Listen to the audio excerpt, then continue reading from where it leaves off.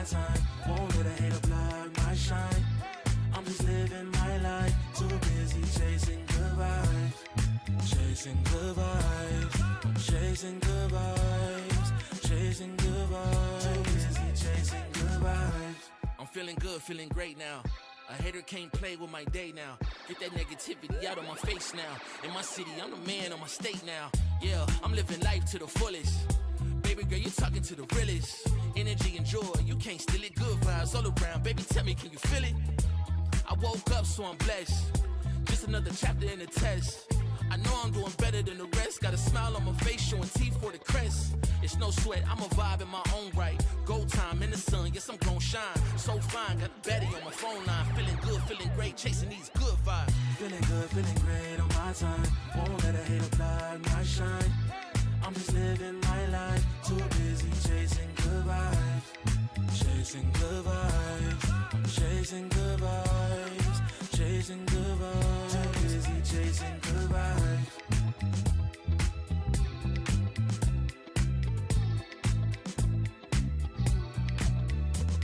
Put my soul on that beat, I'm ready to feast. Margaritas with some divas, I'm pouring the drinks. I'm living life to the fullest, the blessings in me. Don't really care what you say, whatever you think. Nah, unequivocal miracles with the lyrical. With the homies tryna pop like the cereal. Lucky Charms, got a model on my arm. Go watch on my wrist, garlic parm. No alarm, fireworks, I can feel it in the sky. I got love in my eyes, but there's money on my mind. I see passion and pride that despise all the lies. I've been around the world, so I'm down for the ride. Good drinks, good people, and good times. Fast cars, pretty women on FaceTime. More money, more fun in my life. I'm just chasing my shots with good vibes. Feeling good, feeling great on my time. Won't let a hater block my shine. I'm just living my life. Too busy chasing good vibes. Chasing good vibes. Chasing good vibes. Chasing good vibes. Too busy chasing good vibes.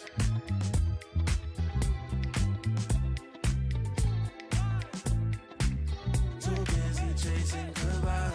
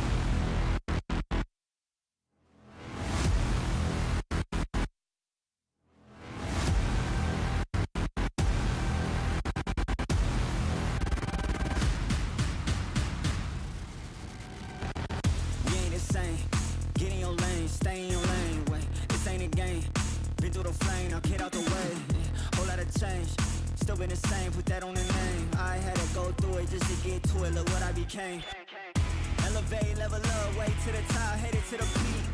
All them boys wanna talk, hit them out of love, but don't got receipts. I do it with ease, to you is a burden, to me it's a breeze. You feel that? That winner's degree, that kickback. You coming at me, boy, sit back.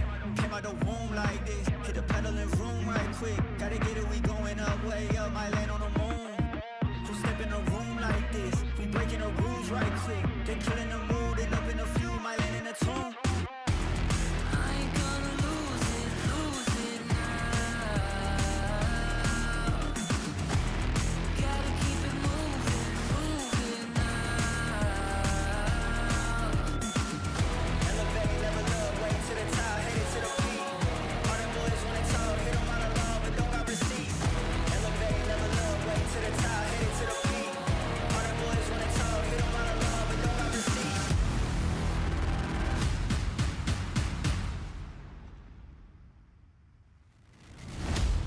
Bad with a vengeance, killing the ops, I'm leaving no remnants.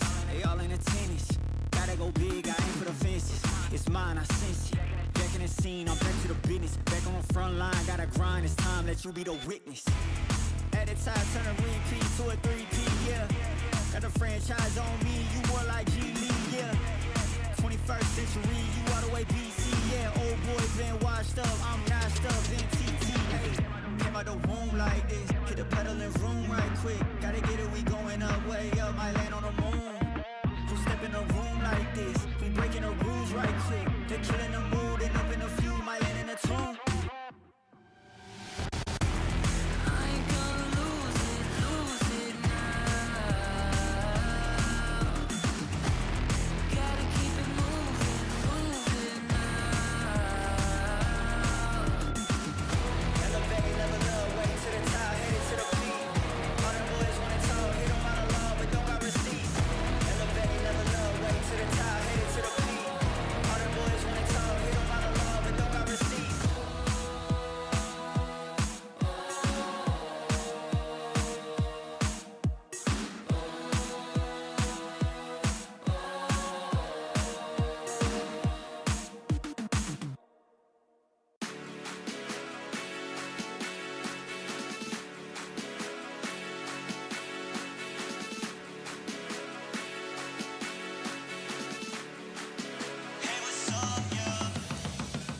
Yeah, throwing money fast like, ayy.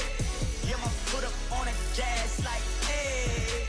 Dope pump and bring it back like, ayy. Yeah, my amigo got the pack like, ayy. Ayy, like, ayy. Ayy, like, ayy. Yeah, throwing money fast like, ayy. Yeah, my foot up on the gas like, ayy. Oh, don't write, back again. Don't know me, go and ask a friend. Hitting these shows, gotta pack 'em in. I spin it, I'll make it back again. Shawty, go and bring your baddest friend. We can take it to the back of Benz. Do it like you would for TV. Camera on you like a bag of lens. Shaking it for me, I'm loving the move. Friends say you bad and yeah, I'm cool. Walking up to it, not thinking it through. Like, shawty, tell me what's good with you. Coming with me and she got, ayy, 24 on a watch. You don't know, that's a lot. What she want is what I bought, yeah. If I want it, I'ma get it, yeah. I just talk the way I live it, yeah. I got many, plenty women, they all wanna ride, even in the city. Yeah, but now I pull up in the Aston. For money, I'm made off the back end. High end with the fashion, now broke, so me in the past tense, yeah. Going money fast, like, hey. Yeah, my foot up on the gas, like, hey. Dope pump and bring it back, like, hey. Yeah, my amigo got the pack, like, hey.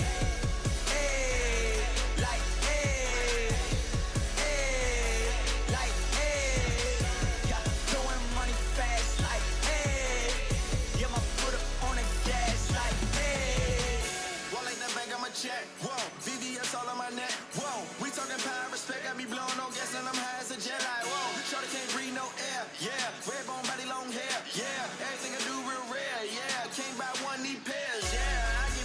I get paid now. I was in them streets and I ain't never do no playground. I just kept it real, stay 100 and I stayed down. Made it out that jungle, now we shopping when we touch down. We riding around, my windows down and my speakers loud. Hate my grind down like my shine, I'm one of a kind, no stopping mine. I'm certified, can't copy me.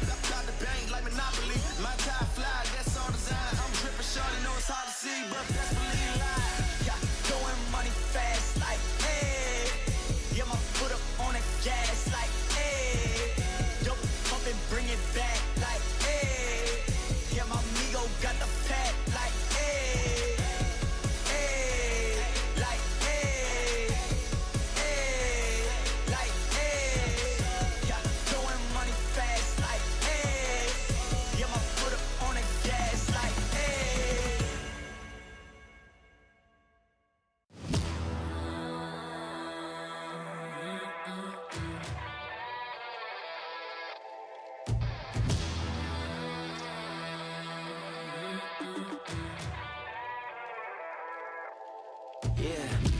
Motivated, I'm focused. Came a long way from the lowest. Yeah, gotta get it, the mindset, gotta put it in motion. This is the moment, gotta one up my opponent. Back then they ain't noticed me, now they know it's me, I'm the chosen. It's my time, yeah, I put that on Bible. No excuses, gotta get to the final. Take all of my idols and turn them to rivals. It's all or nothing, man, the trophy is vital. Game time, bet I'm coming in clutch. No hang time, man, they can't keep up. The game's on the line, seconds on the time. Who can't fight? It's gotta be us. Better under pressure, go ahead and let it fall on me. I'm destined for it all, you better call on me. They say what doesn't kill you make you stronger. All that pain, it done made me to a monster. They say what doesn't kill you make you stronger.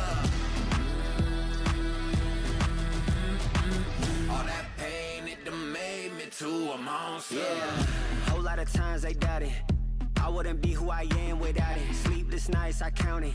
It all paid off, it's really astounding. I had to keep the faith to elevate. Hope for better days, they were coming. Now we can celebrate, knowing every day is abundant. Yeah, it's my time, yeah, I put that on Bible. No excuses, gotta get to the final. Take all of my idols and turn them to rivals. It's all or nothing, man, the trophy is vital. Game time, bet I'm coming in clutch. No hang time, man, they can't keep up. The game's on the line, seconds on the time. Who can't fight? It's gotta be us. Better under pressure, go ahead and let it fall on me. I'm destined for it all, you better call on me. They say what doesn't kill you make you stronger. All that pain, it done made me to a monster. They say what doesn't kill you make you stronger. All that pain, it done made me to a monster. All that pain, it done made me to a monster. All that pain, it done made me to a monster.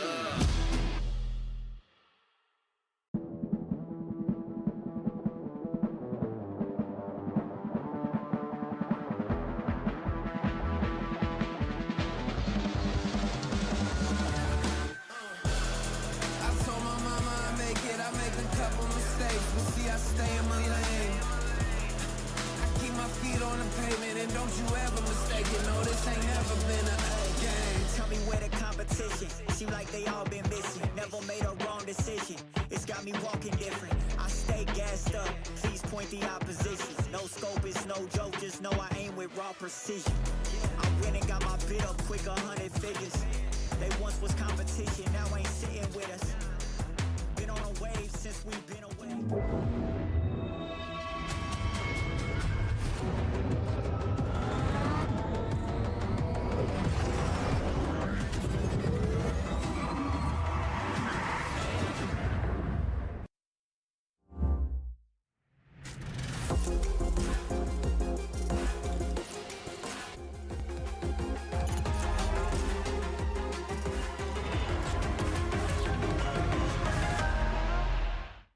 Hey! Hi, Tom. Alberto was looking for you, by the way. Really? Yeah, you better get there Okay, quick. I'll go check.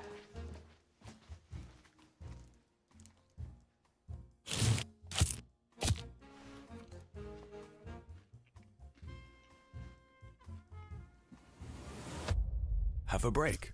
Have a Kit Kat. Tom Biz. You've had your fun. It's my turn. At Carmine Corp, we demand the best. This is what backs us up. The Razer Iskor V2 New Gen.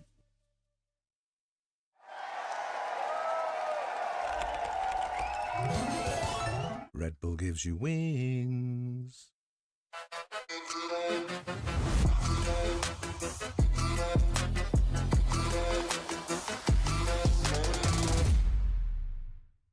Want to find your fastest server every time? Express like a pro and optimize your connection in one tap. Express and game without ISP throttling. Express and shield yourself from DDoS attacks. Express and choose the VPN trusted by gamers everywhere. Express VPN. Experience gaming the Express way. Fast, stable, competitive.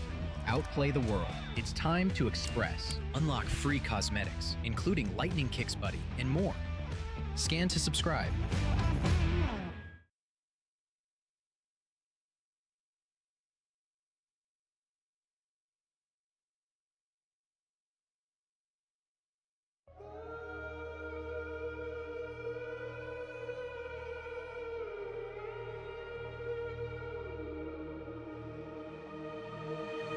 I'm out here in the cold night, running till I barely feel my feet. Wanna see it through my own eyes. There's no going back, and I'm not afraid anymore. Cause I know I'm gonna be the last one standing. Yeah, I'm not afraid anymore.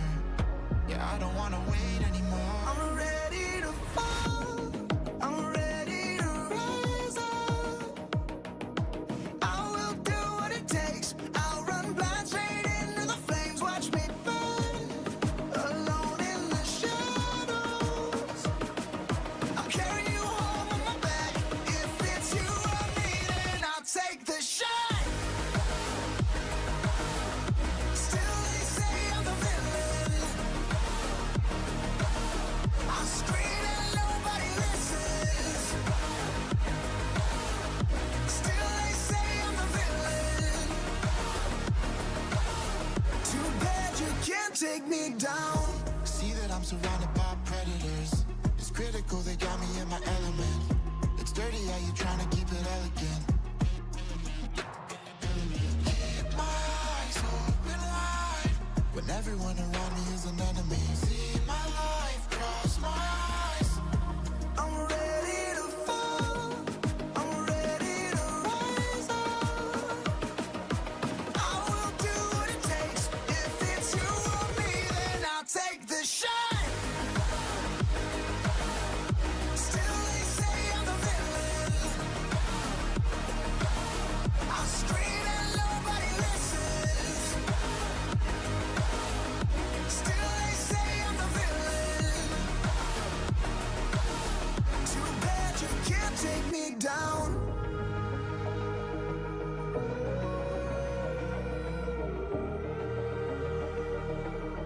Too bad you can't take me down. You can't take me down. I'm ready to fall, I'm ready to rise up. I will do what it takes, I'll run blind straight into the flames. Watch me burn, alone in the shadows. I'll carry you home on my back. If it's you or me, then I'll take the shot. Still they say I'm the villain. I scream and nobody listens. Still they say I'm the villain. Too bad you can't take me down. Welcome back to the weekend here on the VCT EMEA, where we're almost done with the first games of Stage 2. I'm a new face, Darth Mike, but fortunately, I've got some very experienced tour guides to help us go through all the action today. Sitting on the couch, we've got Petra. Petra, how are you doing today? I'm doing very well. I had a good night of sleep. I'm full energized. I'm ready. And it's your last day with us here in this early bit of the stage. You ready to head on home for a little while? Yeah, I mean, I like my time here. It could be a little bit longer, but sure. It's fine. You'll be watching at home. You'll be streaming the games, surely. Yeah, I'm gonna watch Party. Yeah, nice. And I have a hunch we'll see more of you very soon. And Billy, of course, on the other side of the couch. Billy, how are you? Yeah, I'm good. I'm happy to be back. It feels like first day back at school almost, with the kind of built up energy that I have. Just excited to get back to the home region and see how the players that didn't make it to that Masters London perform now here. That we have the new studio as well. It's the first time seeing the new studio. So yeah, really good vibes going into today. Well, we don't need to worry about the international competition just yet. Right now, we're focused in on EMEA, so let's take a look at the standings. Let's see where we're at, how the pools are stacked. Most of our teams have been through one game at least. What do we make of these standings early on here, Billy? Yeah, I think for me, what's very clear in EMEA at the moment is that it's really open, right? Usually by the time it gets to EMEA, we have a couple of very clear front runners. And yes, you could make that argument for Vitality, but for Foot, having a loss in their opening game the other day, you know, it's definitely anyone's to kind of take it, I think, when we look forward to that championship, and which is what makes this stage super exciting. I think that Minnie was having a joke the other day about, you know, people calling EMEA boring. There's so much to play for at this stage, which makes it super hype. Everyone must be very eager to win. Yeah. Yeah.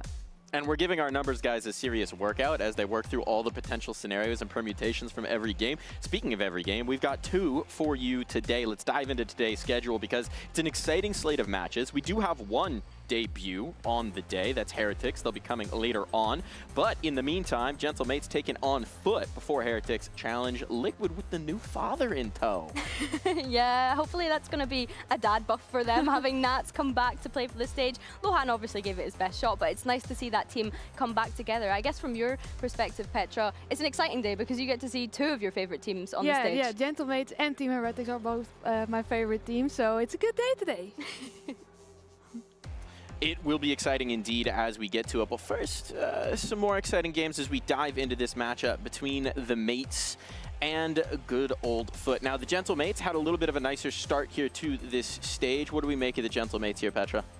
Yeah, I'm excited to see Mini again on the duelist.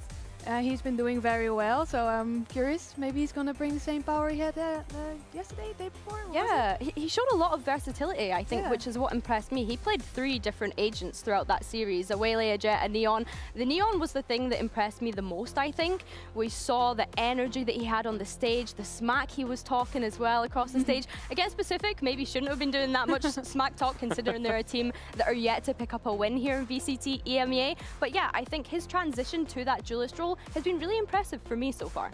In Pacific's defense, they did start that series with a win, right? They got a map win. Finally, they won a split. A map win, and that's very progress. close. That's the first step towards a series win. But speaking about Mini and the role swap that you saw over on that Gentlemates roster, that's something you want to dive into here, Billy. Yeah, for sure, because I think Mini jumping over to that duelist, I don't know from your perspective, Petra, how difficult it is for players to go from this Sentinel anchor role to then pivot into something that's so much more explosive and being that first entry. Yeah, you're completely used to being super static, right, as a Sentinel. Sometimes you have some aggressive plays, but it's a big difference. I've done it myself as well, from Recon to Duelist, so it's a big change, For sure, and I think on the other side of that, we have Bippo, who's on this Sentinel now, and he has been looking absolutely incredible. Such an increase in performance when we consider the stats that he was putting up in Stage 1 in comparison to Stage 2. That first kill to first death ratio, based off of that opening game, is already looking insane. And I think these are the kind of things that you look for from your site anchor, being able to get those picks and being able to anchor that site. Yeah, and you saw even on the Sentinel, he had some little aggressive plays, and he's still buying the Judge, so he's like implementing the Duelist a little bit in Insanity, and it's working out pretty well. It's kind of the ideal scenario, right? A role swap where everybody seems to benefit. That's got to make you feel good if you're in the Gentlemates camp. Yep. I think as well, coming out of Stage 1 and into Stage 2, we were curious about what roster changes Gentlemates might make, given the performances they had in Stage 1. And I think that Bippo was definitely one of those players that had a big question mark over his head as to, is he really the strongest player that they can have for this team? So it's really nice to see him come into his own now. And I'm hoping that he can build up that confidence, because at moments we've seen where that's not really been the case. He's more of a kind of, not that he's hard on himself, but I think that that comes across at points, especially when he was on the role as a duelist, where you can't be like that. You have to be confident, right? Yeah, and now he had a little taste, right? He had some good games, so I hope he's going to continue with this confidence into the next games. Flipping over to the other side of the server, right? We've got a team that we have high expectations for that didn't necessarily put their best foot forward. What do we make of that opening game for Foot? Best foot forward. Yeah, was that deliberate? I mean, how can you not with this team? How can you not? Hey, listen, if you like feet, you can just say that. It's okay. But please, let's talk about the VALORANT here. Jokes aside, I think for Foot, yeah, they were caught off guard by Na'Vi, I think is fair to say. I think that even I was caught off guard personally from Na'Vi. I think that they've definitely gone for this more aggressive playstyle the desk was kind of highlighting over these past few days. And I think that when I think about Foot and their performance in London, they gave EMEA something to believe in once again, which was so exciting for me. So I'm hoping that they can bounce back from that performance that they had in their opening game. Yeah, they do have to play a little bit more adaptive to bounce back. And one of the big contrasts we saw from their performance in London versus that first game was one individual, right? Sop, somebody we expect big things from, the young gamer, not necessarily showing up as we expect in that first game. Yeah, I think when I look at Sop's performance in London, this was someone that we know performs well, and when he got to that global stage, people finally recognized this player and got to understand him and see him as a rival, a global rival, right, when we consider the performances that he was putting up. But I think that opening game was not what we're used to seeing from him whatsoever. It was a complete underperformance. And I guess from your perspective, Petra, you know, you've played with a lot of young players. How is it being able to kind of motivate your teammates to get them back into the mindset that, okay, we had a loss and you didn't perform at your usual best? Yeah. Kind of, you know, continue that momentum. It can be very difficult to get them back on their feet, but as long the team is giving each other compliments and hype each other up, I think it's very doable. So it's very team dependent. Yeah. It was interesting as well, something that Sop mentioned in an interview afterwards was that there was a lot of chaos in their preparation, a lot of chaos in their communication perhaps, and when you think about a young guy who's still maybe adapting to this stage of play, that just makes your life so much more difficult. Yeah, and I'm glad you mentioned chaos, because our Turkish teams are usually teams that thrive in chaos. But something that was chaotic that they did bring was that Ascent composition. That was not what I expected in this team's identity whatsoever. We got to see Sociable on the Phoenix, and whilst Yampi made that look great yesterday with Team Vitality, I'm just not sure that this is Foot optimizing the players that they have, especially when we see Zeus on the Chamber that last year was not really playing the sniper at all, Petra. So what do you think of Sociable on Phoenix, first of all? I actually think it makes sense like this, because as an IGL you want to be in the pack, right? You want to be in the moment, you want to be able to see what's happening and call the shots. And Zeus being able to play Chamber while Sop is actually taking the operator now and then, I think Sop needs to make space for the team. So I think it makes sense. I will say as well, got a chance to chat with Vlad, he seemed to imply that they like the idea of the Sociable Phoenix, and we should be seeing some more of it perhaps, maybe, the sniper guy. But it's time to find out more what's going to be happening in our game today. It's time to dive into the skirmish.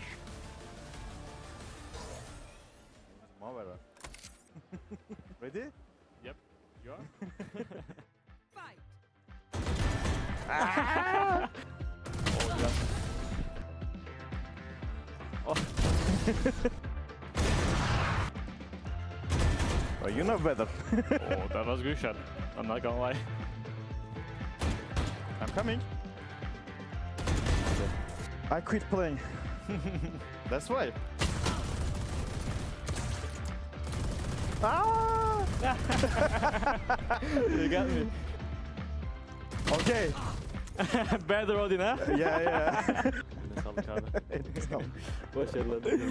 Başarılar. Foot choosing to pick second there. We're going to dive into our veto, see what we got for the maps. Anything you're expecting to see here, Billy? I'm quite excited to see both of them opting for the Odin in that skirmish, first of all. But I think, yeah, looking at this map veto, okay.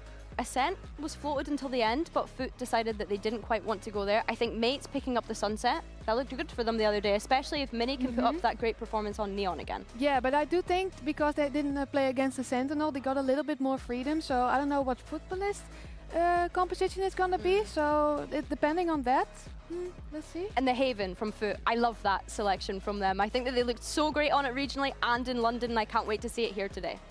Well, we are going to see it indeed. It's time to get into the stage. It's time to get into our teams. They're ready for the face-off.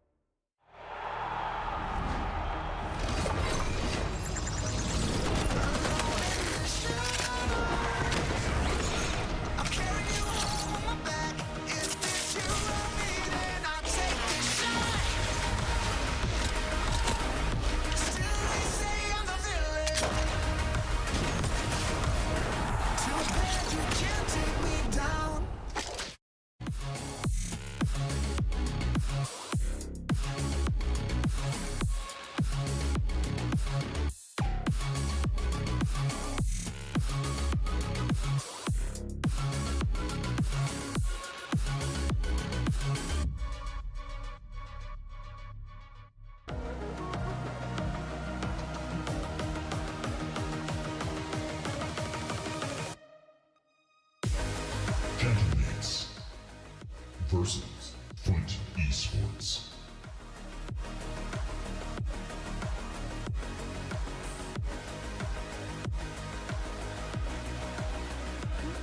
A touch of the fist at the center of the stage, but it's going to be about who's got their foot in the right place as we head into this matchup. What do we make of these two teams? Oh, sorry. We're diving into it. Who you got? Who you got, Petra? I think it's going to be a very good game for Gentlemates. Okay, Yeah. we're looking forward to the Gentlemates. We got a touch of this veto. Billy, where are you leaning?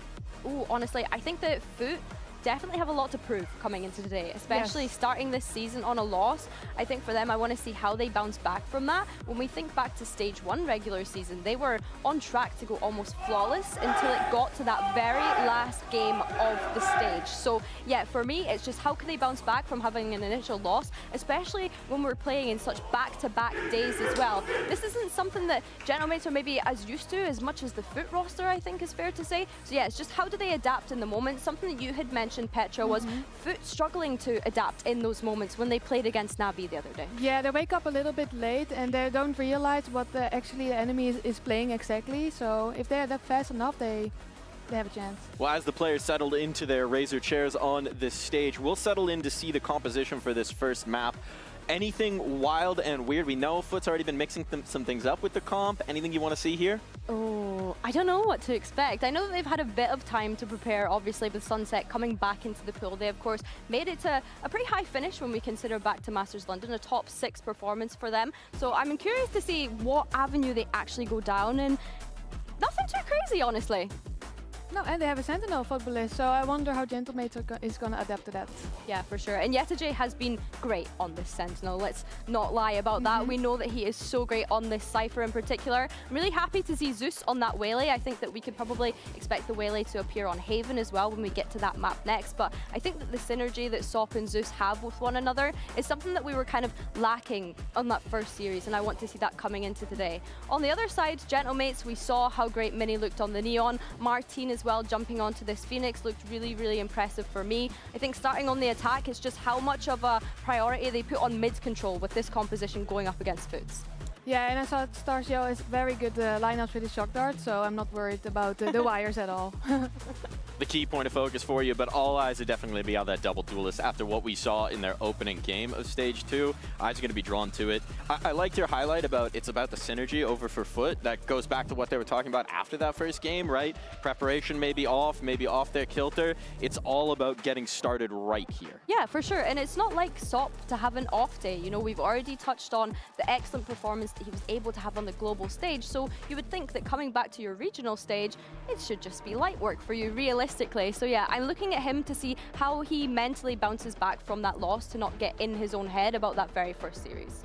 Yeah, I think that's why this game is going to be important to get mentally stable again in the head. And it's about building up momentum as well, right, Petra? How important is it, like, to kind of build that up, especially in the regular season? It's super important. Also, you want to break the enemy's opponent, right? So if you keep on having that control, you make it harder for the opponent. Well, it's time to dive into the game, and it brings me a lot of joy to be able to toss to these two fellas. It's been a long time since, but we got Tom Biz and Mitch Man to take you through the action here. Thank you very much, Darth Mike. A pleasure to see you here in the studio with us. Tom, what a game we've got lined up here today. Mates have definitely impressed us in recent form. We've seen the return to form of Beepo. I think they talked about that a little bit on the desk there. He's definitely been growing into the role now, looking more like a stay-at-home Sentinel. And when it comes to Foot, this is a team that will definitely test the mettle of the forming Gentlemates. Yeah, I think it's also two teams coming in where a lot of the time when you see that first game of the group stages, you panic. You go, okay, well, Mates only just managed to beat Pacific. Pacific last stage weren't that good. Sure, they've made roster changes, but I have high expectations. And then for Foot, you go, well, Na'Vi, they didn't look great. They got good players. How have they just absolutely battered Foot in their last match? So for me, this game is kind of like, where are these teams at? Were Foot not playing their best? Did Na'Vi have a great game? And were Mates playing well, but maybe Pacific are better than we think they are? And I think that's going to be the more interesting part of this match, because these are two teams that you've each made an international event. You've each done a bit of damage while you're there. But is this now an opportunity for you to run towards champs, or are there going to be other teams that now look to take you down? And you got to take into consideration the fact that those international events, turning up to them, it means that it's not something new like it might be for some of the other rosters to play these multiple games in a week. So having that tighter turnaround for this squad, for both of these squads, should be something that they've already got experience with, not a new test for them. But again, in this matchup, I'm very curious to see if Mate's new identity can stand the test of time up against a squad like Foot, who are coming off the back of a loss. Most teams, you talk about momentum, and round to round, that is always going to be a highlight for Foot. But this squad going 0-1, they come back with a vengeance, and that's a scary thing. Zeus, the one to draw first blood. Mini is down, damage has been done. They look for a little bit more, tucked up close. It's going to be Yedajay swinging into trade, leaving Prox down to 50.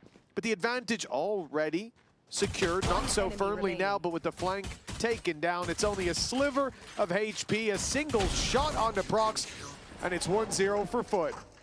Ah, good start. A good start to a map that Mates were phenomenal on the last time they played it. And I also want to sort of give a little bit more context to what I was talking about with the groups, because obviously in a normal group stage, you're talking about like maybe the top one skip something, top two, like you move in a different manner.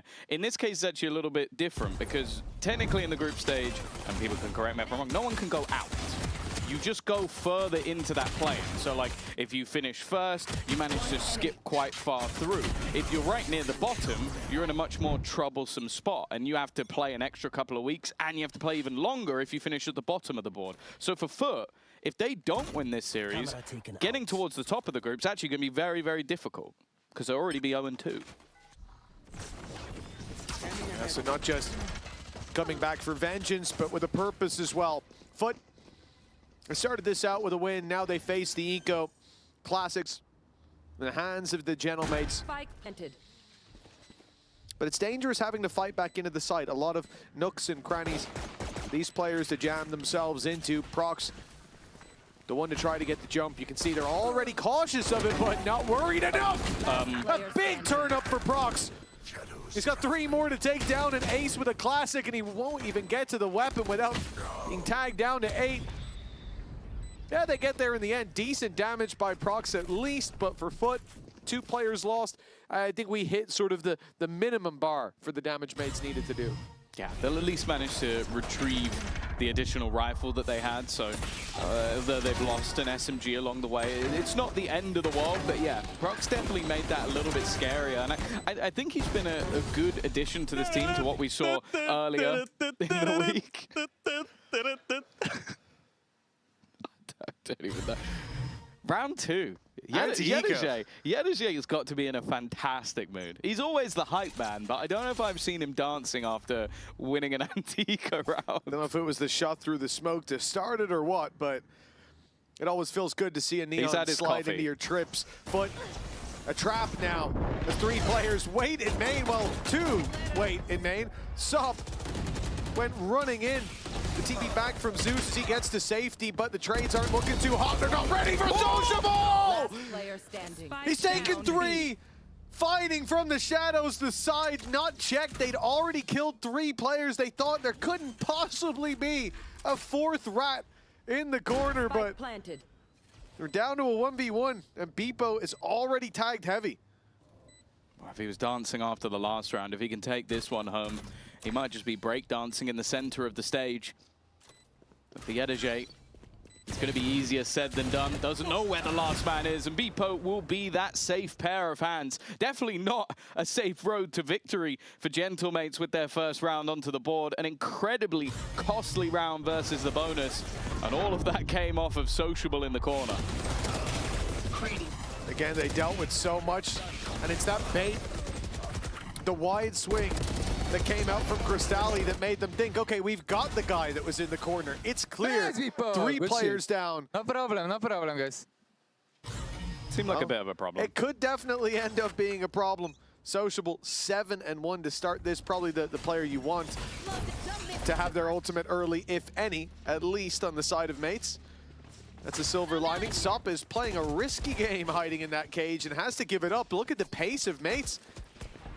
Mini's already trailblazed them through, and, well, Sup's got a battle on his hands. He's went into 2 with a shorty out. Ambitious, to say the least. That's the spike. Spike down B. Oh, luckily for them, it's on the right side of the door.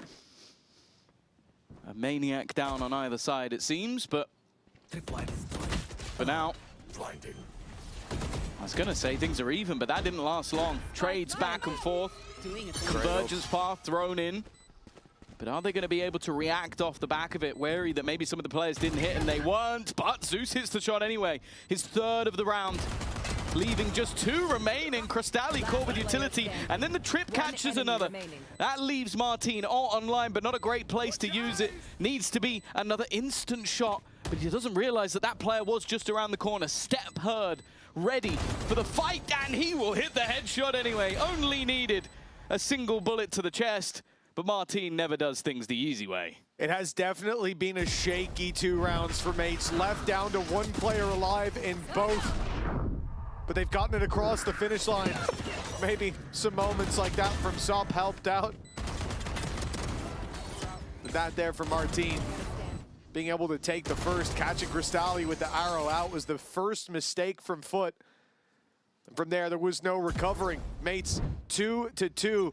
This could very well be a convincing start for Foot. Instead, that defense is left down to pistols. Mates come into this with a run it back online and not likely needing to use it.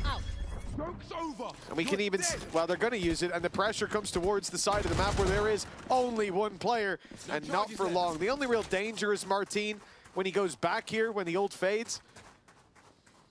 They're watching it. They're protecting him. Yeah, I think for Mates in this round, like you have the last couple where only a singular player survives. Sure, the run it back might seem like an overcommitment, but even if you lose a multitude of players again, that's a problem. Building up the economy holds a lot more value for them here and now. And it also means there's a chance for Martin to start building up those orbs again. It's also not out of the question that they went for a crazy force buy, but more so that they have some dangerous weapons. And we can see, look, a lot of Sheriffs. If that was a stack on B, you'd certainly want to find out before your life is on the line. It's clean as can be for Gentlemates. An in-zone flawless against the low buy from Foot. And again, it's not the most impressive round we've ever seen. Of course they win it, but it's so important that they do it cleanly with how costly those first 2 rounds on the board were for them. Yeah, it was fully worth investing the ultimate just to come out this clean, and some solid utility on either side to make those kills nice and easy for Starzo, who now comes in with an ultimate of his own, the Hunter's Fury, available for their next round. Of course, versus Pacific, it was a 6-0 defensive side for Mates, so they can build into this attack half. I'm sure they'll be quite happy with it. Although I will say, odds are Foot are going to be better on the attack.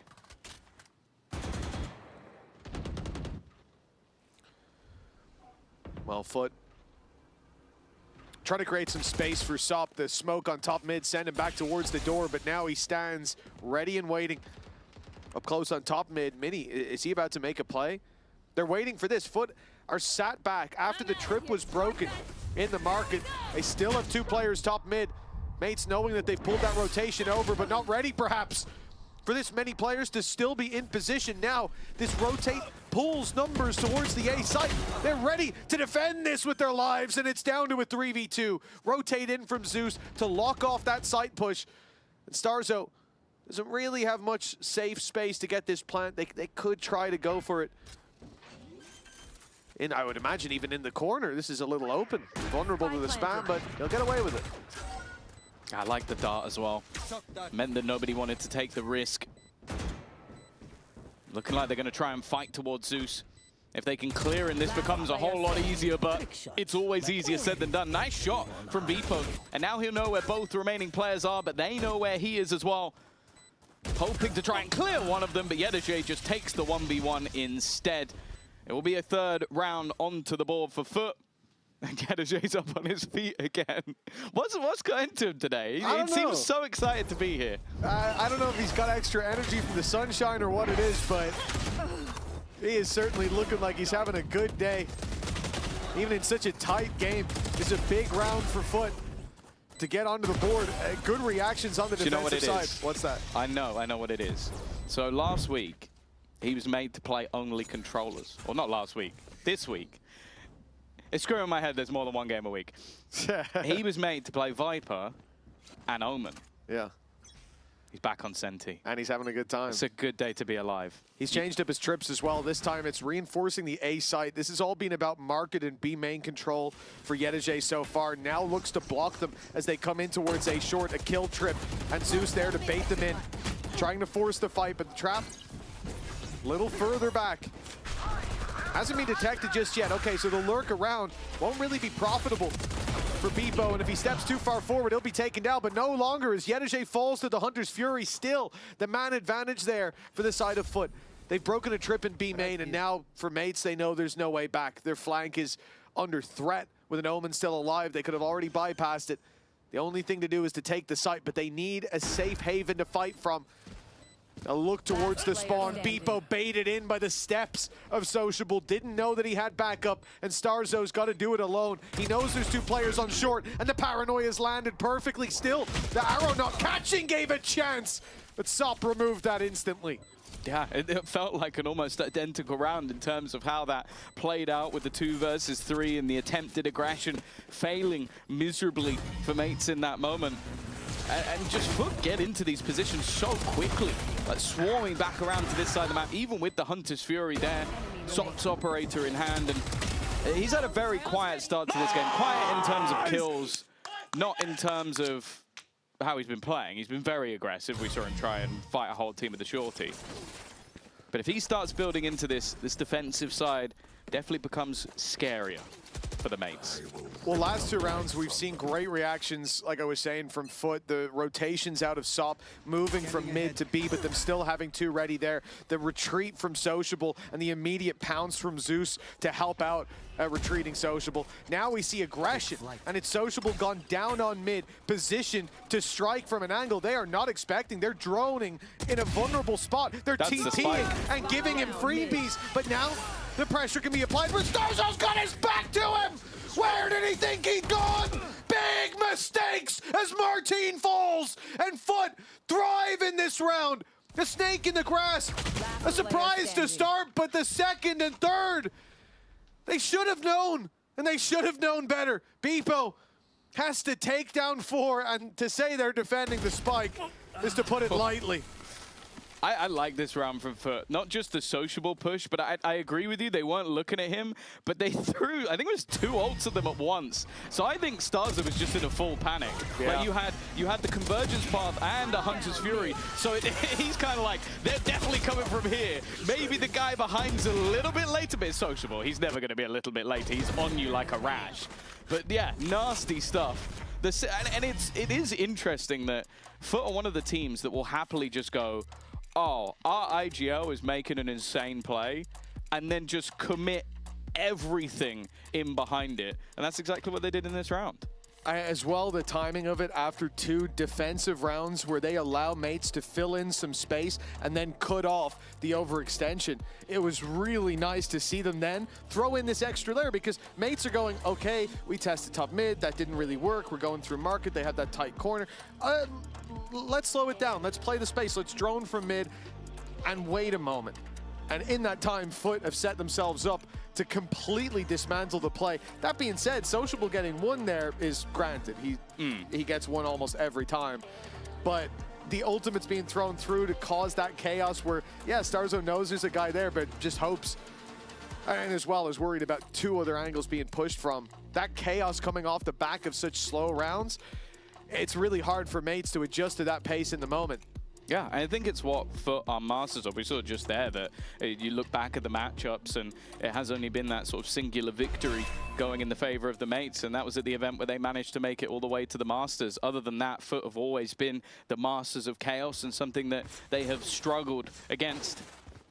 We'll see if that is going to be the case after the pause. Of course, the problem for Mates is they don't really have much to play with. But now this Outlaw becomes like a 2-shot operator, although a slightly worse second shot now. Good stun, Zeus gifted Mini at the start of this round. Beepo falling, now Sop's in trouble. You would think the ult comes out, Prox gets 2, and the round's cleaned up moments later for Foot. Again, Every time mates go for this push, there are numbers there to respond. And although Sop might not be having the best of games, a 6-3 scoreline is nothing to turn your nose at. No, for sure, and luckily, firstly you've had Sociable making big plays, but also Zeus. I think he's so good at using that stun to put himself into favorable fights. I think he's one of the best, or most enjoyable, at least, to watch that Waylay. For now, though, I think a lot of what's going to be coming up is how are the mates actually going to react to this? How are they going to respond to this aggressive foot play? So why don't we just listen in and see what they're going to do? Go flash. 3, 2, go. Get passive sniper, guys. You wanna chill, freeze now, freeze. Freeze everyone. I'm hiding. Sova top mid. Smoke top mid. Yeah. Smoke top mid and we pop elbow with drone. Yeah, bro. And Phoenix I have ult. smoke, very one at CT. I'm gonna drone here and you pop it right side. Now just smoke city for yourself. Smoke city, yeah. Just do it whenever you're ready, guys. Double ult from here. 3, 2. Ready? Ulting now. 3, 2, go. Smoke city. Omen. He's ready to fight. Go left, Martin, go left. City dead. Too short, fading short. That's it. Too short. Bingo short. Beep HP, guys. I'm Joker, wait, don't play. Yeah, I'm waiting. They're still both short. They point them. Up. 10 HP now. And Omen, he was short. Could be city then maybe. I'm planting, Jan. Good plan, okay? Energy spot after? I have city. He's on top of the box. Nice flank, guys. Shot flank. Okay, I have city. 10 HP then on. Shadows traveling. Omen could go elbow. Yeah, I'll take your elbow. He has elbow. He jumped short, summon. Okay. Play double metal, wait for another. Have cross with me. Being short. Try to spot short, I'm holding elbow. He's baiting. I have elbow. Last player standing. 20. Guys, but please focus on the bot lane, guys, okay? Like, we're playing like shit for no I need reason. more comms, guys. Like, we're not talking in bot lane. Well, not sounding great, is it? It's not a good outlook to close out that round. And you can understand the frustration. 4 versus 2, flank coming in. And the call there seems strange. They call, I believe, not to go for the plant. That momentary freeze, it made Sop think something's going on. And then he catches the flank. And that's where it starts to fall apart. Reposition from Sociable is perfect, and they just realize it too late. I think the other thing as well, it's just like, rather than it being a freeze, I don't know what's gone on today with Foot, but I'm enjoying it. But yeah, it seemed like rather than them doing something together, it was a freeze where 1 or 2 players peeked out and tried to fight an operator. Like, this is... Even in that 2v2 at the end, Prox is fighting into Sop. That's the last thing you want to be doing when he has an op in hand. So, yeah, it seems like more mistakes on their end, and you make mistakes, give opportunities to Foot. They're going to take them with open arms, looking to try and surround, or at least fake, the idea that they're surrounding the players on this B site. Instead, though, they're going back in the other direction, and, well, a nice hold from Beepo will deny Crostali's aggression. Yeah, you know, it's Crostali feeling like he'd missed the boat. He wanted to then make something of that position, go for the flank. Zeus, that's the spike, stopped, but the flash was perfect. Zeus is going to have to come up in a big way, and he's caught the flank. At least he's detected it, suspected it, and dealt death to Beepo. That was a fake dash. It sounded like maybe he went towards the elbow instead. Coming back to fight on short, where Sop has already claimed another, and Zeus has seen one go into the corner. They've got the info, both on site. It certainly wasn't the planter walking moments ago. Prox will be dealt with. Zeus is having a heater with Martin. Stunned in that corner, spotted by the cam, pinged up. He doesn't stand a chance. 2 to take down, and they leave it to Zeus. Classic in hand for a 4K. Be right back. And if things felt bad for mates last round, I think they just got a little bit worse. Looks like we could be heading out of this half 9-3. Oh, Zeus has been incredible, like genuinely incredible throughout this map so far. And firstly, just his positioning, like holding on to the back line, but also just every shot that he's firing is as crispy as ever. But since London, it seems like this man has just been in the AIM Labs dungeon. Just getting him ready for this matchup. 16-8. Sociable, even with his crazy aggressive plays, hasn't been able to keep up with his superstar duelist just yet. And from what was a 3-2 scoreline, they have won 6 rounds in a row. To be honest, they were acting like they were miles in the lead, even at 3-3. We saw them on their feet. There's been no need for a mood change on foot so far. This time, a more direct take at the B site. Mates start out with the opening kill, a second as well. Still Yedege to deal with, and he's proving difficult to root from position. The shorty lands at least one more. But Cristalli, well, he could put it down to a 1v2 here. The cage will, unfortunately, allow Beepo out. Or maybe fortunately, if you're a Mates fan. Cristalli. It should be impossible from this point. The fact they don't even need to look at their flank with a trip there.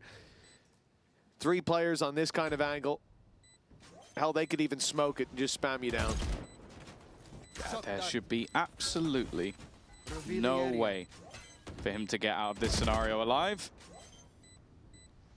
Well, unless he can get this one to half. That's a nice shot. They do have to be a little bit careful. Another one of those, and maybe he could turn it, but that time should tick low enough that he doesn't stand a chance. And it always seems like there's an opportunity with the Foot players on the stage, but this time they were denied. An 8-4 half, 6 rounds in a row on that defense for Foot.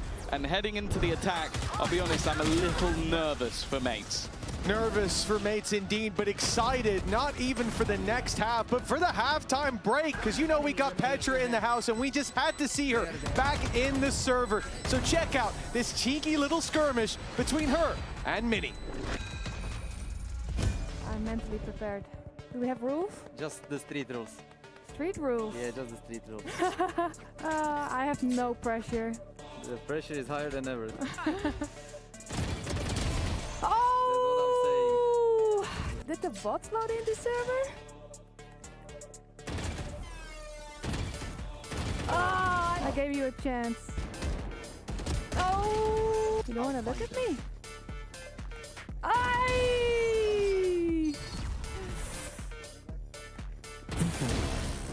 Oh, come on, where you at?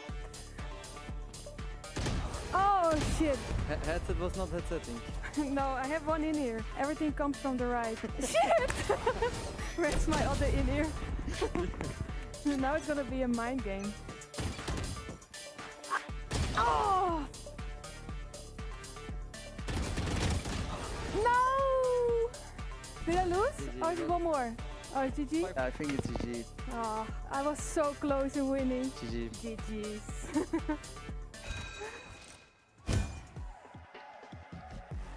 Wow. I was going to say Petra lost maybe from a big lead, Tom. I heard you had an inside scoop on that. Yeah, of course she let him win. Ah, okay. For confidence, although maybe we don't look at the scoreboard right now. It doesn't seem like Mini came. He actually got the same amount of kills in that skirmish as he does right now. As he did in the first half. Yeah, that's tough. It's not looking good, Brad. Skirmish ends at 5, for those of you who were wondering. 5-4 was the score line up against Petra. But here's the thing, Tom. Let's draw some comparisons here. They started out extremely slow. I believe he was 4-1 down. He was 4-1 up against Petra, and you know what happened then? And then Petra was nice and let him win. Apparently, allegedly, but if we were to believe, just for the moment, I understand. You think no, world champion Petra I know she let him win? Lead. I completely agree. She never. let him win. That could never but happen. But just for one moment, humor me, and let's imagine that is the arc. Let's tell some lies. Go on. Well, it's not lying. We're imagining. We're imagining a different world. Could be our world. You know, we don't know for sure. Where Mates start slow and then they bounce back. They come back into the game, just like in that skirmish. For Mini, but they were in the lead. 5-11 right now. Yeah, well, sure. But 5-11 right now for Mini. I guarantee by the end of this game, he's going positive. I'm all for fantasy, it's the bounce but back arc. this story seems unrealistic. Tom, listen, sometimes you just got to have a little bit of faith. Sometimes you got to believe. That's how Peter Pan flies, okay? And that's how Mini is going to bounce right back to the top of the scoreboard. I'm not even talking on his team. I mean on the server. You are a bit like someone in Peter Pan. You know, Tinkerbell, about the same size. Anyway, into the pistol round. It's quite rude. You got a green outfit as well. Anyway, Starzo has managed to find that opener. A good start. Maybe this is the comeback. Mini hasn't had to do too much just yet, so there you go. He's at least found himself one. And there is the pistol round under Mate's belt. It is a quick one, no plant as well. It's not bad. Solid work for Mates, and it is a much-needed pistol round if they're going to make this competitive. Main thing for Foot is, and as we talked about, momentum is difficult to take out of their possession. One enemy. And they very much had it in that first half from round 6 onwards. It was lights out from this squad. But now Mates, they win the last round of the half. They take the pistol here, and there is still some hope. Let's not forget, for this squad, it could have looked a lot worse. In the first 4 rounds, the 2 of them they won were in 1v1s. It was a tight margin that even gave them a chance, but now they got to make the most of that opportunity. Going back in up against the Eco, always risky, and it has cost Mini his life. But see, here's the thing about Mini. He doesn't care if he's getting kills because he's getting traded. He's getting round wins on the board, and that's more important than KD. Great round for Mini. Has he paid you off? What? I'm a fan of good gameplay, mate. Oh, okay. Yeah, you know, getting 1 kill versus classics is a great round. He didn't get a kill. He just died. He did, didn't he? I thought he got the first one. No, he was the first one to die. Oh. They just traded him, I'm pretty sure. Oh. Oh, no, wait, he's 6. Oh, maybe he did. Oh, even better! I thought he got nothing. Got one in the pistol. Yeah, oh, no, yeah, I don't think it was nothing last round. Yeah, he did get a kill. No, thanks, Jack. I was believing you for a second there. I wanted to believe, Tom.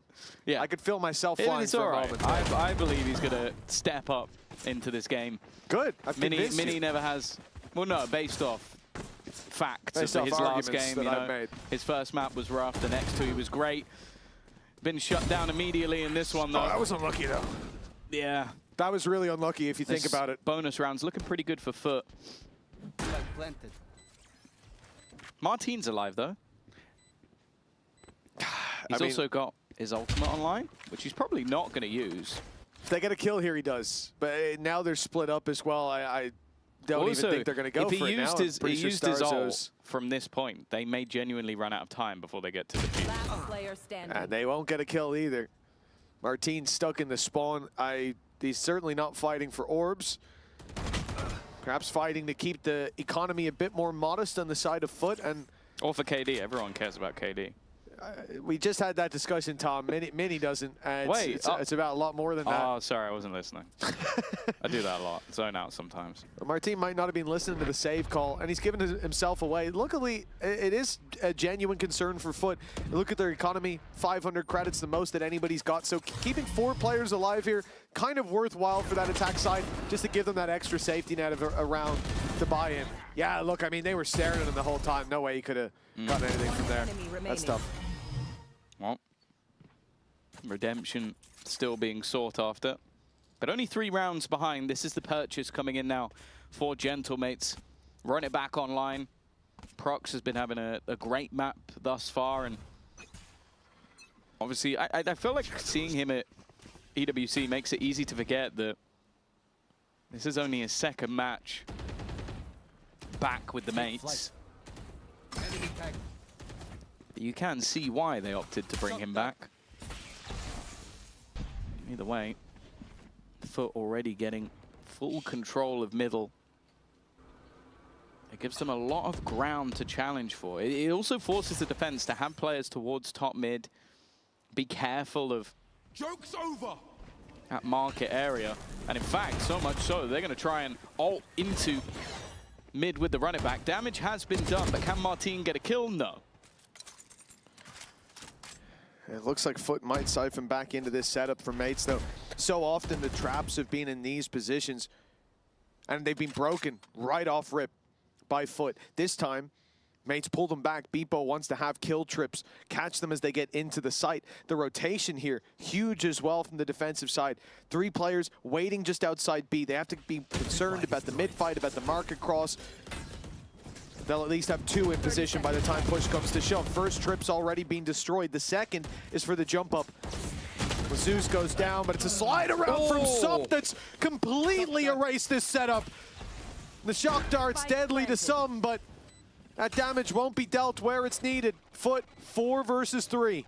Yeah, the first one was just a little bit too deep, but a couple of low HP players definitely makes it interesting. The run through from Social Boy's Manic Prox had no idea that he would come through the other side. Enemy remaining. And it leaves just one.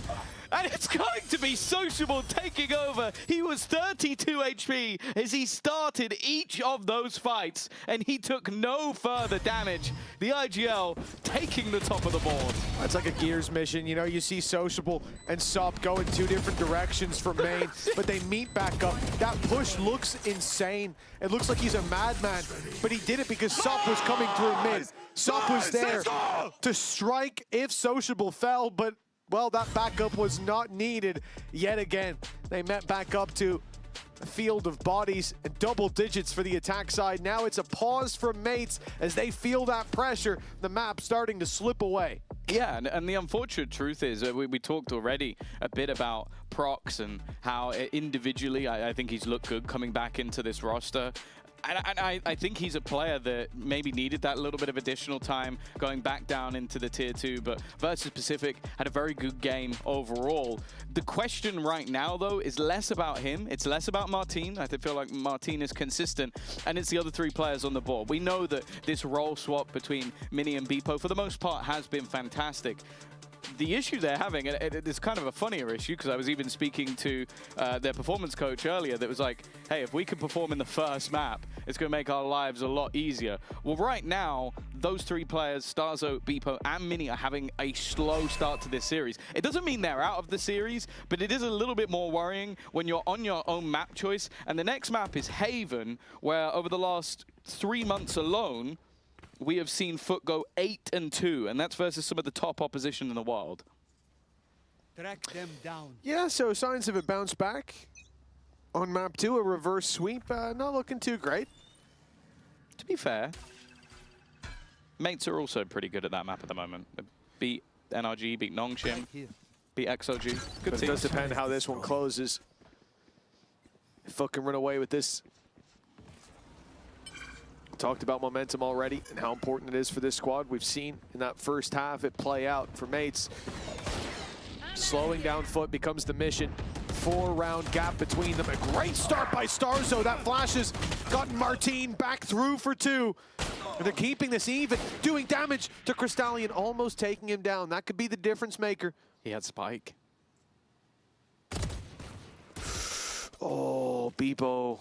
They've both been spotted there now. as well. These players could already be in the ground, but it does give mates the read. Yeah, same for Foot though. Like Foot have now seen both players. They saw Mini over on the other side of the map on B, and then they saw Beepo. That's why they immediately hightail it to this side. But Mini is ahead, and he's immediately going to take out Crystalli, the lower HP player. Yedajay's looking to try and play aggressively though. It's a little awkward. Okay, there's Mini. Making it work with the Marshall. A headshot to close the round. And after the pause, mates return with a weak buy. I didn't see the HP at the end there because he was 150 going into that fight. He had full shields. And I don't know. Was he? I don't think he was tagged. Oh no, an assist came up. Yeah, assist came up. So it could have been the tag. I don't think it was utility that gave that. Because I was just thinking, did it need to be the headshot? Either way, he delivered it. Style points. It wouldn't have mattered. Dead to rights as soon as the swing came in. That's a big round for mates. Honestly, I was thinking they have to win the next one. And Foot would have a chance with just one mistake to lock in overtime, but they get this started even earlier than expected. Good molly too, that's gonna buy a lot of time. Again, mid control has completely gone the way of the attack. This is something they've been able to battle for throughout. Zeus taking a hell of a lot of space. Now, bear in mind, it was being watched by Martin. That was his sort of chance to strike, and now he's been lost. Sociable went back for a further battle with the superstar duelist on mates, and he's won it once again. They ice out firmly under the control. Now, they're going to try and put the pressure onto Yedajay, but he will be able to see by the time they're there. Mini deals with him anyway, though. Sociable's being checked, but he wins the skill check. Mates, one man down on the retake. Every position accounted for, barring Starzo. Prox. Oh, it's a good spray. It's given hope to Starzo a chance, and he dodges the ult as well. Here just in time. Low HP on the first, but Zeus straight to the head. It's 11-7. Foot with a chance to close this out with just 2 more rounds.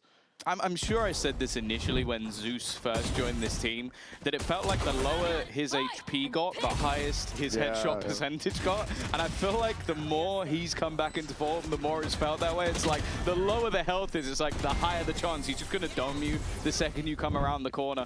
He's having an unbelievable performance. And that's always the case with Foot. It's like, yeah, sure, Sop is not at his best game. Yedajay's been okay. But if you have 2 of those 5, that could be enough to beat anyone. And right now, you've got both Zeus and Sociable on a tear.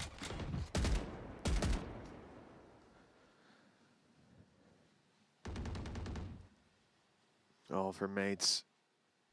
Early info towards the A site, and then the rotate around. It looks like they're searching for a fight on middle. Everybody's here, but nobody's home as far as they're concerned. That is the spike in elbow.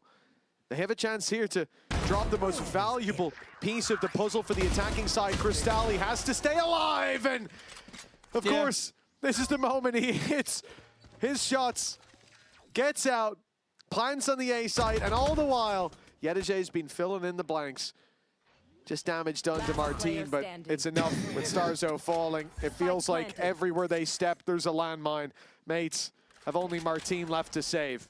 I feel like it is that, literally, the he can't keep getting away with that. Like, just Sociable is every time they're like, and there's no way he would be around this corner, and just insta-headshot someone. Well, the chance of the low by success has hit 0. Martine is hoping to hold on to his gun, but I'm just looking at the way Sop is playing, and yeah, I just knew. I knew he was going to hit that shot. An in-zone flawless for Foot. 5 rounds in the lead now. There was a point in this game where mates were 3-2 up, and I thought they were about to hit a streak of rounds. Instead, Foot have looked controlled on their opponent's map choice as well, on a map that we really haven't seen too much from Foot at all. It might make a few teams shy away from picking it into them again.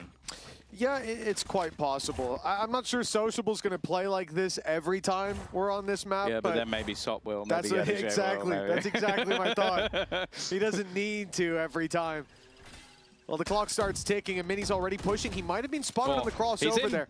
I don't see any pings. He played against Petra, and now he's gone to Petra. She taught him everything. Oh, they're going the other way. Never mind. No. Never mind. Petra, what do you do if they don't walk past Petra? That's the question I want to know when we go back to the escalator. Like, what do you do now? This whole round was off the back of this as well. We saw mates in the previous look to fight middle. They pushed down, they took control. This time, they take a little bit of control, but don't finish the push. Instead, wait to spring the trap, and Foot, they step the other way for a moment. Oh! All 5. It's back on! No, they're going spawn. Step the other way. Hold on.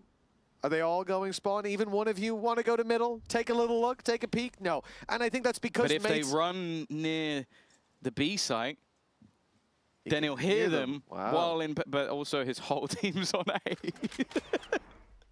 This is about as poorly as it can go when you use the spot on this map called Petra. That's rough. Oh, hold on. Is it back on? Okay, we've got one going mid. Yedajay 30 seconds stepping into the Viper's pit, and look at Mini go! He's taken Yedajay down. A sensational position. And perhaps, genuinely, a chance for mates. Oh, okay. Zeus was a little bit further forward than they expected. Prox has done well. Spike not planted. And they have to get on it now if there's going to be any chance. Sociable, he's run out of time. And Prox again. It might have been Petra's spot that started it off, but it's a different P in Prox. They'll be the one to close the round. Oh, they stressed me out there. You see Martine running out on the Phoenix ult.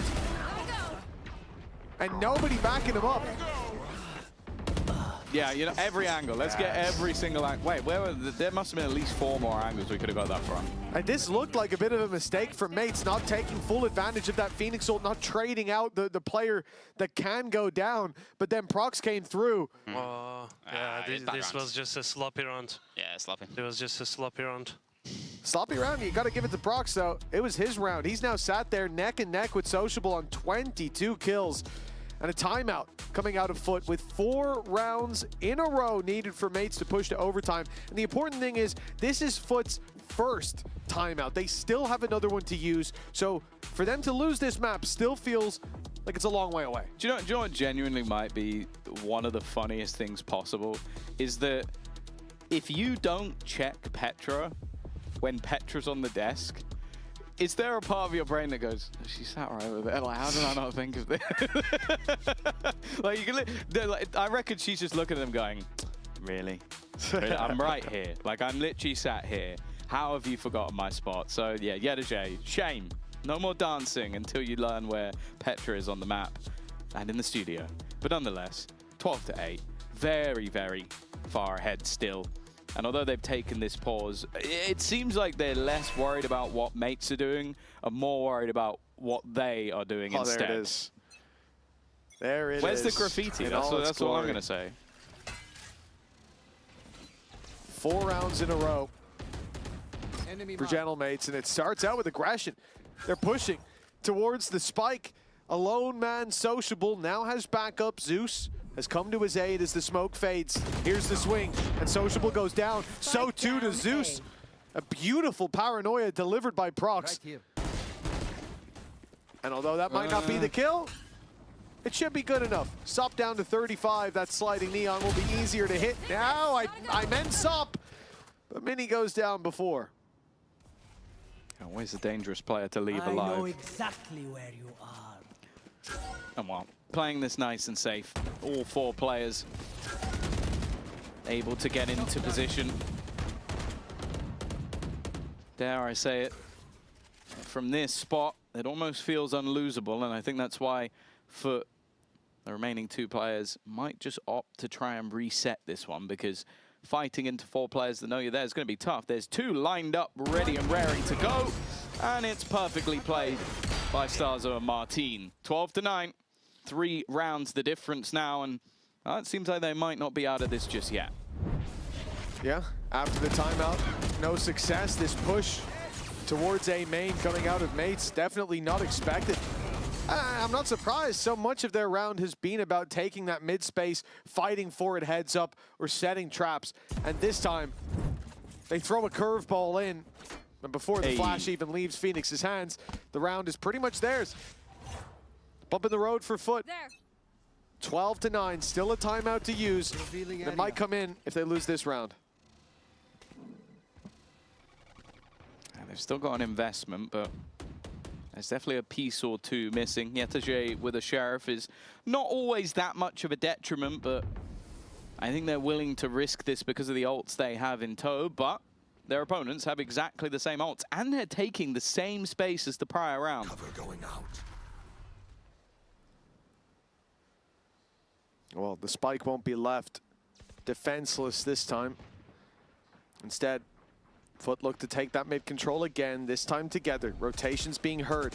Drone going through. Paranoia, it only catches 1, but it forces the peek out of Beepo. He's now down and out, and Foot are making ground towards this B site. The plant will be found. Sociable spotted, but he still found 1. Almost the second with Martin left on 30. Looks like it's still going to be Foot's round. But Martin will get back up to at least a decent amount of health, maybe even full. 87. Oh, there it is, up to 100. Back to fighting form at least. Paranoia to clear. Zeus being spammed out, but even still, while low, he finds another. Hunter's Fury. Send back, and at least keeps Martin alive. The Sheriff is also connected onto Prox. So now 1 player is healthy, the other is walking wounded once again. And you know the Yedajay is going to be taking first contact. He might be the only contact needed. That Sheriff has done immeasurable damage. And while the shock dart should close things out, no, he'll live an extra second or 2. It's Yedajay's Sheriff that will close out the round and give Foot their opponent's map choice. A 13-9 victory with Haven up next. Foot have set the stage for a 2-0. Gentlemates, they were slow to start in their little skirmish earlier. Let's hope it's the same in the series for now. A bright future for Foot with Haven up next. Let's go down to the sideline where Darth Mike, my old buddy, is still by with Zeus. Zeus, what a crazy map from you. How about that Waylay? How you feeling? Yeah, Waylay is always good for me. I think he's treating me good. I think, yeah, I like Waylay and his momentum moment is dash. Yeah, he's good. And some words for your captain as well, right? Coming in, sociable, star fragger right here. Who cares about IGL? What's he going on? Yeah, he's cool bit uncle, but he's very good. He's strong indeed. Good luck in the next map. You can go and join your team. And we're going to head on into a break, so stick around. It's Haven on the other side of this.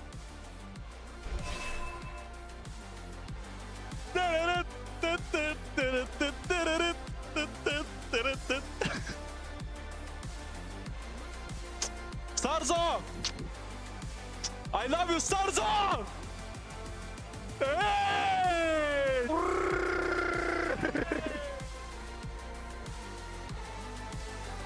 Still they say I'm the villain. Too bad you can't take me down.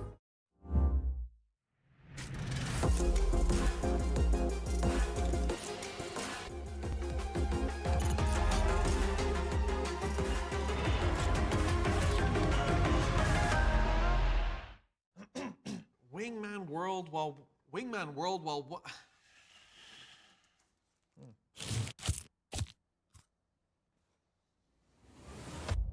Have a break. Have a Kit Kat.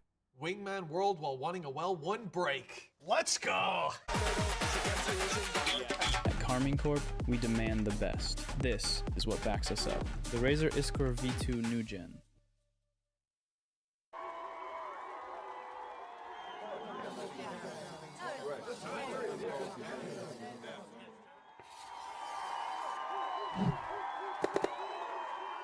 Red Bull gives you wings.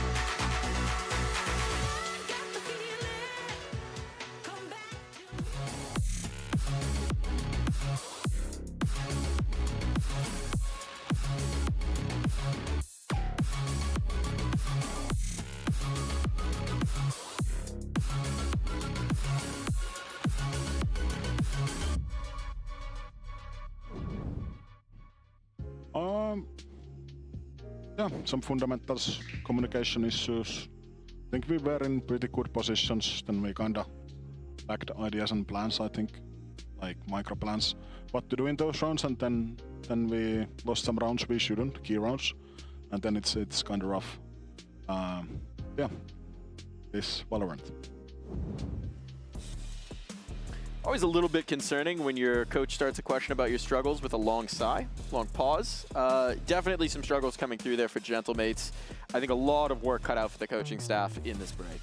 Yeah, I think that they kind of touched on the struggles there, and one of those things being that communication. I think that we'd noticed a couple of rounds actually where it felt as though they had an idea of what they wanted to do, but then the kind of communication would break down, and we did hear the players being frustrated in those moments whenever that would happen. And I think that there was a couple of rounds that we wanted to bring up as well, Petra, because the ideas that Foot were coming out with, I think really put a halt to Gentlemates and the mental that they were able to have to carry any sort of momentum, especially starting off with this round 7. Yeah, they invested so many ults in this round and a lot of utility, but they just couldn't manage to close it out, and it was such a mess on side and bad trading. And I think because of this mess, they had a lot of stress the next round, and it will be visible in the next clip as well. Yeah, for sure. I think that this one in particular, you see the alt investment, as you mentioned, Petra, but then on this round, the position that Sociable's able to get and the lack of awareness from Gentlemates too, right? Yeah, and that's where you show the stress, right? If stuff like this happen, that means the communication is off because of it. I'm sure you've been in plenty of these situations, Petra, where the initial idea, the game plan you had going into a game just isn't working and you're getting countered.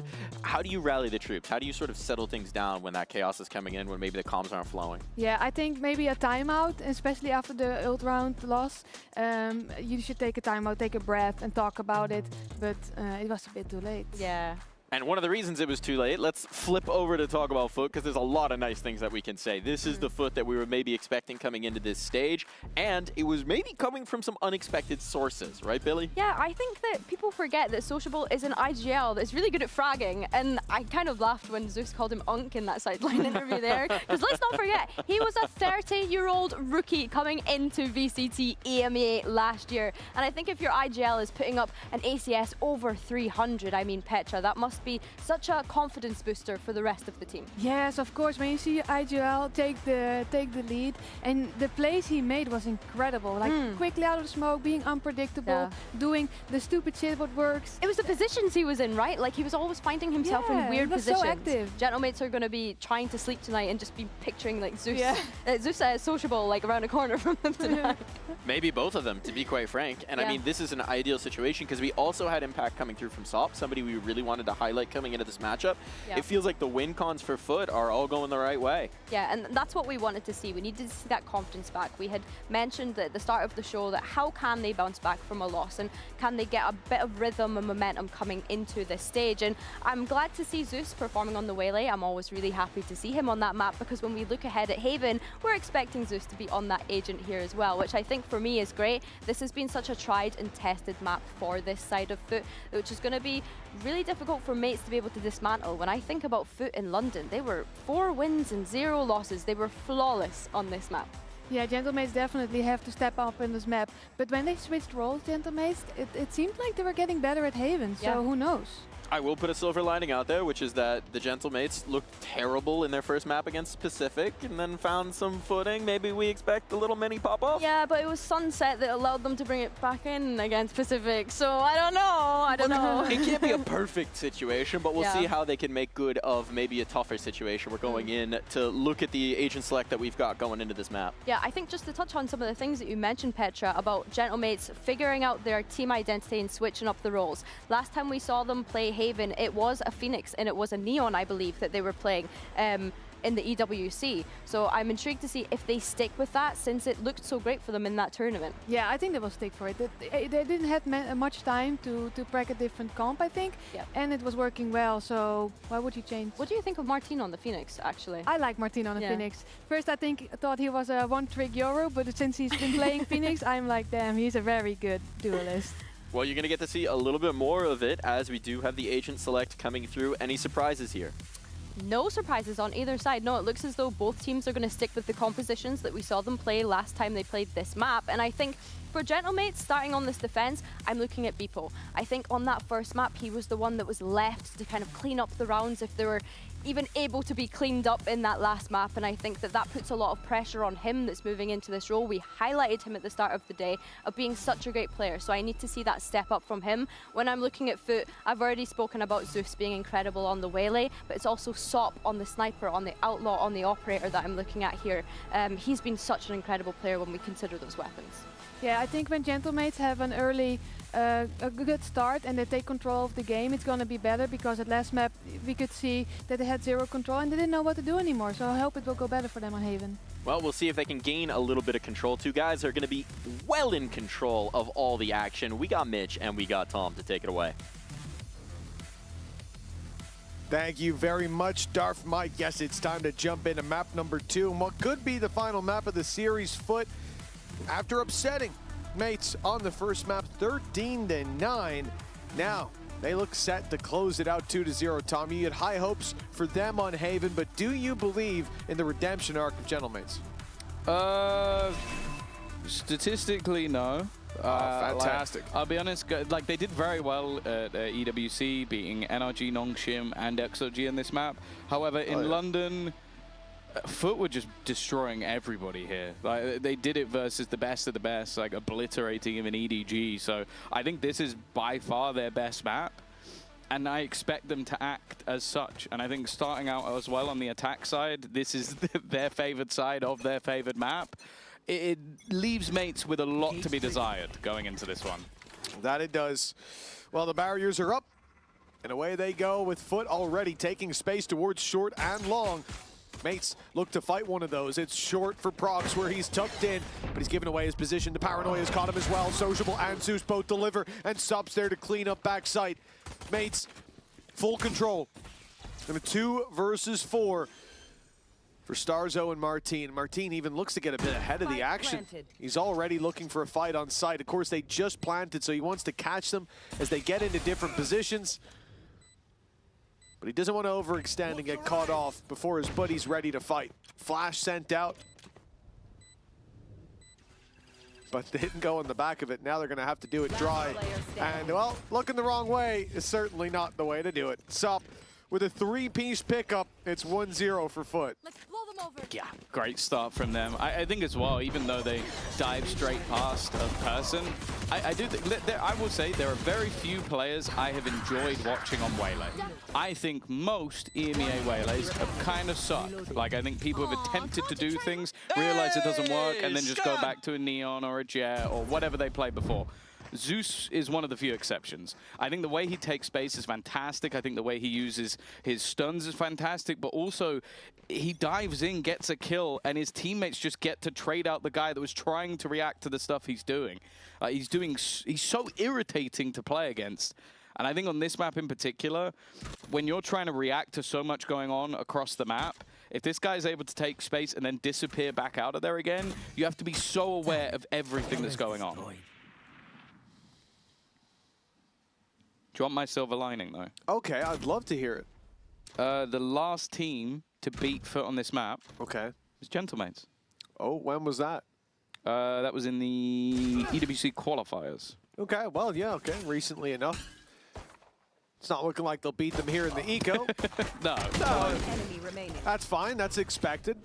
You would like a kill or two, but even that would only drop the pistols. Yedage and Sociable playing this round economically. And that does make it almost an impossibility for good old Beepo to do essentially anything. Main thing is you don't want to be getting taken down by Zeus or by Sop. Probably Yedage is the boy you want to fight, and you can see he's not keen on fighting. He's running away saying, nah, one of you guys take the orb. And they will. An in-zone flawless for Foot. Some good work towards those ultimates early on. Won't be on for the first full buy of Mates, though. That's at least a silver lining for them. Yeah, the worry, though, is that because you dropped nobody, that those pistols are now going to turn into rifles. So the odds are you've got 4 rifles, and then you're going to have that Marshall that was saved over. So it makes this quite a deadly bonus round coming up for the side of Foot. And I think for Mates on the defense. I think this is the case for both teams on the defense. They definitely favor the attack. But you want to see them get going early because their attack side, at least when they played versus Foot themselves, was very, very good. So it's about getting enough rounds to take that next half over the line. And it's not a great start. Not a great start. Okay, that's not bad. A spark of hope comes out of Mini's kills, but, well, the trade just puts weapons back in the hands of Foot. They now have 3 rifles still, and a much less heavily defended B and C site. The thing is for Mates, they can afford to play this one together.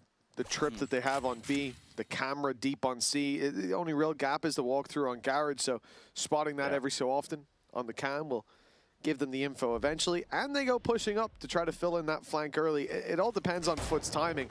But see, the thing is, now they've been seen by the cam, they are just going to sprint.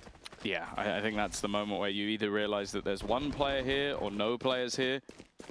And I think they'll very quickly realize that there's none. Flank coming in fast, though. That's the element of surprise, but the longer this takes for them to make their move, the more aware Foot are going to be of those gaps being filled in. A trip being broke's more of a bait, though. It's trying to make them think that there's a player coming in from behind, whereas, in fact, all 3 players are in from the Garage. The swing from Yedige, a little bit risky, but the player up above made things awkward. Sociable, evening things up once again.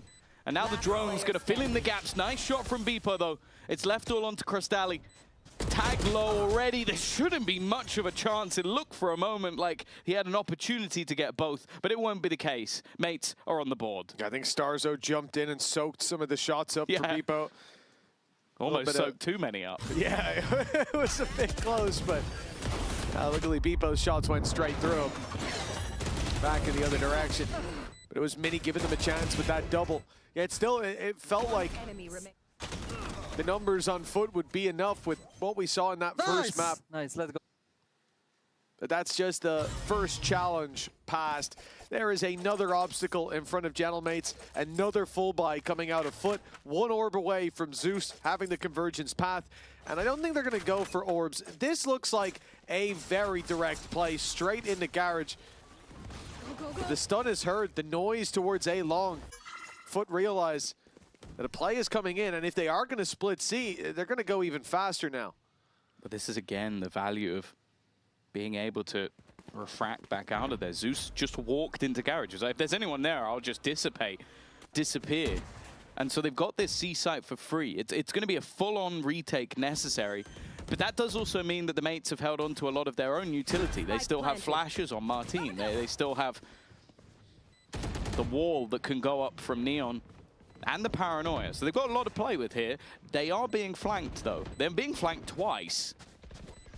Yeah, just excellent timing from Sociable. He heard them running away from Garage, running up through mid. Convergence path lands. Sociable on the big wraparound, and he's got them tucked in the corner.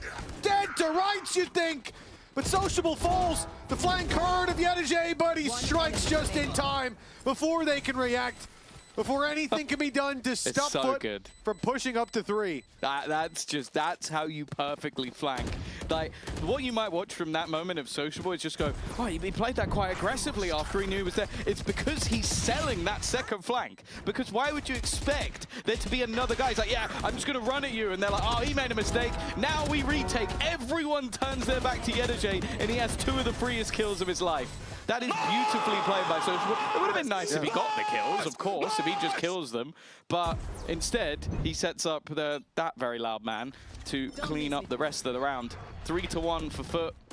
The buy coming up for Mates. Wow, to say it absolutely stinks would be an understatement. They'll try to make up for that with 4 players towards Garage. Paranoia from Prox ready. This is just an anti-B take. They can pounce on Garage play, they can pounce on B play, but Foot are clumped together. They're not looking to give any individuals opportunities, any surprise plays by Mates a chance. Now, I assume they're going to go back, and that's why Yedige is keeping the space, because they've already shown quite a lot towards the A site, and that's gotten the full rotation from Mates with 5 players on A. And this is not the first time we've seen Foot do this. That little bit of pressure an immediate retreat, and a much easier take on the other side of the map if they're quick, but they're going very slowly. Yeah, although those steps might be heard. Did they slow in time? The editor is about to find out. There's the 2, and now they go into the B site. Overdrive activated. In fact, run it back as well. They're trying to get in as quickly as possible, but they are obliterated. And while Martin, even while fading back into existence, he's done incredibly well. 2 quick kills. Ace needed. He's not going to check the cross, though. Too many angles, too little time. And while Sociable will close the round, a nice attempt from Martin. But you also then have to consider that they threw 2 ultimates into that round. Luckily, with Martin's kills, he's halfway back to the run it back again, but it's still costly. Sociable has been a silent assassin as well. This guy... He's not been that silent. The fact is, though, so many rounds, big rounds on Sunset as well. Turning points were him striking from the side. Players walking right past him, but nobody able to take the fight. He's certainly feeling good today. Foot 4-1 now. Yeah, and something that's always worth mentioning, especially with these teams further up the top of the board, is how they are doing in terms of those championship points. We came in yesterday with KC, and we were talking about the fact that they are right at the bottom of the board, and there's no hope, really, for them to make it on the points alone. For Foot, it's the complete opposite. The defeat earlier stopped them from keeping their place at the very top, earlier in the week, of course, but a win here would put them level with Vitality once again. For the mates, it was a strong start to the year, but obviously, unless you do very well at the first Masters, you don't get too many points unless you're right at the last couple of teams. So they didn't get as many, but the fact is, if they can do well in this group stage, they are still in contention to climb their way up the top of the board. And with a 1-0 start, it was looking pretty good, but 4-1 down here, Mitch, it seems like a point today might be less and less likely unless we can see some impact from the coaching staff. Yeah, indeed. For mates, this has become a bit of a bleak reality. We expect Haven to be solid for Foot, and early signs pointing to that dominant outcome we feared. Nice early fight for Mini. He'll even get out, and Martin goes back in off the back of his own flash. It's a freebie. TP taken, spotted, and dealt with by Mini. And this is the result that mates have been searching for. A 2 versus 5. If they let this one slip, I expect a pause immediately. Yeah, I also think that seeing the trip, yeah, it's all the ruse. I like the switch up. Really nice stuff from mates in this round. And in-zone flawless after the pause. That is as good as it can go. But you could even see at the end of the round, like, sure, you've had that contact play. I love the 1-2 punch of operator into flash into swing. It's just perfect. Even if it blinds Mini, it really doesn't matter because the goal is to catch the other player. But then because they've been leaving gaps of just putting a trip, putting a cam, they then just sit procs in an off angle. So they're going, oh, there's a trip here, there's a cam. We don't need to clear anything on our way in, and perfectly positioned to end out the round. Nice round from mates, but is it a one and done?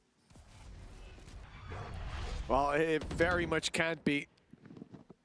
It's not just the road back into this map, but into this series. Yeah. A win here would put Foot down to a low bye, would give a chance to level the playing field, get rid of that early advantage. A very different approach from this attack side, though. Spreading out into a default, waiting for a push from the defense. And we haven't really seen this so far. There's always been a group of players looking for control. There's always been a fight being offered up. And it's only around the minute mark that we actually see them even search for a battle. And even then, it's probably not the fight that you want to take if you're running into Sop's operator. It feels like the defense are quite happy to play retake in this round. Martin one off a run it back, but more importantly, the Hunter's Fury available. The Foot are just playing patient, and while the run it back is online, but not for this round.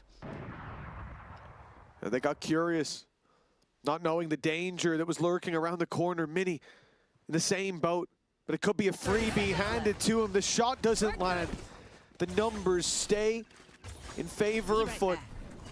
Starzo's going to try to cross into a nasty corner, but Zeus appears out of thin air, materializes for the pick. It takes that backside control, allowing the plant to come through. 5v3 now. Mates need a pick. They need a way back in. And Mini tried to create it. But now he's laying on the floor, spectating the rest of the squad as a save is called. Yeah, luckily for them, the end zone flawless will give them another buy, but keeping those weapons holds a lot more value.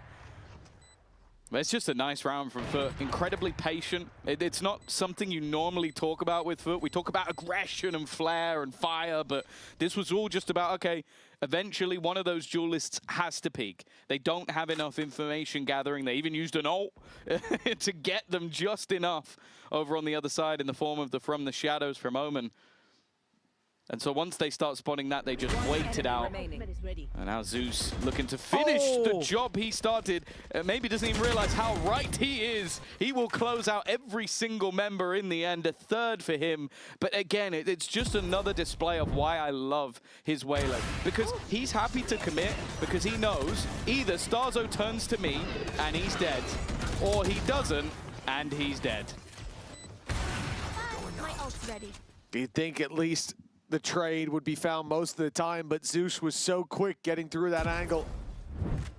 And even still, Starzo did look at him on the way through. He did take a peek. Yeah. Pulled his crosshair off the the angle. angle. Like, I don't blame Starzo because you go like, I've got to go for someone. Look at the TP taken by Sociable. He's already up on the door. Martin thought he got one and got out scot-free. He thought he just had to dodge the spams. But instead, Sociable was the problem. Mates solved that problem with ease now, though. Prox and Mini have done well. I love 4 versus 2. They go from patience to just all-out aggression in the next round. Like, look at the spot in which Sociable died. He was peeking a player from the left link of B. Even still, post-plant is available. Now, there's a Hunter's Fury. But unless they're very worried about how this round could go, I don't think it's going to be used. Nice shot from Yedej. This gets dangerous now. A chance for Sop, but he's going to get both! In a 2v4 again! Sop will pull off the Red Bull clutch. He had a slightly quieter first map, but dear has he woken up. Blades of Fury from Sop. That is insane. The ult popped when it was a 2v2. Before the blades came out, he was all alone. And moments later, he was all alone. Bodies all around him. A timeout from Mates immediately. It's panic stations on the defense. This is their second timeout, their last timeout of the map, and they're using it 8 rounds in.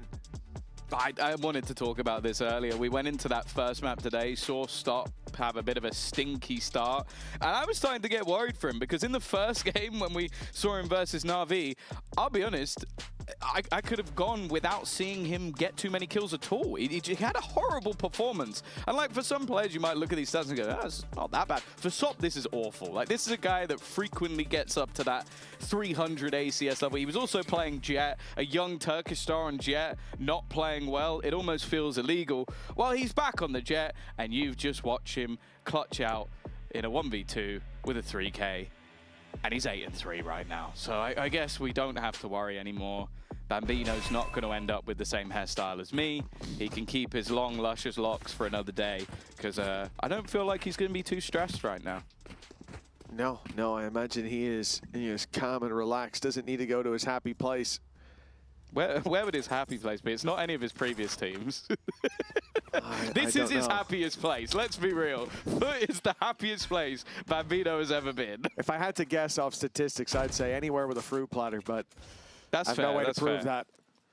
6-2, round number 9. After a pause, Mates are coming in with pistols across the board, barring Martin, the rifle, and the run it back. Likely to see that ult used in the next. But if they get a chance, there's no ruling it out. Foot pushing into the A site. There's numbers here for Mates. And the rifle, it comes rushing in to see nobody. And now the flash out. A Sociable hides in the corner. He can't get away with this again. In fact, a taste of his own medicine, perhaps. He sneaks his way up. They were watching for it. But Starzo, he got taken down. It seemed like he was ready. I don't know if he heard his step or what, but certainly heard the gunshots ring out. Guess who? It's Sociable. Finally. Gonna be punished for his needless and endless aggression. It was so unnecessary. You got it back into a 3v3. Why would you walk the smoke? That's your IGL. A genuine lunatic. I'd say genuinely 70% of the time he gets that correct, but versus pistols is crazy. A fantastic Hunter's Fury. The disruption caused by Starzo and the damage has made this round competitive. Martine versus Cristal. Look at the position of Yetege as well. You wouldn't think this was a C-side plug. Oh, it's a half check. Martine had the right idea. And now for Prox, well, you're basically chasing smoke. Like, one player towards long, and the other player is basically still on B. He's just coming in for the flank towards the end. He has to be defusing this now, and well, the realization's there, but it's too little too late. A nice attempt with those ultimates, but Mitch, that's the second time we've seen them in a low buy round use both of those ults and not win the round. Yeah, that's what I was going to say, man. Like, you look at the round, you think great damage, a good chance to actually win it. You also think, what was that guy thinking?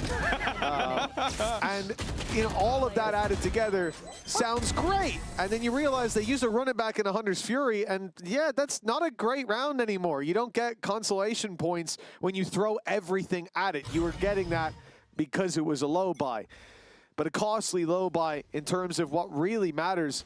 And for Mates, I understand why they want to get rounds on the board, stop them before they hit 7, but now there's a chance for Foot to push this much further. We come into a buy round, neck and neck, you'd think. Well, an operator for Mates might put them ahead, but the convergence path from Zeus is dangerous.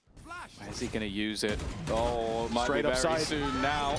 Is there any way for this to be dodged? Doesn't look like a good flash. Actually, Martine might survive this. In fact, his teammates have come in to save the day. His own counter utility kept him alive, and Mini has shot them both down as they look to enter the site. A solid hold from the defensive Mates. It seems like after the pauses, they've always been good for one, and well, for Cristalli, player of the day, player of the month, player of the year, if he can pull this one off. Fine death. Okay, first is going to be his. There's great utility by Mini to keep Martine alive. The wall blocked him off for that little bit of extra time and giving him a chance to still be breathing late round. Not that he was needed. Mini started cleaning up all by himself, and he finishes off the round. 3 on the board for him and for Mates. 7-3.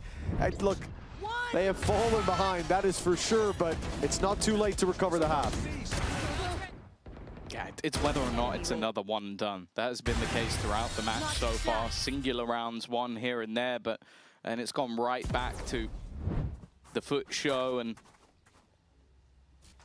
I heard on the desk that's something that Daft Mike really enjoys. Either way, weird, I thought that was you. Maybe you can go together. Well, we came from the same place back in the CS days. What can I say? Real recognized, real Darf. Round 11 is a solid start for Mates. And look at the A main control they're keeping.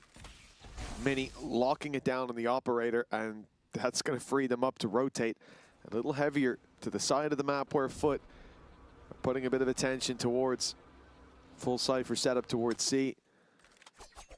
And a trap set and ready to be sprung if the B side is challenged. There's no real easy way in for Foot, regardless of where they go. It's very static at this point from Mates. I think they've realized that they can't even really jiggle for information. And so Sop is probably a little bit perplexed as to how far he's managed to get. He's eventually going to meet Martine, and what Martine knows he's there. It's the problem. You step in there, you think that you found a gap, and instead you're walking into space that they have left open for you. The molly spreads and takes Zeus down. The spam alongside it. And that Cam, not just watching Garage, but watching the long walk up too. Standing ahead. Even with Beepo going down, there's so little time. They won't be able to interrupt it. So a plant is at least going to be found. That was the first worry, but the numbers are the next. So favorable for Mates. It has to be Cristalli with another life round. And it won't be found this time. Mates 4 on the board. As we said, this half definitely still recoverable. Yeah, and as I said at the very beginning, it feels like both of these teams have been more favored over on the attack side of this map. I think versus Nongshim, we saw that when Mates played them, so I don't think they're going to be too worried. If they can get a 5th round on the board, I would almost say they might even be favored at that point. Of course, Foot are definitely not slouches on either side, but... They were just full walking out B, bro. This guy just walked out alone. That he did? Yep, that is true. But I think that it's a really nice setup for Mates. Like, the fact that the cam is watching Garage and Long, that you have 3 players ready to strike on B, and they're just sat back so passive, not even looking for fights. So Foot are looking for an opportunity to fill in some free space, and then you think, oh, I've caught an angle they're not looking at. But no, they're just looking at it from much further back. Waiting until you're too far in to fall back. Foot now much more direct. C-site under a lot of pressure. Prox and Beepo both here, though, to weather the storm, and it's Beepo delivering a double. He's made it at least an even trade, but the plant now undeniable. Yeah, Hunter's Fury available as well for Crystalli is going to make things that little bit more difficult. Run it back for Martin on the other side. Actually, that Hunter's Fury going early. Very early. It's forced the ult out of Martin. It means he won't be able to use it on re-entry. It might be a worthwhile trade. Mini also trying to retake control with an operator is not the ideal gun. But both ults now out of the round. Shut down by Sociable is solid, and Yennege's reposition couldn't be better. Everybody winning their ones with Crystalli dealing with the operator. It is 8-4 at the halftime. Foot with a big lead. Yeah, they're in a very good position, and of course, for Foot, getting their first point of the board would be fantastic, and a man who I'm sure will want that is their coach, Vlad. We heard from him a little earlier on.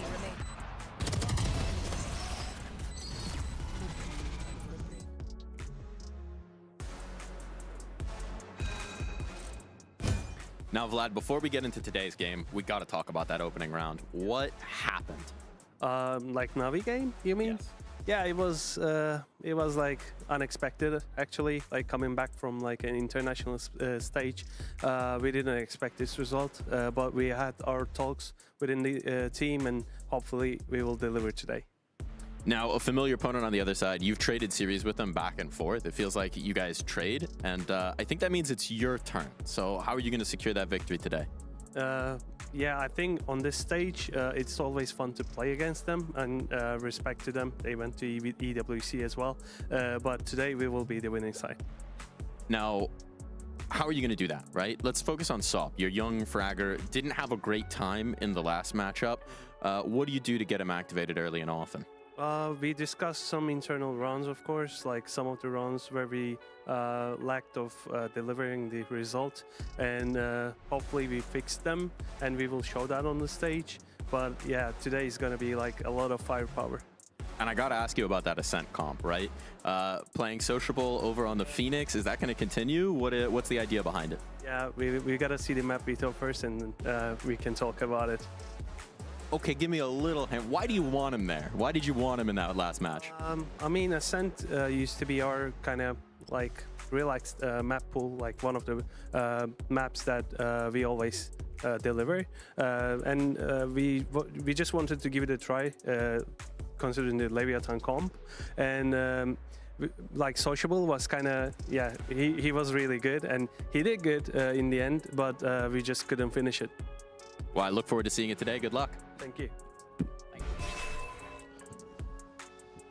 Well, they call him Postman Vlad because he always delivers. 8-4 in the lead now. Foot, all they need to do is take this pistol, and it should be a formality for Mates. Well, you can sort of deduce what they need to do.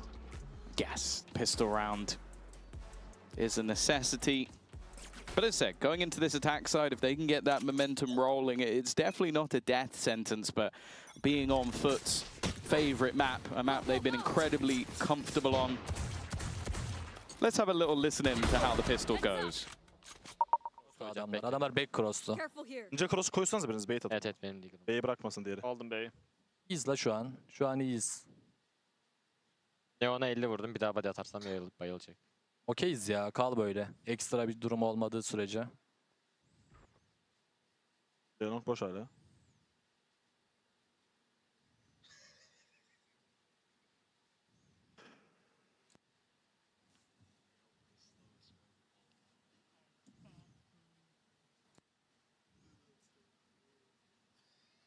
Cypher A'da. Yürümedim, bekliyorum. Yetu koşa koşa döneceğim. Tek ama kanka. Koşa koşa döneceğim, sana bait Baktım, yapıyorum. görmüyorum.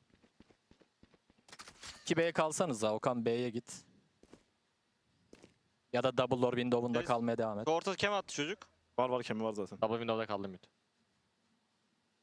Bir A kurtarma koşuyor, A koşuyor. 2. En az 2. Diğeri sayda girmiş beyler, neon koşuyor. Evet bayağı koştular. Bak hatta. 30 seconds left. Beyler utilimiz yok. CT'ye git Doğan. CT'ye git. Okan ok atsın smoke bittiğinde. Sen cross'lu ol ama smoke'un içine.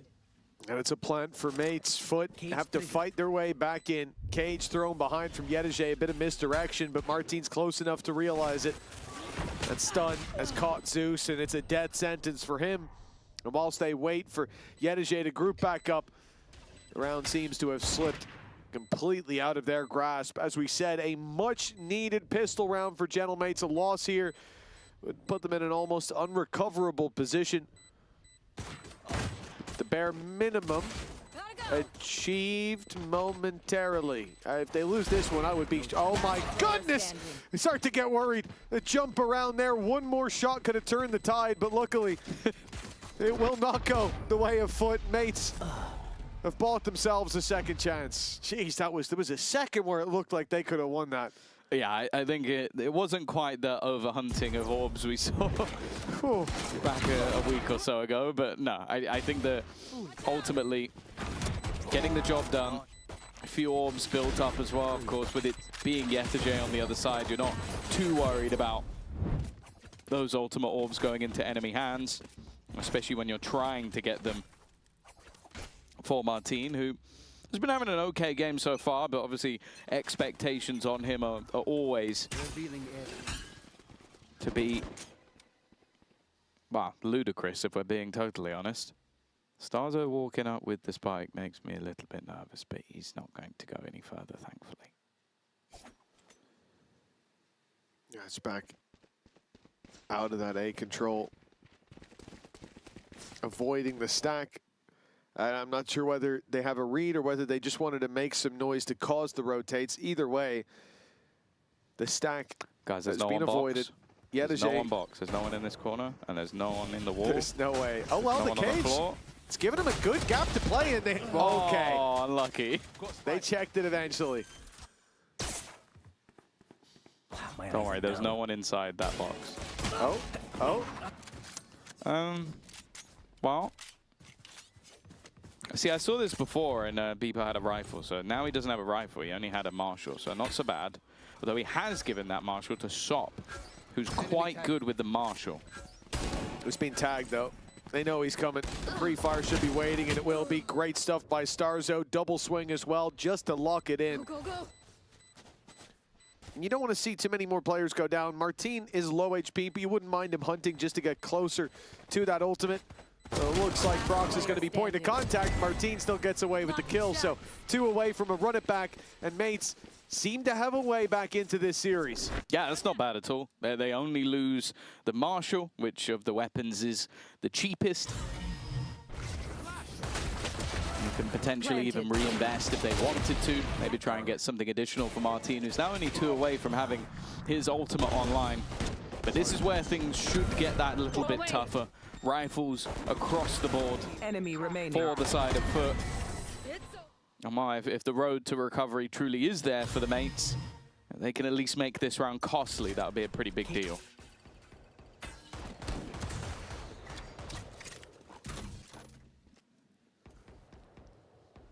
I mean, for Mates, adding cost, sure, yeah, it's going to be a goal, but there's always an opportunity to take it across the line.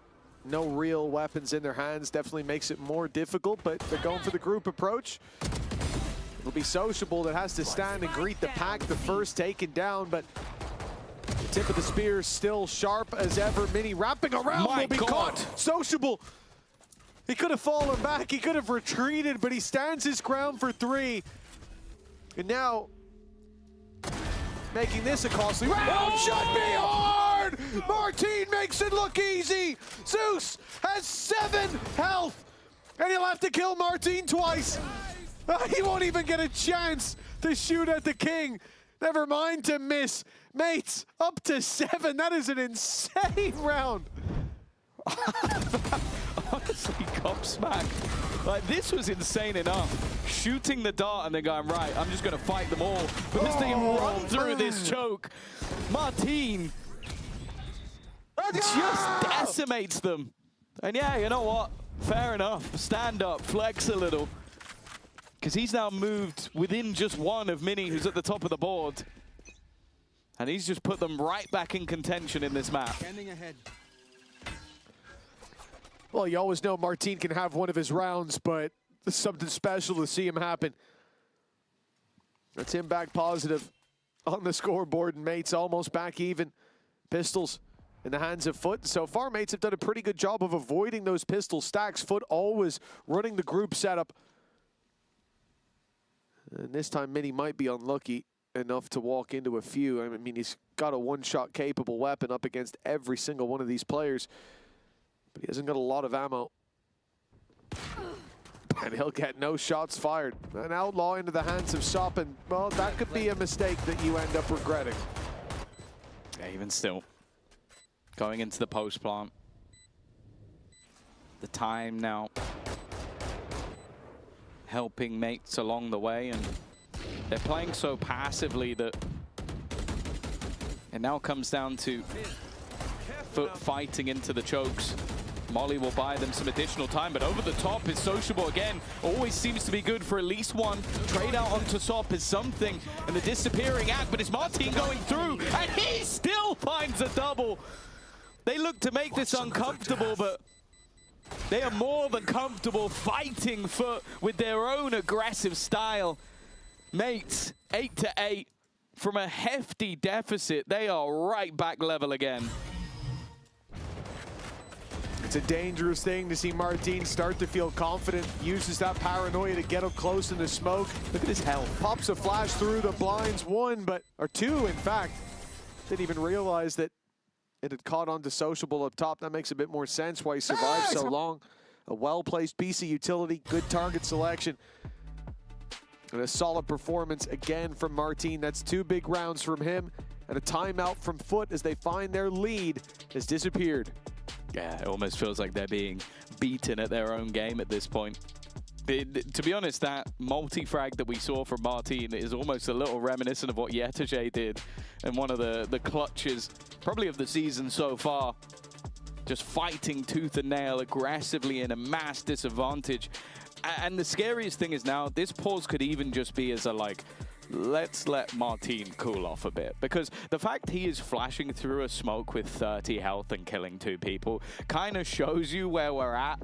He is feeling so confident in his ability on this Phoenix.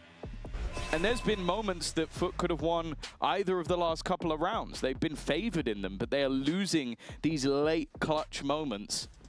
And Mates, well, we saw this in their first match. Okay, sure, second map was a little bit more dominant, but they lose the first. It takes them a while to get going. I don't know, maybe they need to play an additional prac directly before their first map so they can come in hot at the beginning of the day, but once they start building into a game, they're a force to be reckoned with. Ooh, good damage right off rip. Taking the control of Long out of the hands of Foot, looking instead to challenge on short, thinking it would be lighter, less heavily defended, but instead they've met the spams, steel and shocks coming their way. The Mates are slowed on the approach. Nice shot from Martin, but that's done. It's boxed him in the corner. He's been seen. Zeus didn't realize, and Martin somehow gets away with the kill. And now the flash is perfect! Another big round from Martin! One after another. And with Yetege, the last man standing, Martin doesn't need a kill for orbs or for economy, but he needs it for the ace to take the lead for Gentlemates. From miles behind to taking the lead, and it's all thanks to this man. Absolute insanity. He's already got more kills in these first 5 rounds of the second half than he did in the whole of the first half. It's just been dominating ever since he managed that clutch. And this was basically just an execution of him alone. Zeus was given an opportunity to kill him. Just should have maybe seen him on the corner of that box. And as said, maybe that pause was taken to try and slow this man down. They have not slowed him down. And while 2 assists off the back of his flash, he's not getting the kills this time. But his utility has been just as good. A flash and a double spam, one with an Odin. That's nasty. Oh, hold on, Yedige! No! It's a big whiff! A swing and a miss for Yedige. Crystalli only gets the one. And that's all the damage done in this round. A solid connection from mates again. And this streak is utterly ridiculous now. We're talking about 8 of the last 9 rounds have gone to Gentlemates. They were looking down and out of this series. 7-2. They were 7-2 down. They've won 6 in a row. I said in the first half that my expectations would be that both teams would do better on the attack, but I didn't quite expect it to be in this manner. I didn't expect to see this level of dominance from Martin. We know the level he brings. It breaks records. But to do this against such an individually sound squad like Foot is looking like a different beast. A deep position. Another start for Crystalli. And Sop having to get out of there because of the run it back, which of course is coming online basically every 2 rounds at this point. They do have a rat in the back line. I know exactly. They're just going to fight into the spawn. That was Sop with an operator. That's disgusting. The confidence on Mini to play the Odin like that. I've seen it before on a Neon, but considering this game was over not long ago, to have them look this confident now. The winds have changed, have taken effect here. TP as you like. You might have ran out of ammo, but still a shorty to work with. Zeus does make it out alive. Hey, it's a silver lining on a very gray cloud. Mates up to 11. This was seeming to be a lost series for Mates, and now they are running around. He's going to kill him as well. There's no way the one bit of wall he didn't spam is the one place that Zeus was hiding. Well, Foot have to get lucky eventually. It's only at the end of the round, it seems. Yeah, 7 in a row. I just look at the way they're playing. This is just disrespect at this point. They just fight completely into the spawn. And sometimes you do that, you're like, okay, maybe there's 3 guys on flank. We know the trip got broken. We'll do this aggressive now.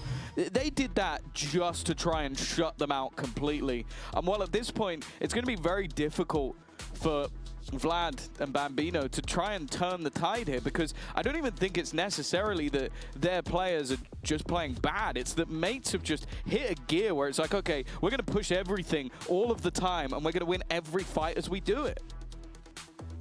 Yeah, it's difficult to deal with. Like, this comp for Mates, Mini and Martin especially, the pace that they can hit you at, and when they're feeling this confident, predictability kind of goes out the window as well. For Foot, a timeout now.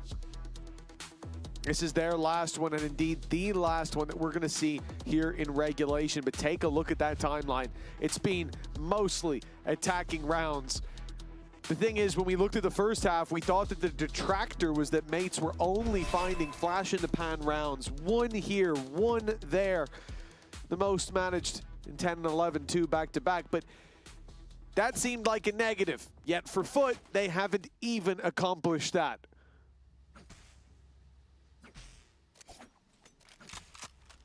It seems like their stars have gone silent, whereas the stars on Mates are shining brighter than ever. So bright that half the time the Foot players can't see. That might be the case again.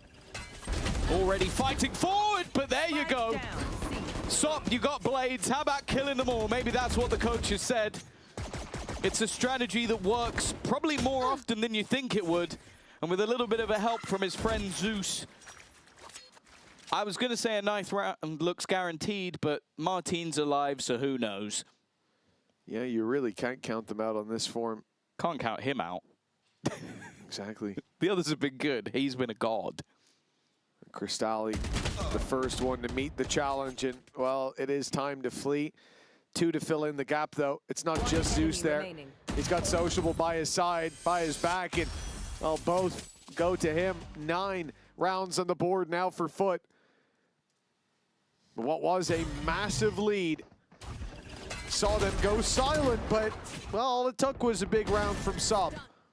Yeah, all it took was 2 instant kills from a Blade Storm, which he doesn't have anymore. Not for a while, yeah. But I also think there is an element, almost just a mental element, of you break that streak and you can reset. You can go, okay, we can win rounds. We're not cursed. It's not bad luck or whatever other things that you believe in.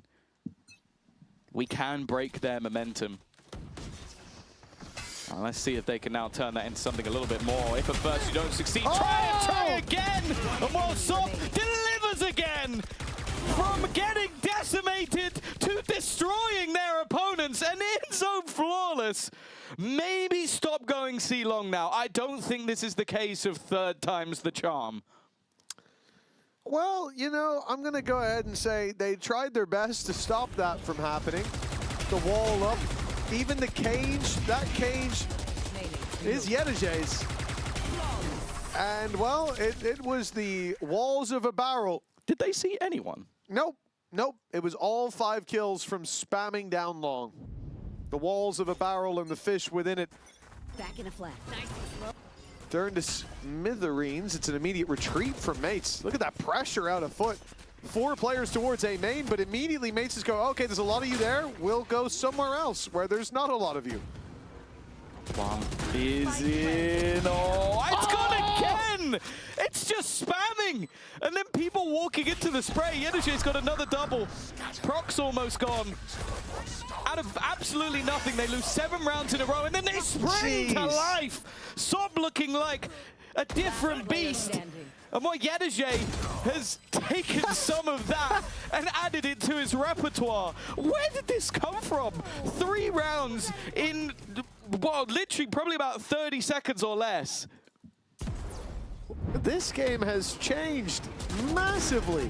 This spray from Yedijay is crazy. Mini going in to try trade out Martin, and those are the 2 main guys you want to take down. So the second he gets that, it seems that he done already. That last jump made me chuckle from Sociable. The fact that he just jumps around the corner, up onto the box, full confidence, knowing his teammate was going to trade him out from the doors. 11 to 11. I have no idea what to expect from this one except a pacey take from both sides. Well, I don't know what the coach has said.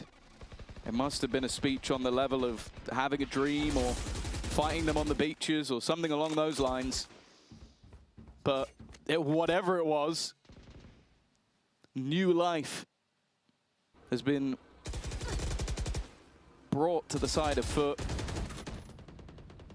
Rejuvenated, revitalized. No more Mini. No more Odin. And not much health. Oh, nice shutdown. Low HP doesn't quite matter if the opponent doesn't shoot back. For Mates, 2-man advantage. Running back online, and Sup goes through the fire. The takedown, Mini. A shot through the smoke, but Martin, he's seeking vengeance. Blood for blood as he runs forward. The run it back will get him close, and he'll grab a kill for his trouble. Great work from Martin. It seems like 12 is guaranteed for Mates. A flash again. His flashes have been so perfect throughout this game, and for Zeus, an incredibly rough second half that looks like it's going to go all the way in regulation. 12 to 11. Mates have been dominant in this half, but for 3 rounds. And now we get to see if Foot are taking us to overtime, letting their lead from the first half slip, or if their opponents are going to take the map in regulation. Well, 4 rounds ago, this was tight enough scoreline, but it felt like all hope was lost. Foot have given themselves an opportunity. Sop has given Foot an opportunity to fight for overtime with a couple of big rounds, but more is needed here. The defense early on looked to challenge towards A. It'll be Zeus tucked in the corner. Support from Cristalli. As the rest of the team pushes up on C long, a lot of space taken. They'll see the trip and decide whether or not they want to break it, but there'll be no further aggression from Foot. Instead, over on this A site, just waiting for players to step in, and they didn't check it, yet still the kill is not found by Zeus. Cristalli at least trades out, but that should have been a clean advantage for Foot. I don't know if it's like if it's Zeus's mouse running out of battery or something, but like in this second half, he has been pretty poor. Cristalli needs to at least get something from this, and yeah, he's just stuck in no man's land. There's no one alongside him. At least the TP available. That's going to get Sociable past, but it's being watched by Beepo. Well aware of the potential of this risk. Puts them in to an advantageous position. How has Yetije managed to just walk out and find a kill? It's only going to be the one, but there's Sop finding another. Blade Storm on 9. That's where he's been at his best, pushing them out of the site. In fact, pushing them far. What is that from Sop? Again with the Blade Storm, he is untouchable. And guess what? We're heading to overtime after all. I'm glad I decided to sit down for a bit. I think I would have fallen over after a play like that. What an unbelievable performance from Sop in this last quarter, man. He was having an okay game, and then he stepped up to another level. His 2K, 3K on C-Long was something, but this was something else. Overtime, locked in, and there is still a chance for Foot to close this out 2-0. This has been such a weird game. Like, we have gone from looking like Foot were going to close this out with ease, the Zeus diving into sites and executing people, to Sop having a great start and a great end, to Martin utterly dominating for a period. It is a peculiar map, but only one can be the winner. Either we head to Lotus, a best of one where everything's even, or Foot close this now, and Martin is just walking up at this time. Maybe a little bit too overzealous. He thought he had a gap, and instead, well, he's left a gap. He has been the playmaker for this team. Stepping into overtime, you never want to see teams or players lean away from their advantages. And here the upper hand for him has been making those moments. This time, it's a disadvantage claimed by mates early on. And Foot are certainly not showing like they're under any pressure. The drone from super far back, it's not going to get anything. I don't know the idea of that drone, if it was just to sell that they're not as close as they are, but Sociable still has danger around that corner. The operator waiting for him to swing on in. And it looks like he's moments away from making the mistake. Now numbers back to even. Mini makes it out as well. They send Zeus to try to put the pressure on to take this operator down, but it is still lurking around. Not for long, but that trade out from Starzo, that headshot hit onto Sop, it's removed a big player. And with Zeus low HP, there is still a chance for Beepo and Prox. Yetije is not going to miss that shot, though. And now back to the rifle. Beepo's not been having the best of games, but the biggest moments coming in overtime. Everything else is forgotten. Getting through this crossfire choke, it's impossible, though. From Foot, looking like they were winning to looking like they were losing. They're now one round away from 2-0ing this series. I said that Bambino won't be losing any hair over this series, and I think I am now wrong, which I'm happy to admit. He's welcome to join me on the board side. But the fact is, a win is a win. If they can close this out, you know, dogs from Turkey, they'll be able to sort it. Nice! Well, I do wonder, Tom, are you ever going to make the trip? No. Oh. It looks very painful and I'm good. I'll put you to sleep for it or something. No, I mean, have you seen the recovery? Oh, it's yeah, like, yeah, it yeah. looks it's like horrific. 6 months as well. Three months, I think. I like going Screw that. outside. Wow, I could live without it, but the pain's enough. Mates, one round here, one slip up, and all their efforts on Haven and on Sunset are forgotten. And history will only remember that they went out of this series winless. For Foot, The C site's being taken, a retake setup already called by the defensive side. And one snake in the grass of Beepo is the one to avoid. Normally, we haven't seen these full retakes from Foot. They like to battle early, and here goes Zeus. It's a great dive in again. He gives space, but Beepo's on that flank.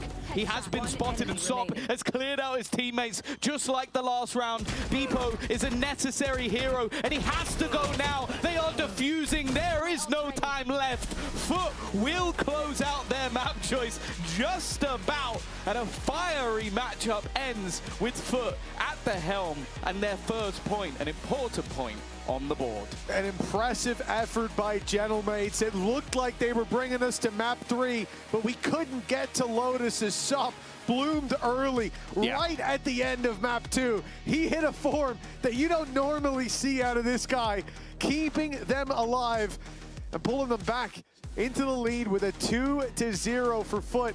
Again, this avoids what could have been a big problem for them early on. Going 0-2 will make that deep run much more difficult here, but now it's still a healthy early season.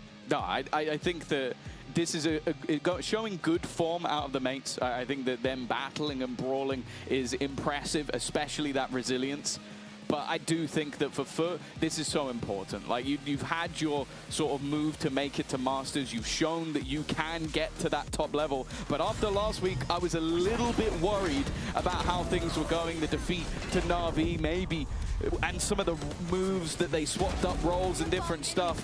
Now going back to the more bread and butter, putting people on the things that are comfortable. And then you see Zeus, you see the likes of Sop performing to that level once again. His team is looking good, and my expectations, you know, they've risen, as have they, to that top of the board. Yeah, it's hard not to have high hopes for a team like Foot after what we just saw. Sop on another level closing out that last map, so it's only right that we go and hear from him. Take it away, Darth Mike. I've got Sop here. Who else could it be? Sop, crazy run of rounds there at the close. Really strong Haven from you in general. You took over that game. How'd you do it? I mean, I don't think I took over the game, but I'm happy that we won, and I'm glad to my teammates. So that's all, yeah. Your teammates definitely performing, but you put them over the top. Let's be honest. What was the difference there in that overtime? I think we've even got a clutch to show you that puts you into that overtime. Let's watch this round back live. Let's relive this moment together. You just tell me what's on your mind. So it's a good flick by me. I thought I was gonna miss the Phoenix. So I think I did this play because I played too much ranked. So yeah, that's all. Grind, that's all. Sometimes you just got to be in the grind set. Still, Yeah. this is a great victory for you guys. A lot stronger as a team today. What was the difference in the team environment today versus your first match? We had a little talk after the Navi game, and everyone explained themselves and talk about their problems, what was going wrong and what was going right. And I think we not fully fixed the problems, but we were just better than the first game. And specifically into this game, right? Into this Haven, when things are going wrong, when they're pulling back that comeback, when they're pulling back that rounds, the situation that made you have to play into overtime, what's happening there when things aren't going good for Foot? What's happening there? I mean, everyone was just like so happy to win the, like, went to overtime. So everyone just like locked in, and I started to talk more, and maybe that helped a lot. Because on the sunsets, we had a really too much of set things, and we were playing for their game style. So I didn't really show up, but on the Haven, especially on the overtime, I was just kind of feeling it. So I just did everything. You absolutely did. Winning in the server, winning in the comms, winning with the aim. Congratulations on the dub. That was a crazy one. We're going to send that over to the couch for some of your teammates to continue yapping. Okay. Teammates and the coach, we are joined here by Vlad and Kostali. Welcome to the desk. First of all, Kostali, I want to catch up with you. You had an incredible performance at London. How was that global event for you? It was exciting, of course. It was my first international tournament. But my teammates relaxed me a bit, you know. I just play what I play in here and practice, and it's just good, you know. Yeah. I played good. It feels like you hit a next level when we got to that global event, though. I think individually you looked amazing. How have you been building up that confidence, I think, progressively throughout the year? I mean, when we look at this players, we are all equal, right? Like there is nothing special on no player, so I'm just confident about my role, and I think I am playing really good initiator. So I just, you know, believe in myself and play. You had some comments about Crystali on the initiator. Yeah, I was wondering, because I'm playing initiator as well, right? So you were ulting the Phoenix ult a few times, and I saw on Haven that you did it again, even though you could have used it for afterplan. So what was your thought behind that? When I ult him, my teammates are stuck inside, so they need to get position, but they don't have timing. Phoenix was running on them, so I just try to support them, and they called it also. We need to run, we need to go somewhere, so I just ult them for them. Yeah. But normally, if I play ranked, I will go back. You play for yourself, yeah. And Vlad, you just mentioned something before it came to me about a good luck charm. Do you wanna let the people know what that was? I mean, in Masters London, whenever you were on broadcast, we used to win. And I was rooting for you guys. Today, you're here and we won again. All as well. Yeah. I'm glad to say you are our lucky charm. Okay, I will take it. But how does it feel to get that kind of first win off the belt? Because when we think back to stage 1, you guys almost went flawless in the regular season, whereas this time round it's more back-to-back games. Yeah, definitely. I mean, when it comes to the after international, we haven't had the time for the stage 1 to relax or just go through with anything. But after the Masters London, we went through it some time and take a look back what we did so far, and actually we derived some new strats, new approaches from our game plan, and we gave them a try, especially in Navi game. But sometimes like practice doesn't work on officials, but it's always relieving to get some first week victory in the stages, you know. So what I really want to know is what happened on Haven. At some point there you were losing a lot of rounds, right? Yeah. And then there was a timeout. What has been said in that timeout? Like nothing in special. I don't think it was anything special, because like Stop, go, kill? Or? No, not really. It was based on 2 different go kills actually. Like stop, go, kill was also one of the plans, but also like we had contact play with the mid setup on contact for Zeus. Sociable was gonna pick, but before that, like we had our like some mental breakdown because of anti-bonus round 4v2, which we failed. I'm sure we will go over it in the VOD review, but like sometimes mentally we lose some couple of the rounds after that crucial mistake, right? How do you bounce back from that mentality? Yeah, I mean, we just need to be more careful.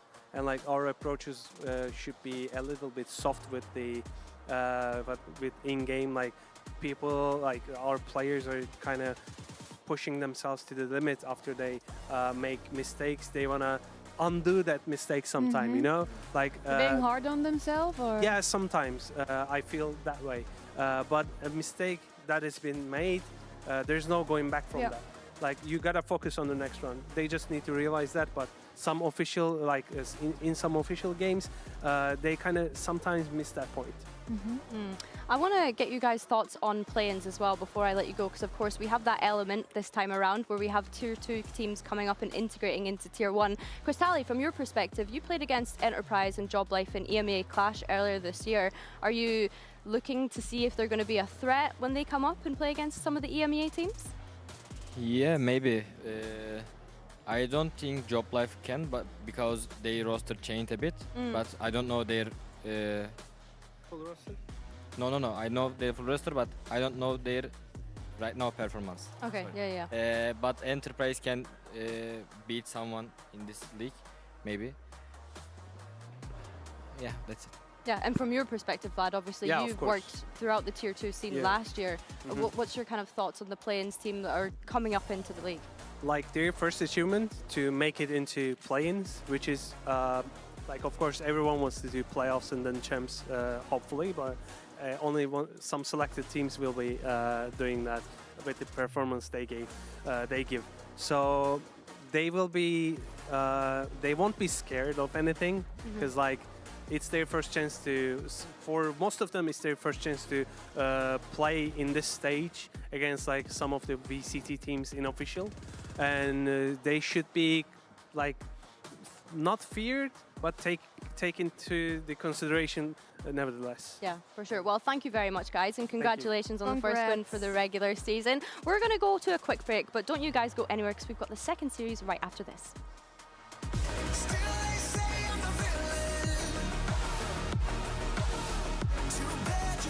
Take me down.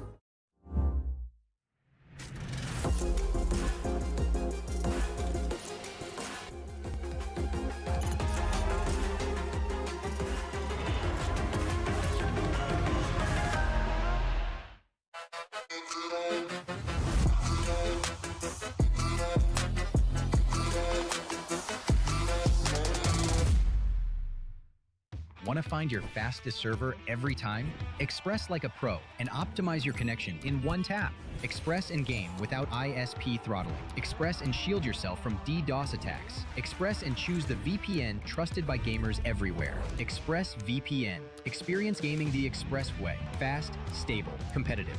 Outplay the world. It's time to Express. Unlock free cosmetics, including Lightning Kicks Buddy and more. Scan to subscribe.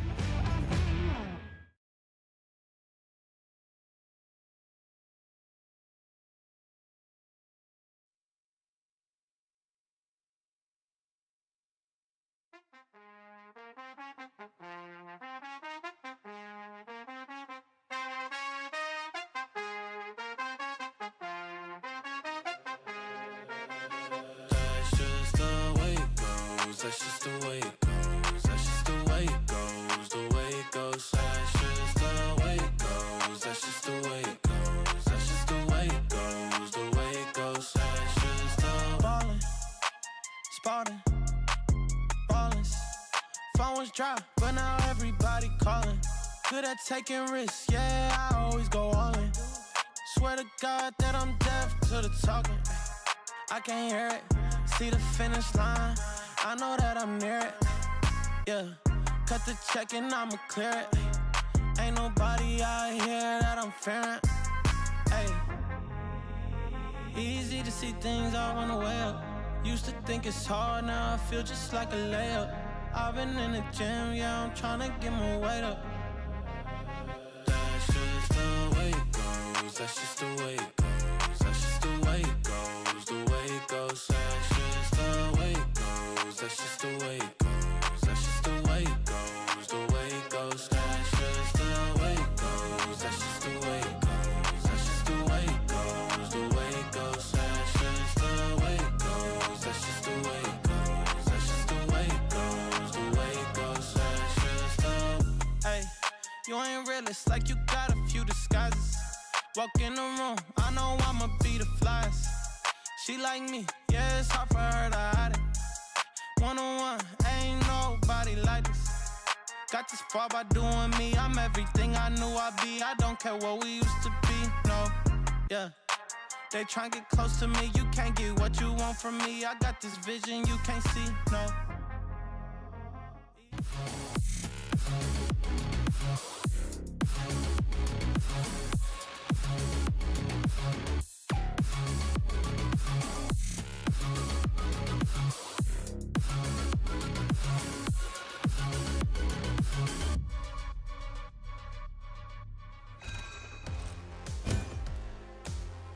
Well, whatever Peter Piper might have picked, we picked to be here today, ready to watch this matchup, and you picked to join us. So welcome on in for the second game of the day here on VCT EMEA. Just a little reminder, we got Billy, we got Petra here on the couch. Petra, this is your last game for a little while here on VCT. Yeah. You excited to see it come through?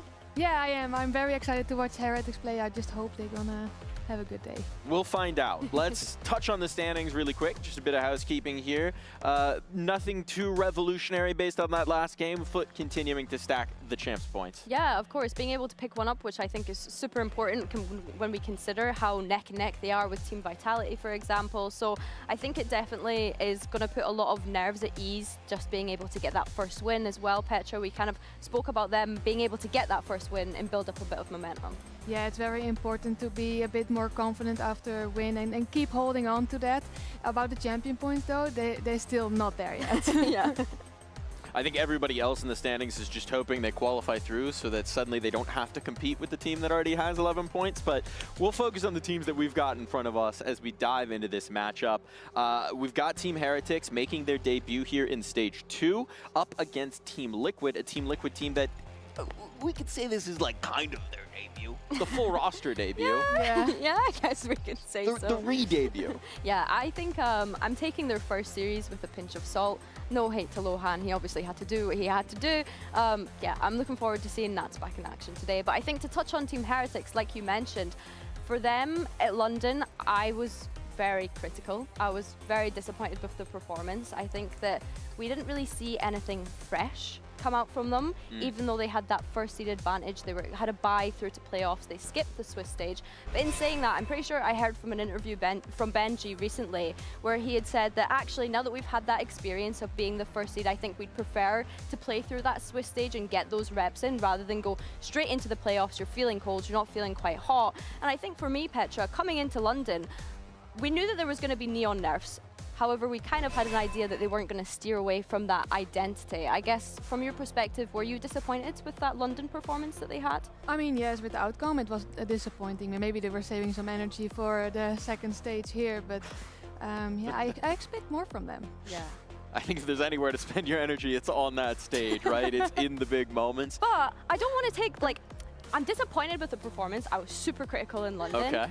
They did win the trophy in EMEA in Stage 1, and that's why I was critical when we were in London, because I was like, oh my goodness, we're winning it all, and then it was just like, oh. And it was such an impressive way to do it as well, right? Going to the lower bracket, making that lower bracket run, showing maybe a little mental resilience, but now you've had a disappointing result in London. You also had a pretty disappointing result in EWC, maybe mixed bag there. Yeah.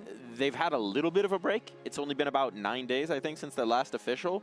Do we have any hope that they've maybe been able to refresh that stale playbook you were talking about, Billy? They still have a lot to prove, in my opinion. I think coming into this event, they definitely still have a lot to prove in my mind, so that I feel confident in them going to champs should they even get to that point.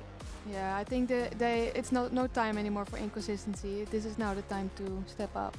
If you were in this situation, Petra, in one of your teams where maybe what's been working isn't working, how radical do you go with the shakeup? Are you just trying to tweak subtle things if you think the formula is still good, or are you just saying, let's change the comps, maybe we change the veto, let's get weird? I mean, it really depends what actually the problem is. If it's the fundamental, not so much in changing the roles, but if it's a bigger problem, yeah, maybe switching up some things will actually help and go with the meta. Well, if we look at the other side of the server, Liquid now playing with their full team because they might have an extra player in the server, at least in spirit. Nats made a person. Oh my goodness, or at least participated in it. New child coming through. The princess has arrived. That photo you were saying, Billy, is going to have some prime meme potential. Yeah, I feel like that has a lot of meme potential. I want to see Team Liquid socials like using that to the best of their ability when they can. Like, I love the esports memes that we already have, but I think that this is good. But yeah, I think that this should be a buff for the team, Petra. Dad buff incoming? Yes, of course. When they played without Nets, they were nowhere to be found. So yes, I think the team is happy to be back, and yeah, let's do it for the baby, I guess. But I think that that's such a key thing that you're saying there, that when Nats wasn't there, they fell to pieces. And I think that that's just kudos to how much of the foundational element of this roster is built on him, not only his calling and his leadership, but just, you know, the leadership that he is, the spearhead that he is for this team. When he's not there, this team don't look like a contender. No, they rely a lot on him, yeah. No, continue. There's another aspect I want to highlight, which is that despite that game having a giant asterisk on it and everyone knowing, they still seem to take that loss pretty hard, to be in pretty rough spirits in that game, Petra. Is that a concerning sign? Yeah, I think it is. I mean, I expected them to be more happy for I mean, bit more vibes, you know. Oh my God, our leader got a baby, so let's win for him. But the vibes were nowhere to be found, so. Yeah, I mean, there's things I'm thinking. I don't know. When I look at this team, truthfully, I don't know who the Vibes guy is. Okay. I actually don't think I know who the Vibes guy would be when I look at the players on this team. Maybe Kicks, potentially. But like, to me, they're all pretty reserved personalities, I think is fair to say, based on things that we've seen, or at least from the outside looking in, I would say that. So yeah, I'm looking at it and wondering who is the Vibes? Because let's not forget, they've made roster changes coming into this split as well to hopefully help with that Champs campaign and being able to make it to that event. But that's a risk in itself, and how quickly are they going to be able to build up that synergy? Yeah, I mean, they had a couple of days, so we will see if it's been built up or not. Yeah, they've also been on a pretty serious match slide. I think they made the last change, I want to say mid-June, so they've had a little bit of time to practice, but it is a pretty serious skid, right? So when you're talking about the Vibes guy, when you're talking about the emotional leadership that you need for a team, when a team's headed the wrong direction, that's when it's perhaps most difficult to right the ship. What do we want to see from Liquid today to show us that they're maybe on the right course now? More vibes. More vibes. Yeah, probably. Hype each other up, more energy, It's such more footwork. It's such a cop-out answer, but like, how much difference does it make in a team environment, Petra, when you have someone that is the Vibes person? I mean, I don't think it's any. Every team should have one. I think it's very important to bring energy to the team and to step up when it's needed. When you lost a couple of rounds, people are getting to be a bit depressed, and there's always someone they have to step up with. So it's so important. So eyes glued on faces, ears glued to comms perhaps, but will be glued to the skirmish because it's time to find if they brought the vibes to the skirmish. Oh, he got breach, what the Pick the brick boy. Bro, why breach, bro? Good luck. Fight!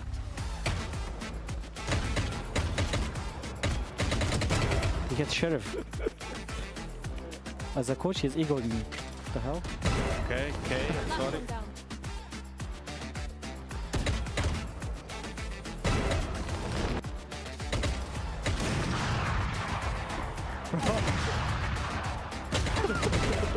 Okay, give me one. There's so much pressure when you play against him.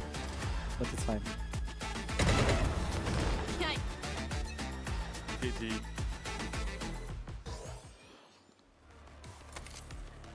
I thought Lohan said he was eager to be retired again. Yeah, I was about to say, just when we thought Lohan didn't want to play the game anymore, here we are. And it did look like he didn't play, right? Yeah, I mean, that was against Rien's though, to be fair. Like, it was against Rien's, so I'll let it slide. Just a little bit. We've got the veto coming through here. We can see what our maps are going to be. We got the Breeze, the Ascent, the Haven. Any thoughts on these? Intriguing that Team Heretics have banned Summit. I know they've not maybe had as much time to prep coming into this, but I would have liked to have seen them float it potentially, Petra. I mean, yeah, it was too short of a time. I didn't expect them to let it in. No. Okay. But I'm happy to see Breeze, one of my favorite maps, so... I'm just saying, if we're talking about a team that needs a radical shift, maybe bringing in the Summit for a Liquid is something we should keep an eye on. Yeah, honestly, and I think as well, kudos to Team Liquid in moments where we've had these kind of week-to-week games. They've been really good at finding compositions to directly anti other people's compositions. So I think that will be a strength for them this stage. But yeah, the map veto for me, I don't know if there's any like crazy outliers, to be honest with you. So it's going to come down to the teams is really what we're saying, right? Yeah. There's no crazy gamesmanship going on here. And so we can just focus in on that a little bit. Back into the Heretics side, what are you looking for early on to say that this is the good Heretics, right? This is the Heretics that made that run to that Stage 1 trophy, not the Heretics that maybe let us down in other moments. I don't want to see them tired. I think that you've had like a decent enough amount of rest time now to be able to come into this stage and look prepared. And like I mentioned, in London, the disappointment for me was that there was nothing fresh. I need to see something fresh. If you're going to stick with the same compositions and have a clear identity, I'm happy with that. But don't be running things that you ran a couple of months ago. That's all. Like, give me a new strat book. Give me something exciting to get behind. And I don't think that means they'll steer away from the compositions that they were running previously. I still think that we're expecting, like, what else would Koshmaris play other than Neon? Yeah, realistically? That's a good question, actually. I mean, I don't see a Phoenix on Breeze, so. Well, yeah, there is that. But I think that a really good Neon player has been the kind of key identity of Heretics throughout the years, even before Koshmaris was on this. When we think back to Miniboot being on this roster, Team Heretics have always done best when they've had a really great Neon player and been able to build around that.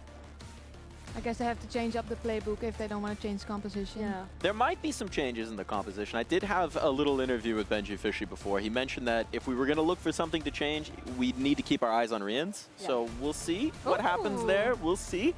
He wouldn't tell me what. Okay. He just said keep an eye out. And now we're going to turn our eyes towards the stage because our teams are ready to face each other and get ready for the game.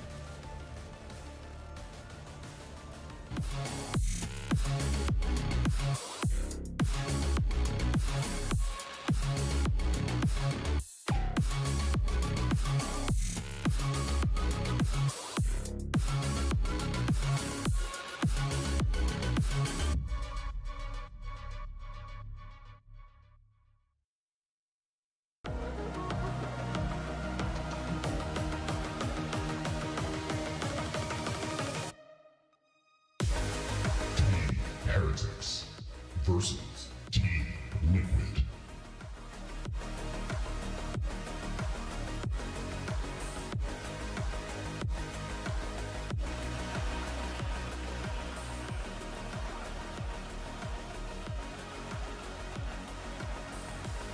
Diving into the game here on the stage, fist bumps exchanged, and we are ready to get into the action here. What were the vibes of those fist bumps? It was a bit soft.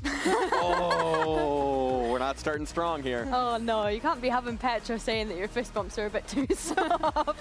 But do you know what? Nice to see Lohan back in the suit jacket as well. Maybe you didn't want to wear the jersey today, but back to business as usual for Team Liquid, hopefully, in that sense. I think when I'm looking at the Team Heretics side, we'd mentioned vibes for Team Liquid, but I also want to see the vibes for Team Heretics, you know, still being proud of the fact that they left EMEA last time round with a trophy and maybe just put all of the other things that have happened in between then at the back of their mind. Yeah, I think if we're talking about vibes, I think Benji Busy is contributing to that a 100%. lot. So I hope he will continue to do that and someone will jump to help him. We talk about competitors needing to have selective memories, right? So it is about bringing in those good thoughts of stage one, maybe forgetting some of what else happened. I think our eyes are going to be on the comp, right? Our eyes are going to be on the comp for Heretics to see if they're doing what you want, if they're mixing things up, or if it's really going to be more about the playbook. Yeah, I want to see what they come in with, and if it is a kind of fresh identity or just a fresh strat book. I think, as I mentioned, I don't see them steering away too far from the identity. I think that they got a little bit experimental in stage one in the very early stages of the regular season, but they weren't winning games when they were doing that, really. So I think, yeah, for them, it's more just a question of how can they get off to a start here in stage two. And I think a big thing for me as well is Heretics always used to have a flawless regular season. When I think about them historically, they always used to go completely... They would win everything in the regular season when it was in the group stage. So stage one was a little bit different. They had roster changes, but it felt like as soon as Koshmaris came into this roster, that was when all the puzzle pieces fit together. Or the puzzle of something else. But it's a puzzle that maybe we'll need to assemble here, a jigsaw puzzle at times, to figure out the correct coalition of players to make it happen. And now we'll find out what the agents are indeed. Whoa, the Phoenix. On both sides, by the way. I mean, you have seen it before, but I don't see it that often. But I like to see it. Yeah. And we wanted the change, and there it is. Yeah, I mean, we're going to see Voot on the Neon, though. So I'm curious if this is a change to make Voot more comfortable or to make Koshmaris more comfortable, right? Because why are we seeing those two switch up in the duelists? I think for me, that's intriguing. Everything else across the Team Heretics side looks pretty standard to me. I think it's nice to see them have Benji on the Cypher on this Breeze. That's something that people haven't been playing as much. I think that it's been the Harbor and Viper that's been more used on this map, which on the other side, we're seeing a Harbor and Cypher pairing. Yeah. Petra, what do you make of this? I mean, Benji Fishy is very comfortable on Cypher, so I think it's probably more a comfort pick. And if he gets the space, he will take it. So I think it will work out for him. And Harbor is very nice to have, actually. Yeah. Well, eyes on the new father in the server, but here to take us through are some spiritual parents to many of you in Twitch chat. We got Pansy, we got Hypox, take it away. God. Parents to Twitch chat. Are you proud of your children? No. Disowning them as we speak. Oh, well, you know, gentle parenting out the window. Yes. But I guess we can kind of start on, I guess, where do you want to start, really? We've got Koshmaras, who is arguably a bit of a specialist on the Neon, moving away from that. We've now got the return of Nats coming back in. What's caught your eye here so far? Yeah, I mean, Nats is back. The vibes are back, right? That's got to be said. It's it was dreary the other day. Now, It was I mean, foul. Does that make like Nats the giggle at a funeral, basically? Like, how do you really get these guys with how bad it looked the other day? I mean, it would be very easy to sit here and say, yeah, they shrugged that off. You know, let's take it as it is. We're playing with our coach and effectively 2 new players, and it still just seemed like It did nothing for me. No. It did nothing for me. So I'd like to be brought back to heel. I think Heretics are a hard opponent to face, however. Depending on Koshmaras, obviously, on this Phoenix. Yeah, I mean, 5-game loss streak for Liquid, but the last 2 times they faced Heretics, they have won out. But different set of circumstances here for sure. And to come back to the composition here, I mean, I'm all right with Koshmaras showing what he's shown this year so far. Yep. Heretics may be toying with that a little bit, but for me, I'd still rather see him on... I gotta say it. It's look, I'm with you, and I think it'd be interesting. That's to see Woot dependent, though. Yeah, exactly. And that's what I'm kind of leading into, is what does it unlock outside of that, right? Like, okay, so what does because Woot Woot's look the like one that's now? been through the blender in terms of Yes. changes and comp changes and role changes as well. So it's the other side of that equation that matters more to me. Because on the flip side, I think Camo's also, you can pull the Phoenix out on any map, to be honest with you, and he'll make a good go of things. Yeah, he's solid. I actually have no 30 seconds left. concerns with Camo when it comes to that. And for now, Liquid have got themselves a plant, sadly at a man disadvantage, so the retake going to be a little bit trickier to hold, but a lovely investment of the molly here. Going to buy some precious seconds towards door, as that is going to dissipate. However, Heretics start their way back in. Boot, good connection, eventually overwhelmed. Chip damage done, but the numbers starting to dwindle, looking a little bit dreary. Nats, from the very word go, going to be necessary.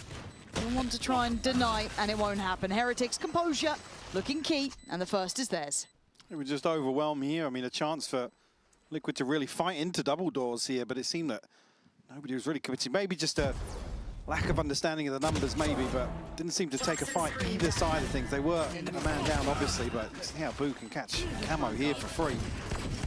That situation, if you're not fighting towards double doors, I want to see a couple more people tucked here. Let's go! Nice! Benji fired up for round 1. And I think it's, to be fair, I do want to highlight that it did feel that Heretics were flat for a while. They didn't have that kind of X-Factor player to bring him back up. You saw when Benji was having a tough couple of games, you're rolling it back. It wasn't as impactful, so maybe just noting that he is a big influence in that regard when about vibes. But even here, seeing that Breeze is the first choice for Liquid, again, wasn't really in the equation up against Eternal Fire. So you'd imagine this has to be quite high up in their veto. Not something they've lent on recently, so it'd be quite interesting to see its validity down the line.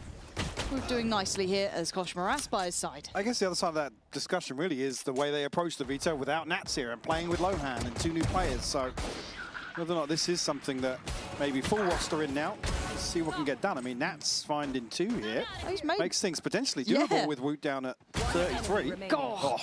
And he's still up for a fight. Still up for a fight on that. Down on 7 HP now. Nats would have to continue where he left off. 2 kills already. Would need a great deal more. Not going to happen. 3 staying alive. All good for Heretics. They'll be happy enough with this beginning. Actually, Woot swapping out here will keep his hands on the Guardian as well. Decent progress for him. Just missing 2. Koshmaras 1 away from the run it back as well. Certainly a threat here for Liquid. Easy to get down in the thick of it. Is Nats, as always, is usually the case. Well, if you were keeping a little early eye tester on the likes of Woot and Koshmaras, top of the board for both of them, really. Woot 4-1, Koshmaras 3-1. Ult progress for Koshmaras, very good. 1 away from his ult coming into this too, so that could be on the cards if all lines up. A bit of a pound-pound battle as well between him and Camo. And Liquid, I want to see, it look like they've got intention. How far into the plans are they? How are they feeling about this map? What's their work look like so far? Koshmaras trying to get contact and play in Woot a little bit. Good to see some synergy there between them, but I think there should be some awareness from Purpo. He is just tucking, though. He's waiting for moves to be made over towards main. No progress made from Nats. He's just about out in top mid now, but Koshmaras is ready for the flash on contact here, so we'll be very, very careful at this position outside double doors right now. Liquid might just be calling a pivot. I mean, Nats is spotted. It's usually fairly telling of Liquid's intentions. Rounding sight. Good catch here onto Woot, but he's up close enough here to catch Purpo still. Spammed out, but 19 HP will survive. He's such a problem. 36 seconds. Can he get some players back in place? You already got, I think Koshmaras getting close enough. Benji's got to be careful. 30 seconds Doesn't want to get left. caught out, but no. Look at this hindrance. They are making this hard work. Camo would love to get in and take away some of that stress, but he does. Takes away Koshmaras. Benji on the trade, but 20 seconds. Liquid still not going to be feeling secure about this. Benji is going to be making a nuisance of himself. Fantastic positioning. That just sheer and utter confidence in the role. Just looked perfect in his hands. And that's last man alive. No spike. This one's wraps. Boomrians can just wait this out now. Nats at 45, going to want to try and hold on to this as best he can. Maybe a chance to find an exit, but will actually fall Boot and catch him there with the Guardian. Beautiful round from Heretics. I mean, Benji goes absolutely nuclear here on the side. And the run and gun onto Camo. And his follow-up 2 kills onto kicks and tracks. Absolute perfection from him. Let's go! What are you doing? Guys! Bonus conversion here early on from Heretics, so early dominance on display. Liquid will invest a couple of Sheriffs at least. Don't really have an ultimate to offset this, so it's Nats. But 5 and 3, he's got the Neural Theft online, but barring any heroics early on, doubtful that's going to have an impact on the round. And when we talk about confidence and vibes, I do get a little bit, I mean, fair enough, Kosh, if we're investing it on this round, that's a little interesting, but Woot's farming as well. The front line's just not being affected. Woot and Koshmaras having the time of their lives during this. And speaking of confidence, Mike, you've got to look at Liquid, and we've had this conversation in the previous series with the caveat of Nat's not there, but it feels like they need some confidence. They need to feel like they have a play in. First game, you can kind of chalk it up for what it is, right? Shake it off a bit. If they have a really quiet beginning here and they get blown out of the map, I'm a bit worried about the mental effect on it. Yeah, I'd probably echo that. For me, Camo was the only one really from that first series that kind of took it with a pinch of salt and just said, I'm going to go out and do my thing. Yep. Again, whether or not that's reflected in kind of the post-series debrief, certainly felt like that way on stage and in the server. And I think it's there actually. Track's eating a ton of damage. Yeah, lovely timing for Benji on that. I think it was the back of the tap. See if he can do some more. Seems quite composed here. Yeah, lovely. Benji in full control. This is a bit of a masterclass from him. Desperate to get Purpo down, who's being slippery, but he's going to be dead unless you go 1v5 with 30 HP. I'm impressed with how Heretics look, and I think it's easy to kind of... I don't want to misinterpret what happened at London, because it was a mistake from them. They didn't play the way they had during the lead up to that point. They were one of the teams to kind of look at and teams to beat. But it looks like they picked back up almost where they left off outside of London. Yeah, I guess that would depend how you characterize the performance. I feel like they kind of just did what we've come to expect. This is the difference being it was at an international. That being kind of the fizzle out. Again, for me, fantastic achievements. Obviously, close out stage 1 in the fashion they did, but they felt like the Anomaly series. They were just, I mean, Koshmaras was going above and beyond in some of those games. Unfortunately. Oh, God. Woot goes crazy. That's wild from Woot. They have no respect for this Liquid side, and why would you? Just banging down the door straight away. Benji's still here as well. With the backbone on the site. He knows he's got security in middle. Doesn't be too concerned about that just yet. Eyes trained forward, highlighting there could be a chance someone slips sight. They're just going to clear this together. Make sure they keep control of what they know. I know exactly where you are. Trying to trade off here with the Neural Theft, so yeah, good information here for Trex to move forwards. Does have a Hunter's Fury as well. Now gonna get a decent understanding that he's got to dig deep here, man. Yeah, I mean the issue bit. Well, okay, now Boo's going back towards spawn. I was going to say if Heretics actually filter through mid, could be an even bigger issue for them. Don't necessarily want to see him take away too much more space here. Play it a little safer. And Heretics actually a ton of time here.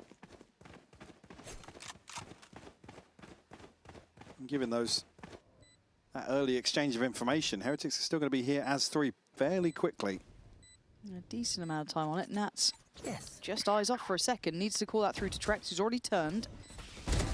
And already Nats Last player standing. sending them back, but it's down to a 1v1. Numbers were there for Heretics. It's Boo, the brains of the bunch, and it's one out by Nats. Clutch as ever. Gonna get Liquid there first and desperately needed to. Absolutely. Nats able to close this one out. 2 beautiful kills to the top of bricks there. I'm not sure actually just at the timing early on, but this is absolutely ridiculous from Wu. It's only really the ult that cancels this out as well. Has to kill the reset.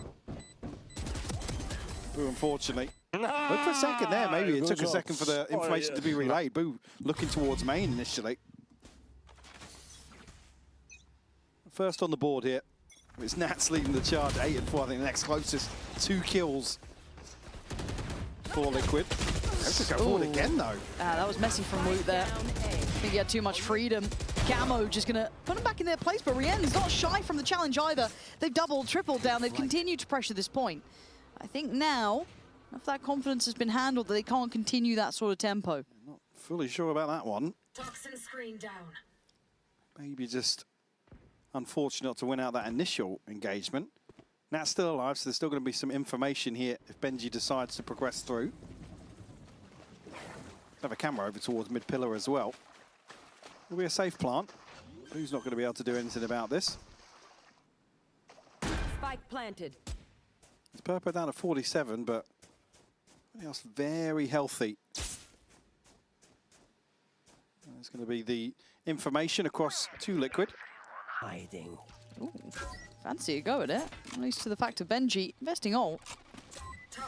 And Boo, that's Purpo's in no man's land. I don't know. Oh no, Nats. Get the boys in order, Nats. You're having to do this solo at this point. That's a mistake. That is a huge fumble from Liquid there. You can see Benji letting them know. I mean, it's a 2v3, but the positions Benji felt like a checkmate. and Boo are so split on this, and they lose out everything.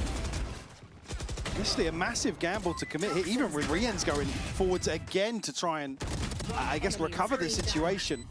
Doesn't matter though, Benji and Boo run away with this.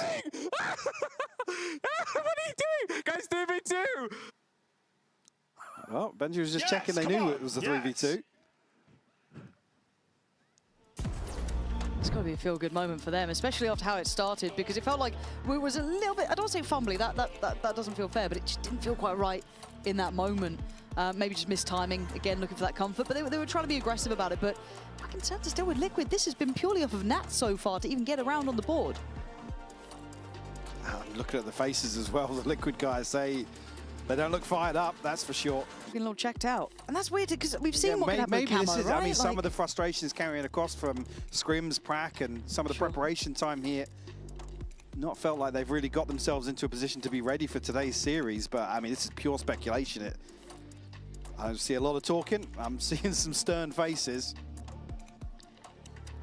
And I hate kind of telling the story almost of like, you know, the Nats show to a degree, but how much do we keep putting on that one man to spur these guys on? These are all meant to be world-class players, you know, international stage quality, pushing deep runs, these sort of things. I need you alive in this. Give me a little something here. Yeah, okay, keep their composure on the server, sure, but then let me see you fight back a little bit. Tighten up, you had a nice advantage there. That's a big fumble. You could have strung together these rounds now, financially, in real dire straits. 5-1, we go back through. Focus up now, Liquid. We've got to see some signs of life here. Purple yet to even get started. That's just not something we're used to seeing. 0-6 for the man. Boo on a platter. Support system in play. Woot by his side. Kosh Morass there. Oh, and it's all so easy for Heretics. They're mopped up here and in zone flawless for number 6. Liquid just looking to try and burst their way onto the site. I mean, again, it's that age-old discussion where I'm fine with Purpo not getting on the board just yet, but Liquid aren't really scaling up on the back of his pressure. So again, until we see one of the two, it's going to be the low-hanging fruit, unfortunately. Kosh Morass just gets a freebie here onto Nats, charging through the molly. Nice! Guys! What the Bear in mind this being Liquid's pick here to open the series. Haven't seen much of that just yet. Well, that's the thing. I'd like to have seen some nice fundamentals. You know, a little bit. I don't need to see them reinvent the wheel. I just want to see a bit of a solid approach, same page. I mean, I hope Jack's listening. Liquid listening would go crazy right now. Jack? To be honest. Jack? On one of these buy rounds, potentially. Come on, get us, Jack. Don't. I really want to know what's being discussed in some of these rounds. Well, because because we've only got the visual test of what's happening after, and again during the timeout. But I don't want to misinterpret some of these players who've had, I don't want to say reputations even, that sounds too negative, but I want to see how it's feeling in the server. So for me, I'd love to understand. Okay, we are going to have a listen in. Oh my God, thank you, Jack, you're a superstar. Let's see how it's going. They've got to make this one stick here. Kosh Moras already ready for it. Camo's going to find him. This is looking good for Liquid. Maybe this is their time to finally lock in here. Can it be chicken or no? No. Boys, I'm gonna go wide. Semyon, I'm giving smoke for you, okay? Go. Just stay alive, okay? You heard me, yeah? Yeah. I can walk up left side as well. I'm not even facing. I'm going double door. They spam me. Boys, I cannot play in shocks. I will have to invest more. I will play fast. Play in front, Kimmy, play in front. I can cage up for you main if you want. No, don't do it. Nikita, your ult first, okay? Ult, tap. It's too high. One yellow. Not done. Enemy remaining. Good job. Let's go. Nice kills. They go. Well, thank God we're listening to one here that was good. Went their way. And a little bit of energy from Camo at the end there. Again, even really spoon-feeding some information, some possibilities throughout this round. It felt like you were really hearing Nats kind of offer up some options there. No one really kind of reacting to it in the way I'd hoped. But as you said, it was Camo then to kind of lift up towards the end of that round. I'm glad we caught a good one, because my concerns are still a little in place, but I think a great shout there. And maybe Jack's reputation turning around now that whoever we're listening to doesn't lose the round. Still in a good position now for ults as well. I mean, Camo's one away from another run it back. Purpo, Nats and Kicks all have theirs. We know the Hunter's Fury used previously here just to secure. Heretics have put 3 over towards B now, anticipating a little bit of a switch up here. A deadly crossfire to try and it's nasty. Traverse their way through.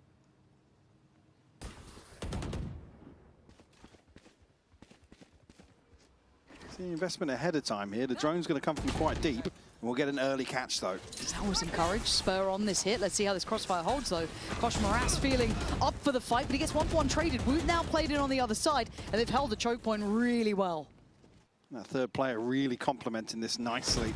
Man advantage now, and as soon as util drops, it's just Trex left. We'll find Woot. Has to try and recover this now at a 1v3. Well, at least he's got the spike, and he's got 40 seconds to play with, but he still seems really focused towards his B site. Maybe he could drop a player, maybe feeling someone might overpeak. Seeing quite a bit of discipline on Heretics, though. Boo, passive on Pillar. 30 seconds left. Just going to wait to see if anyone tries to creep forward. Benji starting to progress in middle. He's not even heard steps backing away, so maybe a bit of reassurance to stick around on this. But the timing for Trex is now. Spots it on the reload, time to now scale up. Boo still on Pillar. Benji can try and make it through as well towards that connector on mid. And there's the cross. It could have been caught either way. Rien's to claim it. But it really felt like that crossfire was just the defining moment. Yeah, great read from Heretics to switch things up here. Perfect set up here to greet Liquid on the way in. Again, they're well grouped here. It's just the timing of these kills coming through ahead of the util, and then even after that, Rien's and Woot just happy to challenge onto main. Confidence on display now from Heretics. No surprises given the scoreline. Financial struggles continue for Liquid. Still healthy in terms of the ults, but just not seeing that investment just yet. I'd love to see them come up with something maybe in this round. Try and get a head start. Okay, so going to opt for Phoenix ult to try and make some headway through the double doors, get some early pressure towards Benji, but no trade off the back. He still feels calm enough, but there is pressure coming through main. Here come the follow-ups, here come the rest of the ults, but Benji still stands tall. That's Purpo gone. Rien's support act comes into play, but Camo slipped the net. He's been seen. Rien's, I think, caught a glimpse, just as he tucked into the corner and takes him out of it. Down to Nats and Kicks, and it never quite felt like it had that punch to it. It looked like Purpo stunned himself as he's going forwards there. Enemy remaining. Kosh Moras will pick up a freebie here. The flash is beautiful. Kicks looking to re-challenge on here, but already at half HP. And Koshmaras, no need to over-invest here. An in-zone flawless from Heretics to follow up and find number 8. Was it a self-stun? Really awkward for Purpo there. I believe it's just as he's popped the ult as well. I wonder if we catch it. I'm not sure it would have mattered anyway. Benji's caught him so quickly anyway, but it just slides into his own. Really unfortunate. I mean, he's desperate to get something on the board here. Yep. I think the desperation is really the story here for Liquid the last few rounds. Heretics in total control of Breeze here. And I like how they've approached it for Heretics. They started with a bit of an aggressive, willing to challenge tempo. Already changed that up. However, we're going to be listening to Heretics now. Let's see how it sounds. They smoked up. Pick him. My bad. I think maybe only Cypher, no? Yes. It's solo Cypher, guys. You're good. You should rotate. Okay. Guys, yeah, we need help on A. Yes. Listen, wait. Where do you want me to hold? Oh, can you hold me? Yes, I'm coming. Okay, double. Wait, we can fight it. Come, I start them. Call the wall. Pull up. Move. Go flank. Mid. Fucking go. Nice, stabilize. Let's say in one shot. Nice. Last is A main. He's bricks. Wait, shield, wall down. Fall down.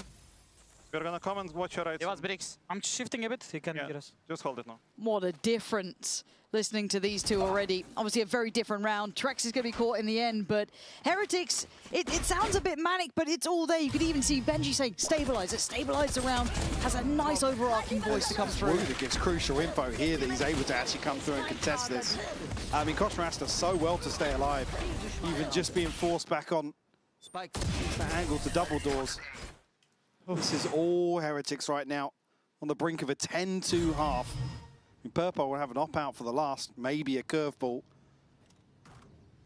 What's on the other side, though? Brienne's got one of his own.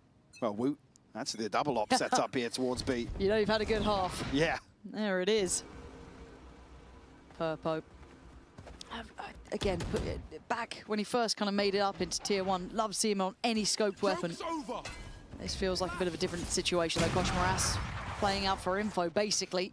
I'm not sure how much he spotted behind that, though. I mean, fairly telling that it's Purpo on an operator going forwards up mid. Quick pivot from Liquid to get away from that, just in case Heretics decide to act upon. And it looks like the double op setup will be tested. I mean, that's what I want to see. And it's on the same site. It's just not what you expect, but okay, they do at least have rifles nearby. Rien's with a quick switch out, as has, was it beside him? Excuse me, took me a second there. For now, though, Liquid just kind of testing wherever they're going, and it looks like they're waiting for an opportunity to be given to them here. Spike still very much in middle. You've got Purpo just drifting out on main. The timing on the recheck from Heretics is lovely, but for him, frustrating, I'm sure. Quick check as well, there's nothing behind that. And now you ready the ship, don't you? You know they're going to be somewhere else. And there's a dry walk up from Nat. I think this is very wishful thinking, very hopeful thinking. And it's so simple for Heretics. The dart doesn't even scan there. Woot's just allowed to collect a third. A 10-2 half for Heretics. Absolute dominance, Lauren. Yeah, this is a concerning sight for Team Liquid. 2 rounds on their map, but it is only the half. However, we'll be hearing from Kix, as was recorded earlier on. Kix heading into this game. Does it feel good to have Nats back in the server with you? Yeah, obviously it's a lot easier to play with your IGL. Also one of the better performers on the team for a long time. So we're feeling quite confident for this game, and we're just gonna forget about whatever happened in the last game. I do want to ask you a few questions about it, if that's all right. Before you forget, then you can delete it from your brain. Obviously, there was a huge asterisk on that matchup, but still, not a great showing for you guys. Came out flat. Energy seemed concerning. Anything you can take away from that? Any lessons you can learn from that matchup? I mean, like I said, we do want to forget about the game because it doesn't show what we're capable of, playing without our IGL, playing with our coach. But one thing we can do better for sure is resilience in that game.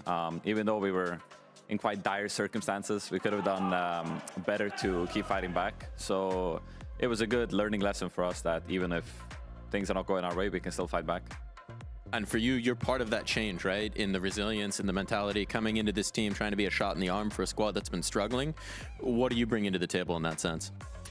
I mean, I have some experience under my belt now. I was in Vitality for 2 years, so I've been in VCT around, so I think everyone on this team has quite a lot of experience. So I think one thing that I bring to the team, or that everyone brings to the team, is that everyone is quite experienced, so we're not going to have these issues that we're going to feel like we're under a lot of pressure and we're not able to replicate what we do in scrims, for example.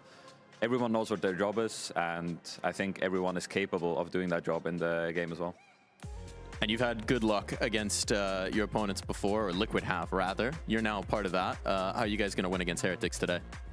I mean, I played against Heretics quite a few times as well in the past 2 years. I think I had a good win streak against them, actually. I think I was 3-0 maybe, and then last year we did end up losing to them 2 times, so it's been a close battle, you know, winning 3 and then losing 2, so it's always a close game against them, and I'm excited to play against them as always.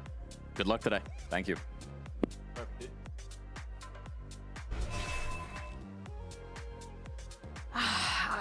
There's something quite bittersweet almost about hearing what they were saying about having, to learn resilience through that first game and hopefully be able to execute what they've learned in scrims. Well, we're going to need to see it now, don't we? 2 rounds is simply not good enough. I know they'll, I'm sure, share that sentiment themselves. They won't be pleased with this performance yet, but we've got to see it suddenly get on the same page. Yeah, it's so speaking the other day as well, just with the vibes, the way they were playing from behind is just a death sentence.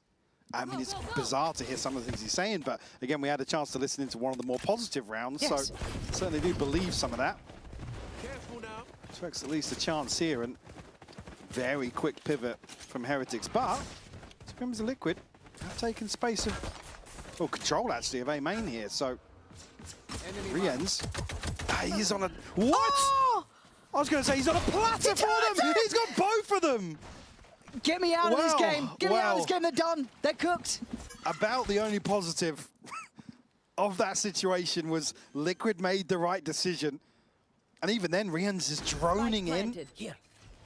Oh. Oh, no. Right no, there. No. Not like this. You can't. Wrap it up, boys. Let's just... Let's just wrap it up. All right, a sense really where Liquid come alive. I'm stunned of what I've just seen Rienz do, if I'm honest. And look, Nats and Trex, make me a believer, please.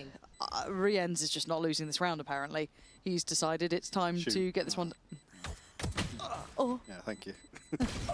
He deserves to die. Yeah. He's lived too long. Oh, no. That replay's going to be foul, by the way. I hope you know this. Ladies and gents, pay attention to the replay. I don't want to see it. Deploying drone. Enemy mark. Oh. No more. I mean, because you can just perfectly turn this as well. Oh. Still got the reveal going. You can see the arm get cocked back for the flash to come out. It's beautiful. Bro, I did my classic drone movement. Classic drone movement. The backwards 180. Just jumping backwards. Do it again. Yeah. Do it again. Classic. We're working on that one. That's where the prep time's gone for Heretics. It's worked. Yeah. Does make you wonder where Liquid has gone. As right now, 2 rounds and limited positives to take away from this. Obviously, is what it is. Still got some new players to integrate into the system. We can run you through all the standardized answers, but what it is not good enough. Talked a lot on that to death the other day. Unfortunately, this is. Well, this is what we were hoping was to be like that. Oh, okay, here we go. We're back now. It's fine. It's not fine. She lied, lyingly. Even here, the force up, there's not much of a force either. Trex and Kicks, really, they're ones with weapons. Air quotations around that. A couple of Sheriffs as well. Camo's down one though. Root's down, but quickly traded out. Can they scale off this? Gosh, Morass kept in check for the time being. All 4 members of Liquid over on this side of the map now. Yes, you almost have to over-rotate, don't you, if you feel like you've got lesser weapons. Definitely, but at 25 seconds, they're getting antsy. Deploying drone. Well, they could have held where they were, but they fancied moving further away. And now Heretics going to go for the re-hit at 15. Still going to be plenty of players, but a scan comes in, and Boo claims it. That's Kick's gone. 10 seconds out, eyes on the clock here. Nats and Trex trying to do what they can to hold this together, Benji. Oh my God, you gutsy. Oh, Trex. Oh my word. 12 HP. Benji has to commit to one or the other here. Tries to cover for the plant. And he's beaming after that. He's gassed up. Big celebration. You can see the energy. It's infectious. That's number 3 for Liquid. Again, it's only really Heretics waiting this one out for so long. Ah, Nikita! Camo's trying, man. Camo's trying. Camo is trying. Hearing a fight song at a funeral right now, basically. But maybe enough to keep him going, right? Another round, another chance. There's very little here for Heretics. Should be clean. Purpo on 3 could make this cleaner for him. There we go. Nice.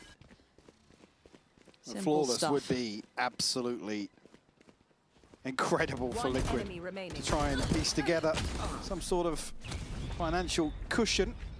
Come through here, but still fairly well protected. I mean, it's only really, I believe, Nats that's made, well, and actually Trex as well, just one away from Hunter's Fury. So early ult cycle going to be available in one of these rounds to follow, but only have a 2-round buffer on the other side. So it's got to be clean. It's got to stay about as clean as that was. Yeah.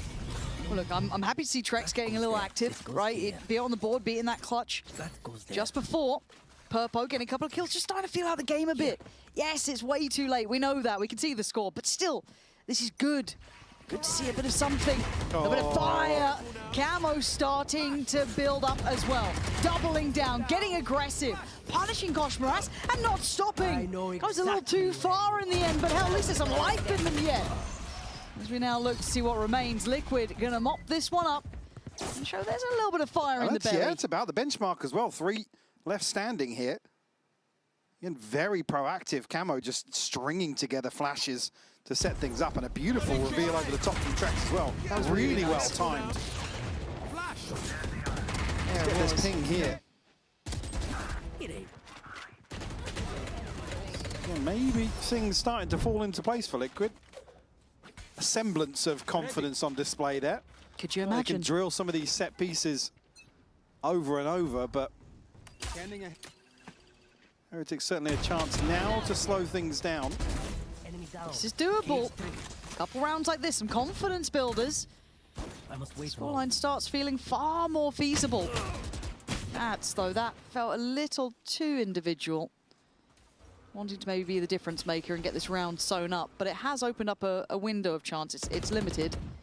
You just got to keep your eyes on if Woot can maybe get something, or Rienz or Boo hits like a shot out of nowhere. I mean, they can get their hands on that rifle as well. You can see Liquid desperately trying to spam onto it. Almost still got his flashes and ults, and it don't even need it really. Kicks does well enough to find Woot. That's going to be a problem for Boo to even make it out. Boo, yeah. I guess pick your poison at that point, really. He wasn't a million miles off on the second there either. It's fine, it's fine. Liquid are back. Liquid are back. You won't believe what happens in this game. No. A Billy standard take Look, on the cast. me and Billy have already disagreed once today. Don't make it happen a second time, all right? Don't make it happen twice. Wouldn't it be great to get another listening for Liquid? Just see how the vibes are kind of tracking now. Should we make that happen? Mike, are you in production? I mean, it's a buy round. There's plenty of ults available here. About Liquid like have 130? options. 130 sounds about good, yeah. Yeah, you happy with that? Yeah. Okay. All right, about 130, we are going to listen into Liquid. And let's see now, with a little bit more time to it, how things sound in the Liquid camp. Because before, it was a positive round. They got a round, which was few and far between. So this time, let's see how it sounds from the very word go.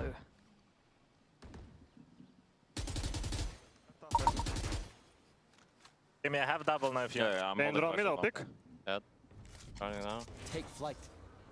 I'm gonna go for a mid round with Phoenix and so.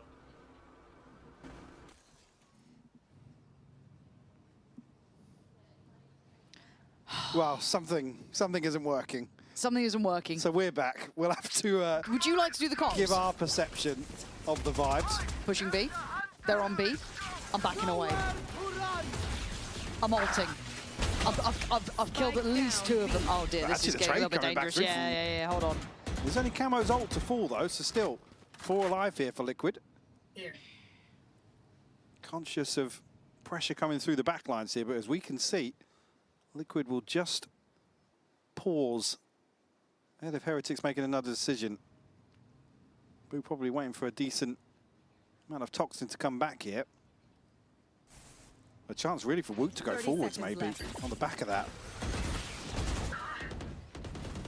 Yeah, absolutely. It's actually Boo to catch it. Yeah, this is now getting a bit sketchy, right? 3v3. But Boo's fallen. Trex with a great catch on that. But Woot's position does have me a little nervous, but checked on my kicks. This is good. This is diligent stuff. And with 10 seconds, Rien's marvelous player in his, oh my God, in his own right. But the time's just too little too late. Can't really get to the spike and find the opponents in the time. So this one will fizzle out. And Liquid recovering the scoreboard. It's 11-7. This feels like a night and day performance. String of rounds to their name now. Certainly looking a lot more confident, a lot more cohesive. Great clearance here from Kicks. Like I said, Woot had a real chance to run away with this round and take some of that space on the back of Boo, popping the wall, but unfortunately, you see how Boo fell, but the spike out in no man's land, and you lose that safety net. Well, that denial of information on the back of the wall. Could be 8. Look at the buy. Getting somewhere. Got the pit and the neural theft in hand for Heretics here. Go, go, go! Belief is a hell of a thing. Oh, Trex, your timing. Oh, Camo went out to try and help you, but now they all just get put in the same grave. Purpo trying to slow the roll and then trying to get in their faces here. You don't need to go too far. You don't need to go too far. You've stabilized. It keeps them in check, though. Now they've got to clear Rien's, though. Oh. He's enough of a problem. He's got 2 of them basically looking at him. This way. Oh, God. Rien's. Well, we need another Nats round. Spike's on his way to 8. Still got his setup there. Oh, hang on. They're actually coming back. Has he read this? If he's read this, just by whatever means he's considered this. One down. Now, they know. Yeah, they're like, And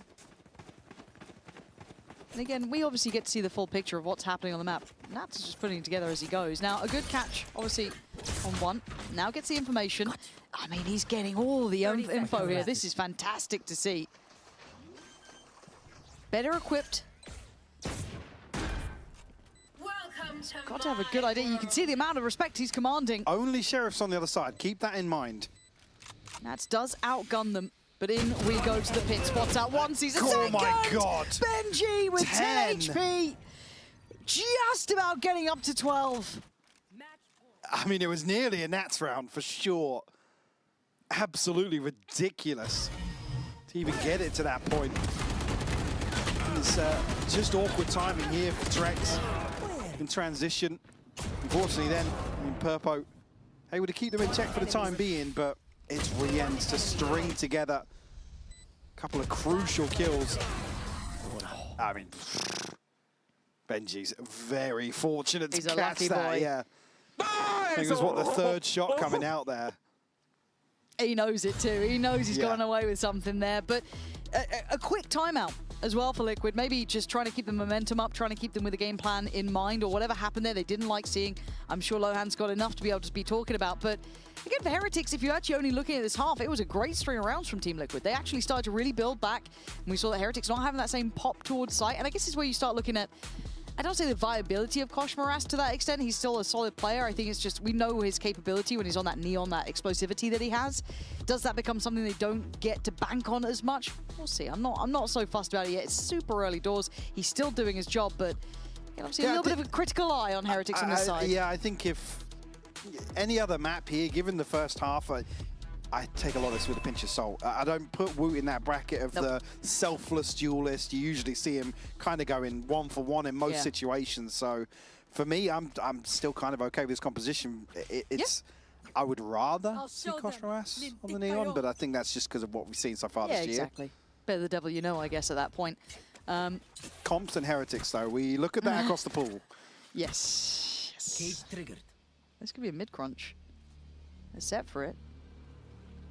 but with the K from Benji, he's been able to skip ahead a little bit. Does he get checked? Yes, okay. Good find. Can they punish him? Kix wants to, and they have. They managed to get a man Great up very isolation. early. Not enough fuel.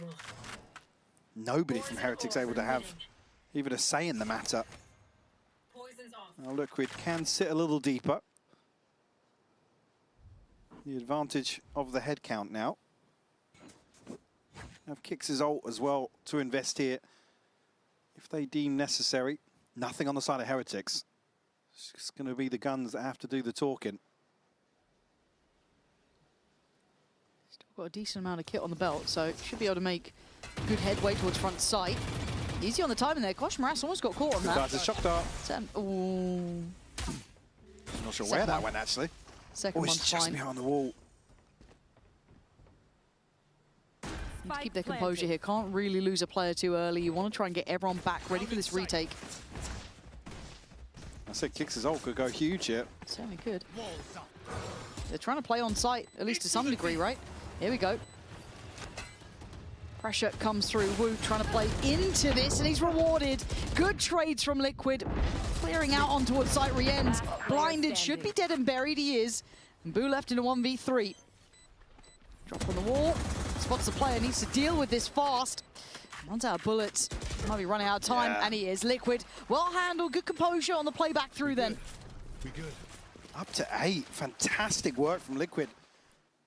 Total overhaul of the approach here on Breeze from that first half. Still 4 to find. It's just forced overtime as well, not necessarily out of the woods just yet.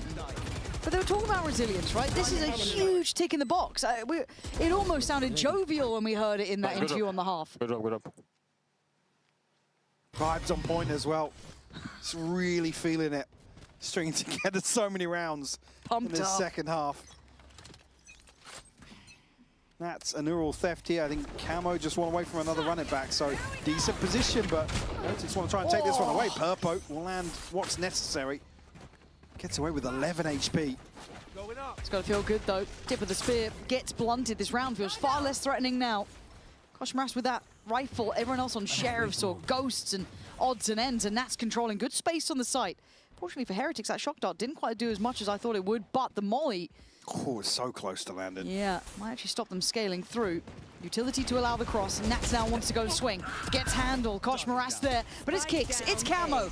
Instantaneous reply. Liquid are back, and they are certainly alive now. Beautiful understanding of the timing as well from Liquid. Everybody goes forwards at the same time. And even with that molly missing, I think shock darts being placed as well, not really landing too much. Purpo's done really well actually to catch that second tag.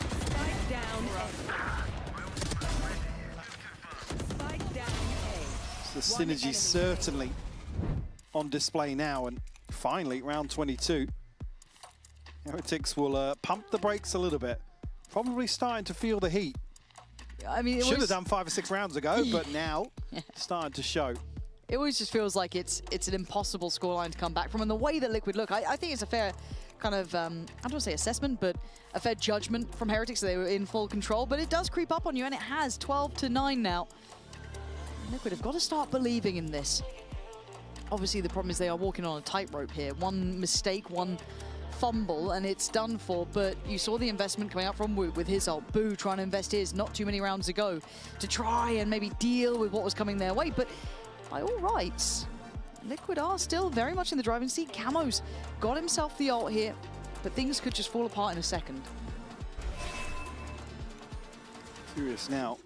It was a big switch up from Heretics. They got something to lean upon here. Maybe a hint of a set piece towards B. Initially going to be 3 players. Well, call it 4 with top mid as well.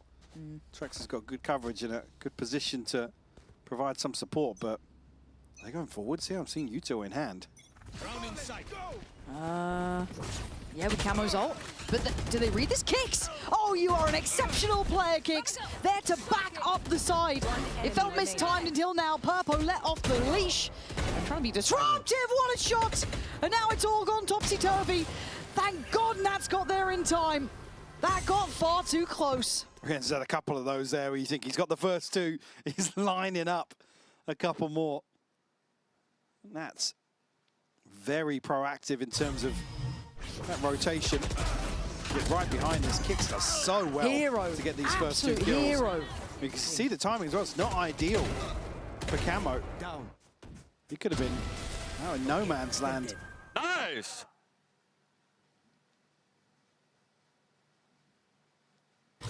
Frustration here, maybe just back to similar sort of plan coming out of the timeout. It won't be going aggressive here. Gosh, Morass, just a sheriff to pop in here. Riens will follow with a Hunter's Fury. Big investment here considering the inventory, and Purpo standing tall in mid right now. But Kicks has gone down, and Purpo's not exactly sitting healthy himself. 49 HP. These sheriffs become a bit scarier. They've drawn a rotation, but these investments of ults left me scratching my head a little bit, but I guess they want to try and make it count now. Caught on the cross though, Camo gonna fall. And it is just a battle of attrition at this point, down to a 3v3. Nat's still healthy, Trek's still good. Purpo position considered, and the plant next to be, I guess, on the cards potentially. Trek's with the pre-fire. No reward there yet, but gosh, Morass trying to get the upgrade, and only for a second. The poison chalice in the end, but the reply is there. And now Purpo, who's down solo earlier on, has to dig deep. A 1v2 necessary. And they're waiting. He keeps his cool. 30 seconds left. Plays it to the timer again. They're waiting patiently. Benji is on the line and he falls. Purpo gonna pop the ult here. Boo in the 1v1. Oh my God! Purpo! Composure is key for the Red Bull clutch, and Team Liquid make it up to 11. Who was totally absent earlier on in this map as well. 0-8, I believe, to kick things off, but a Red Bull clutch here in round 23 to bring it within one. Played to perfection as well. I mean, not taking the bait on that second tap of the spike is just heads up from Purpo. Another timeout called here from Heretics, and if they weren't before, definitely feeling the pressure now. This has been a fumbled second half. Yes. Look at the ults they invested. Make no mistake yet. God. Because what you call now, that was meant to be like desperation, almost like pub it out round, But right? I mean, I believe they've just tried to rinse and repeat the same round from their buy round on the eco. I mean, I don't know, I'd have to understand what was called for the timeout, but they were in exactly the same position. Only difference here, Liquid don't go aggressive. Yeah. It doesn't get shut down. They're in exactly the same position they were in the previous round, and they make the same investment. Again, speculation, but sure. On the Thrifty. So that's when it's like the frustration must be getting to them now. Do it again. They won't expect it a third time. Yeah, surely they've rotated off now. Nats is coming this way. Yeah, Nats is coming over. Uh-oh. He's got any util left to I mean, invest? yeah, he's He got does. a trip out of cage still There for we the go. choke. Nice. That'll help out. They can kind of leave Kicks, I don't say alone, but he gets a bit more support with it. Slight difference here up into elbow. Gotta go. Work good. And mid is wide open for the taking right now. Actually gonna very quickly pivot back down mid and into double doors. I think what happened before, it was Riens to drone from main and look at the minimap. This time to be nice for Trek, setting up the rest. There's the flash, the reveal, it's... Oh wait, we've got Camo.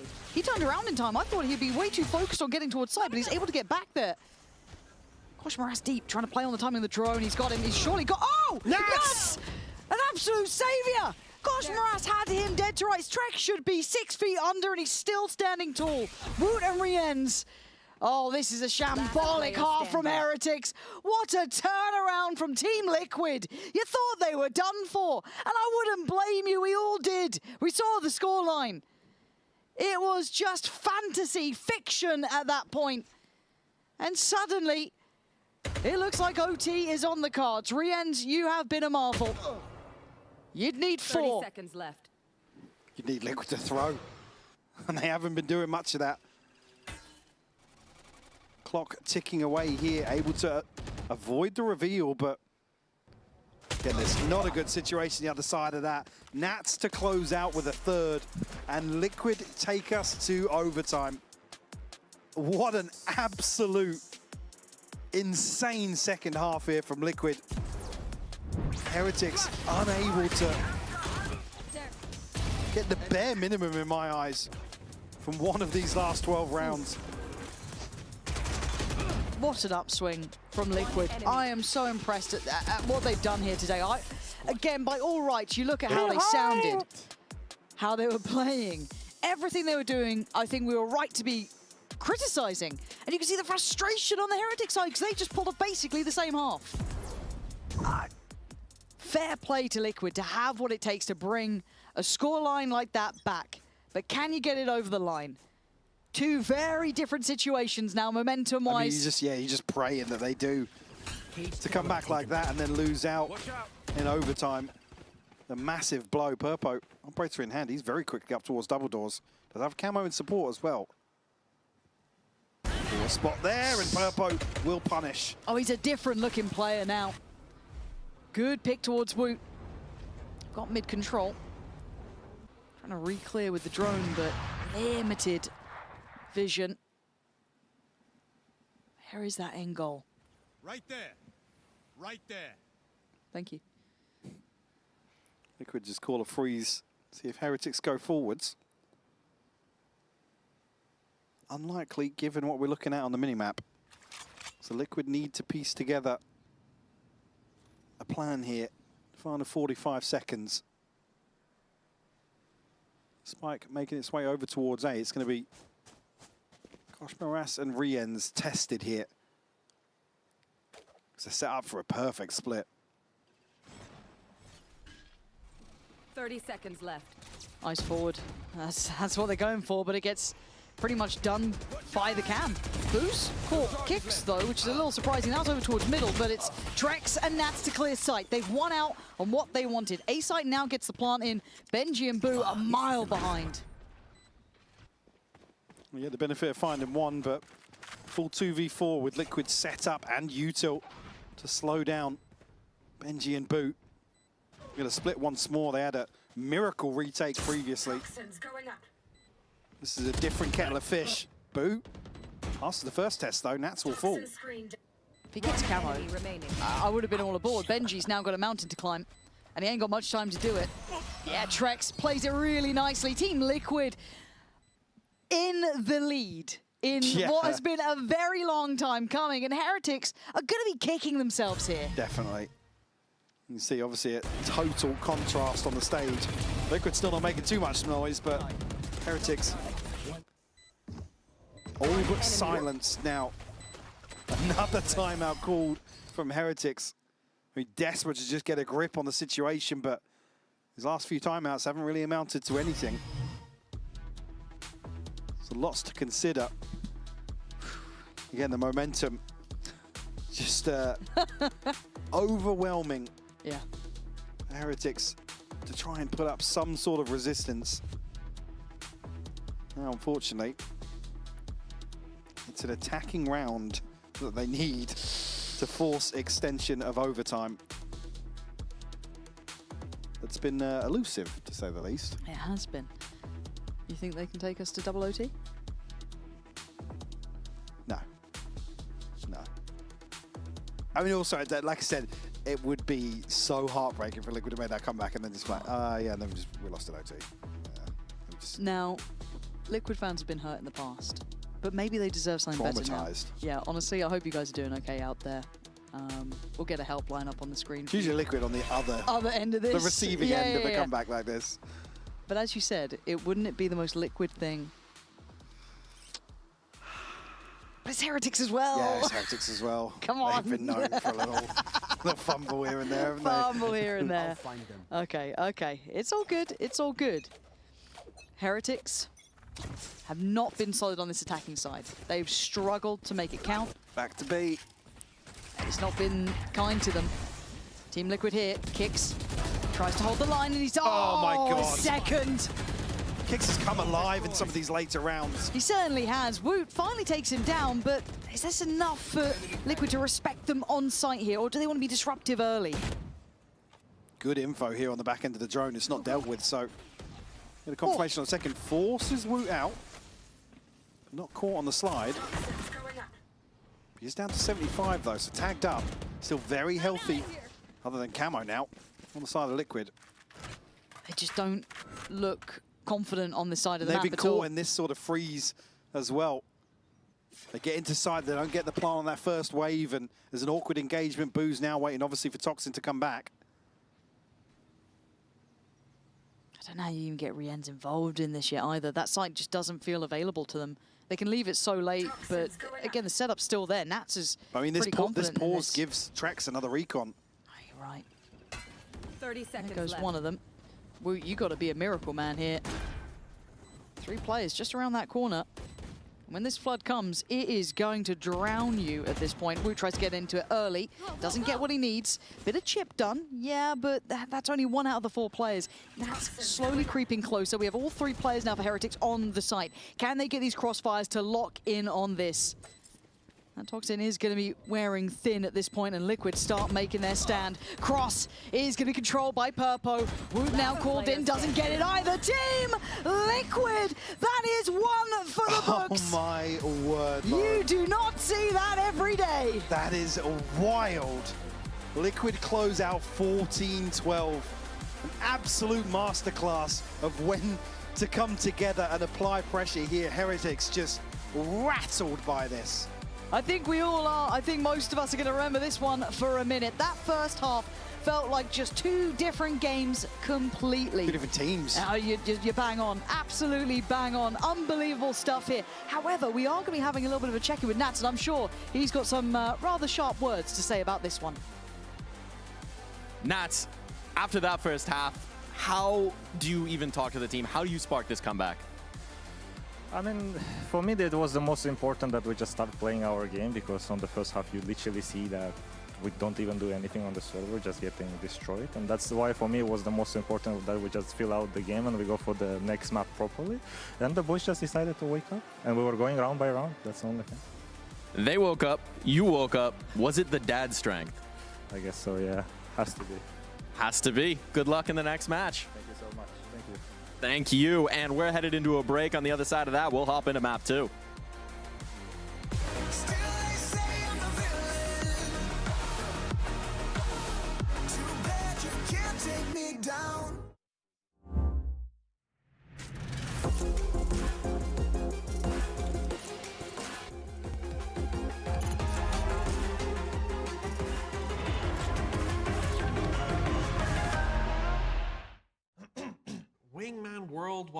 Wingman World while what?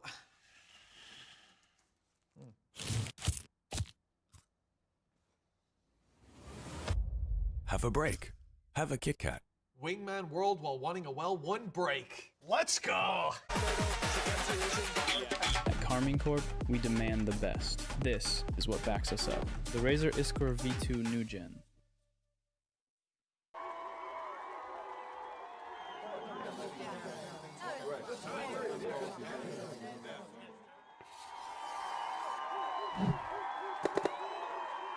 Red Bull gives you wings.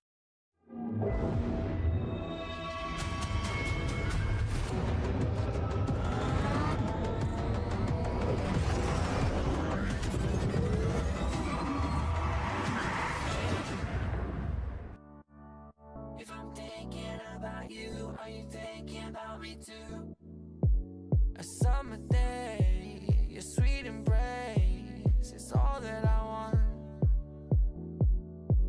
The way it feels is something real and heading for us. I mean it from the heart. I wanna be your light when it gets dark. Right from the moonlight until the sunrise. Can't get you out my mind. Can't get you out my mind. I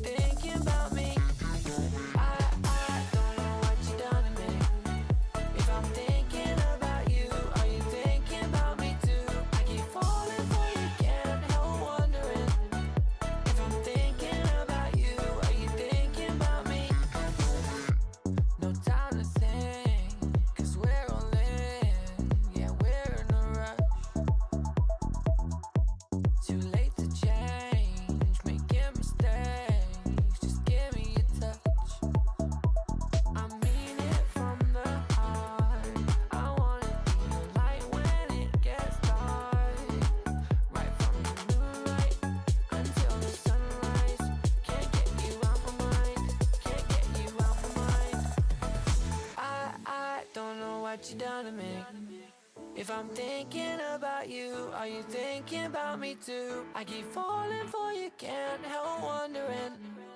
If I'm thinking about you, are you thinking about me? I don't know what you done to me. If I'm thinking about you, are you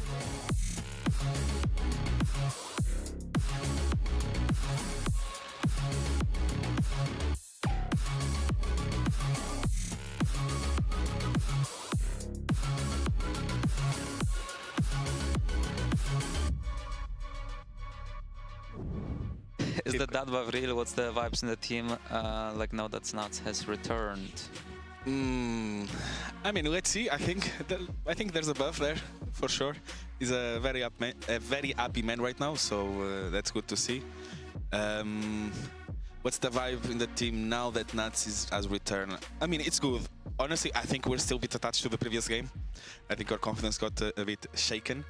And I mean, it's great to see some signs of resilience. And I think one of the big, Reasons for that is Ayas. Yeah, one of the biggest reasons is just Ayas. I think he's doing great. Good to see. We need more reps with him and we Gucci, so. Yeah.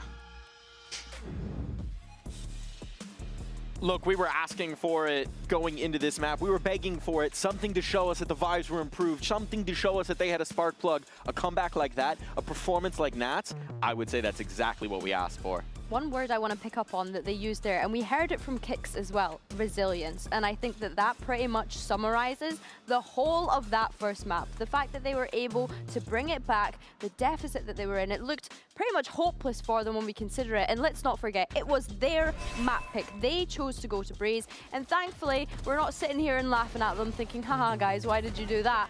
As you mentioned, Nats, welcome back. Welcome back to VCT EMEA, welcome back to the stage. It certainly looked like there was a dad buff in play today.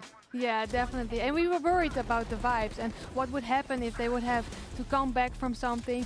Well, this is showing that they can come back from anything and that they have resilience, like you say. Yeah, for sure. I think that that was my worry coming into this, right? Who's the vibes guy? Who's cheering the team up? And after saying that now, they're making me look like a fool. I'm happy to be made to look like a fraudulent analyst here, but it was nice to see the energy amongst them, because on the other side, Team Heretics had so much energy at the start of the game. We saw Benji in particular being very emotive, which we expect from a player like them, but I feel like it just kind of quietened down towards the ends of the series when it kind of let them slip away from it. Yeah, I felt like Team Liquid started to counter them later on in the game. Team Heretics wanted to do a precise of their same round they did before with the ult, and they instantly got countered. And I think it was a little bit stupid of Heretics to do so. It was challenging, right? I mean, certainly we saw those counters come through. We saw those issues come through.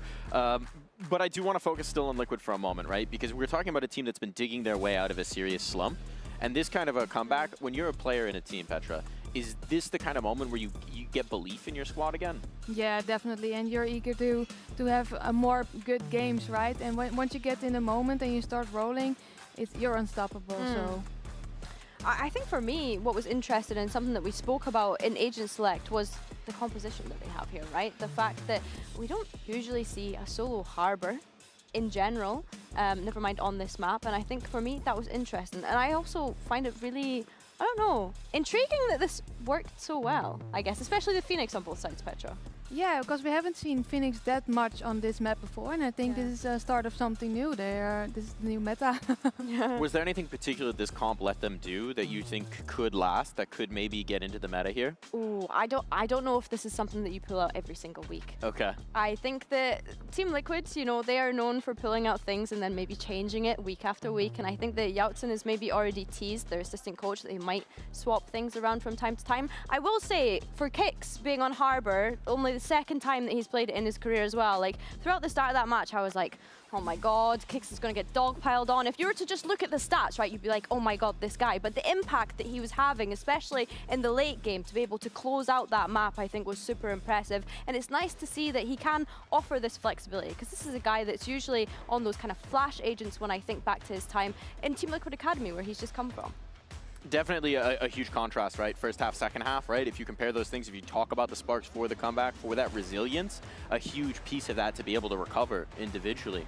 Now we're looking ahead to Ascent. Any quick thoughts on this? I'm excited for Accent. I think both teams are very good on it. I do think Heretics has a little bit more tricks on out on their sleeves, or however you want to say it. Yeah. And yeah, I am curious how this is gonna fold. Yeah, I think the last time they played this map, they also leaned into that Phoenix identity with Koshmaris on that agent, but then also we're expecting Woot to be on the Jet when we consider this map. What's interesting for me, and that I completely forgot to pick up in the map veto at first glance, was the fact that Team Liquid banned this map against Eternal Fire as their second ban. Don't get me wrong, it was left to float until that point, but I wonder if there's like some mental warfare behind that of Team Heretics picking into it because it was a second ban. I guess, Petra, from your experience, like, do teams read into that too much, or do you think it's best for them to play into their strengths? I mean, it's good to play into your strength, but if you feel a little bit uncomfortable in some way and you're playing against an opponent who you know is very comfortable, I mean, I can understand, but picking in your own strength, I would always recommend. Full mirrored comps here coming through between the two squads. Anything of interest here? Phoenix is becoming the meta, apparently. Everybody's playing Phoenix.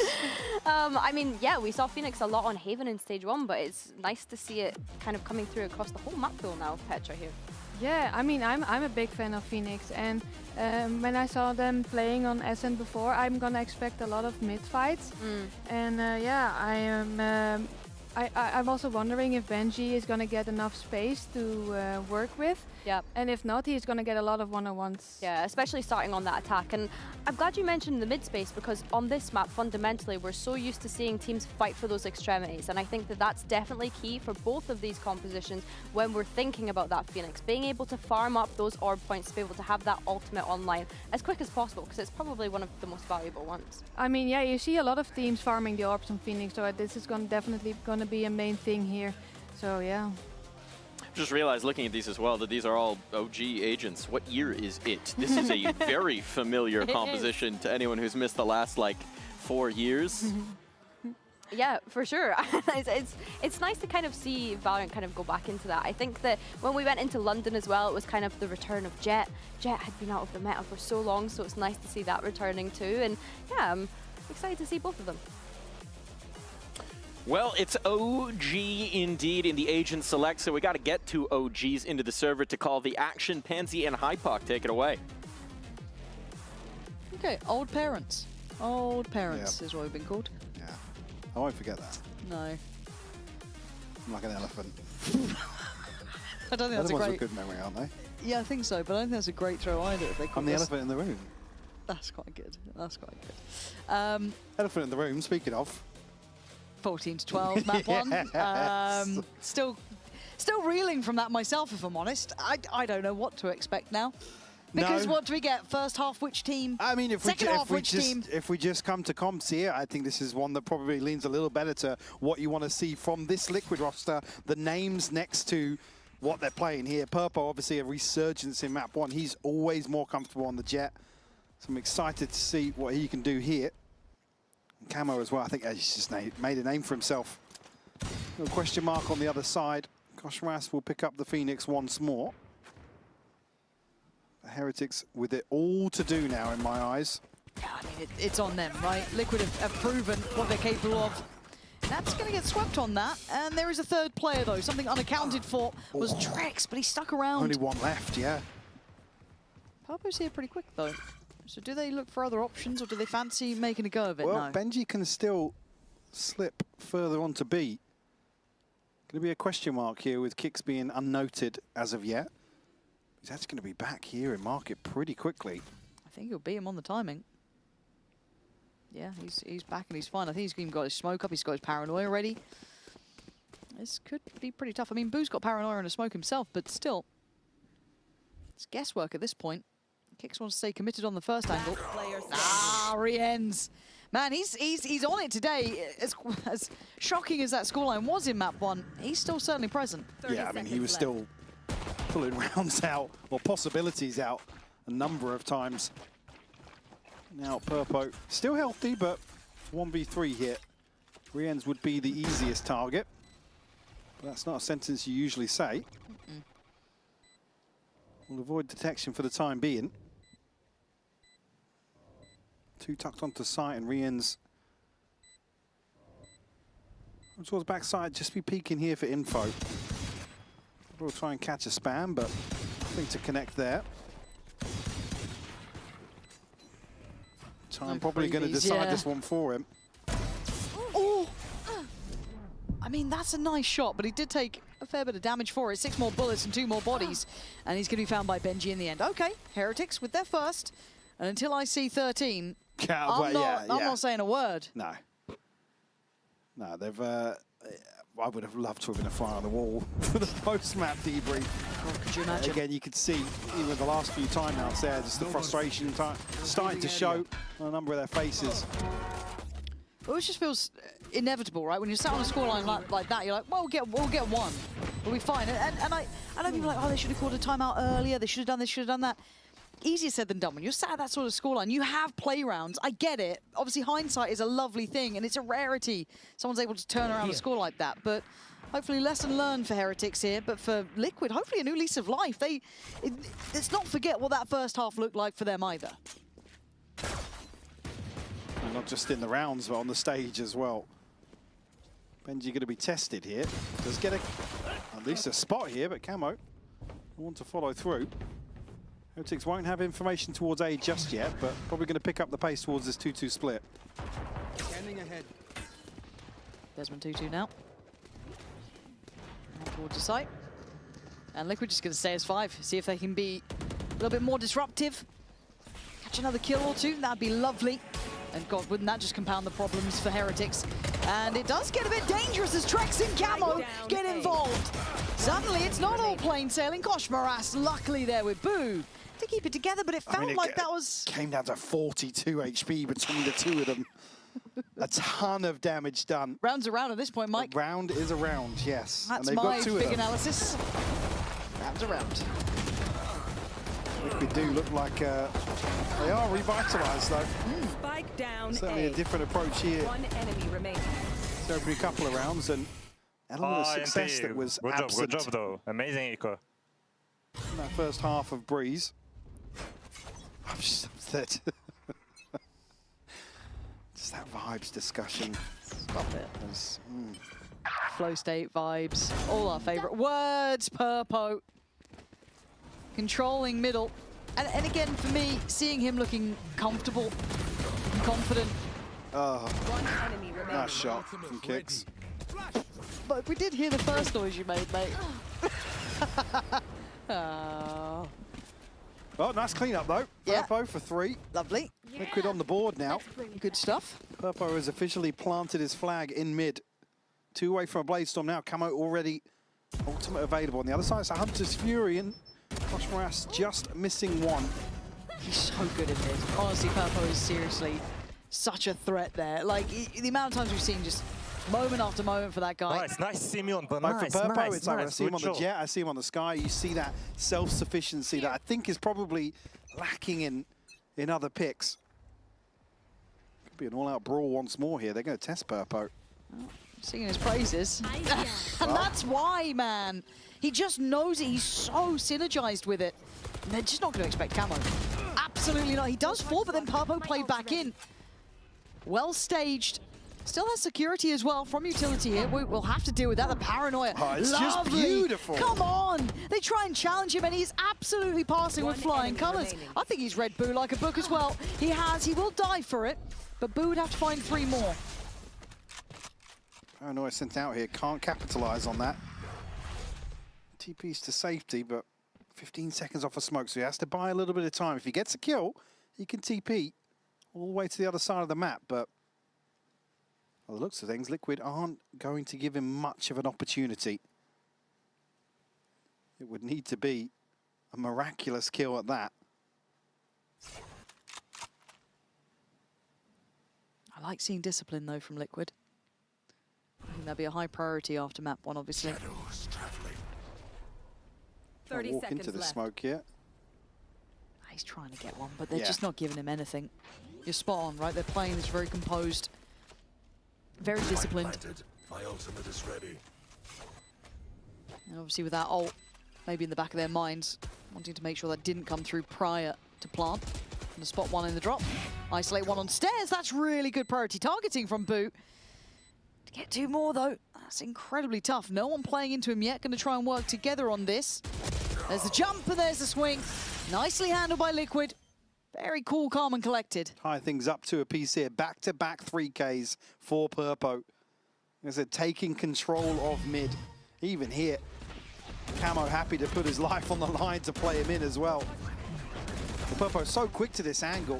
They said they weren't expecting a second player here. As soon as that clearance comes through, Purpo, even what, tagged up, I believe, around 60 HP, still connecting that headshot. Chance here to punish a lesser purchase. As Everblade's, I mean, both duelist ultimates available now. Trek's just 2 away from Hunter's Fury. It's a very good position for Liquid to be in now. Stop challenging Purpo. Yeah. I don't know how to tell you well, this. I mean, he's also very good with the Outlaw as well. Yes, but also they need to do something to kind of throw him off kilter. You cannot allow a Jet to just do this on Ascent. No, you're right. I'm just waiting for a wallbang to come through at this point. He loves a bit of it. I think it's only Rienz who'd be potentially vulnerable to that. Everyone else already quite pacey up towards Cat. Trap was ready and waiting. Nat so prepared. Such diligence being displayed here. A little confused as to where those shots came from, it looked like. Yeah. The Koshmaras just doesn't look comfortable. Finally, okay, that's a really good checkpoint. At least acts as a deterrent now. Koshmaras, I don't think he's noted, but he is considered. Whether or not Nats did catch a glimpse on the camera. He wants to check. Well, Koshmaras just underneath that. He kicks over the top though. Good one, it's Rienz. That's a very bold close. position, yeah. Yeah, and then Trex on the swing. It's a hard one to control towards me, but Boo only had a pistol. But it's still down to a 2v2. It's getting sketchy now. Kicks and Camo. Probably gonna have to button up here a little bit. Trying to get this too dangerous. Boo's down on 30, but Koshmaras does have a Phantom, so do not think it's completely secure yet. Gonna spot him out. Oh, that's lovely from Camo. And there's the catch as well. Lovely synergy. I'm seeing Liquid on the same page here. Much better consideration in some of these scenarios here where Heretics were running away on Breeze. Diffuse will come through, plenty of time here, and still, ults-wise, I mean, this cycle still looks very comfortable for Liquid. Heretics get themselves into a position on tree where they just can't scale forward comfortably. Get themselves into a post plant, yes, but Boo doesn't get an upgrade out of the situation. He's down to 30 HP. Doesn't necessarily feel like it's teed up to close out. Want to stop for something a little more one-dimensional here towards B. Looks direct, doesn't it? The TP, Hunter's Fury, good ultimates to try and capitalize on the element of surprise, but speaking of, Koshmaras will shut down Camo. But look at Kicks, he's trying to Rienz! How the hell did Kicks get there so fast? Pacey, TP taken, or at least going to imply that he could be there. Going to slow it down by a couple of seconds to allow for these rotations. Maybe temper this. You can see Benji having to be heads up about it. A little bit of a look towards backside. Now Hunter's Fury, that's a problem. Benji has to stay quick on his feet. He's been caught. That's denial on the plant. And it's like a vice-like grip with this side. You see, Heretics want some security. They don't have any. Every avenue feels like a threat. Koshmaras trying to give some, I guess, alleviation of that pressure. But look at this from Liquid. Standing shoulder to shoulder, and Boo, you got a 1v3, mate. I mean, it's not going to happen. This was just fantastic. Liquid reacting to the tempo and pressure. I mean, they catch Rienz so quickly here, and everybody else is barreling towards site. I believe Boo was initially looking like he was playing a little deeper. How quick were Liquid out of mid? You can see here the TP forwards. There's nobody outside main. Rienz tries to send one out just to slow them down, but great play from Liquid here. Everybody on the same page. See them stacked up, trading way more efficiently. Okay, man, I'm glad I baited for you there. Purpo now, operator in hand. It's going to be difficult to really force him out of this position. Molly will catch it a little bit of body blocking, actually. A ton of damage done onto Boo. Just trying to scale in. Okay, gonna take away Kicks.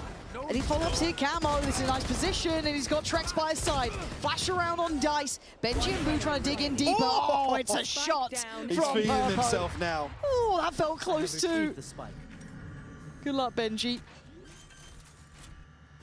Nats and Heretics, Purpo. yeah, Heretics have done the hard work here, but Benji down to 71 now finds himself in a 1v2. Everyone hiding. We get the confirmation here. Found you.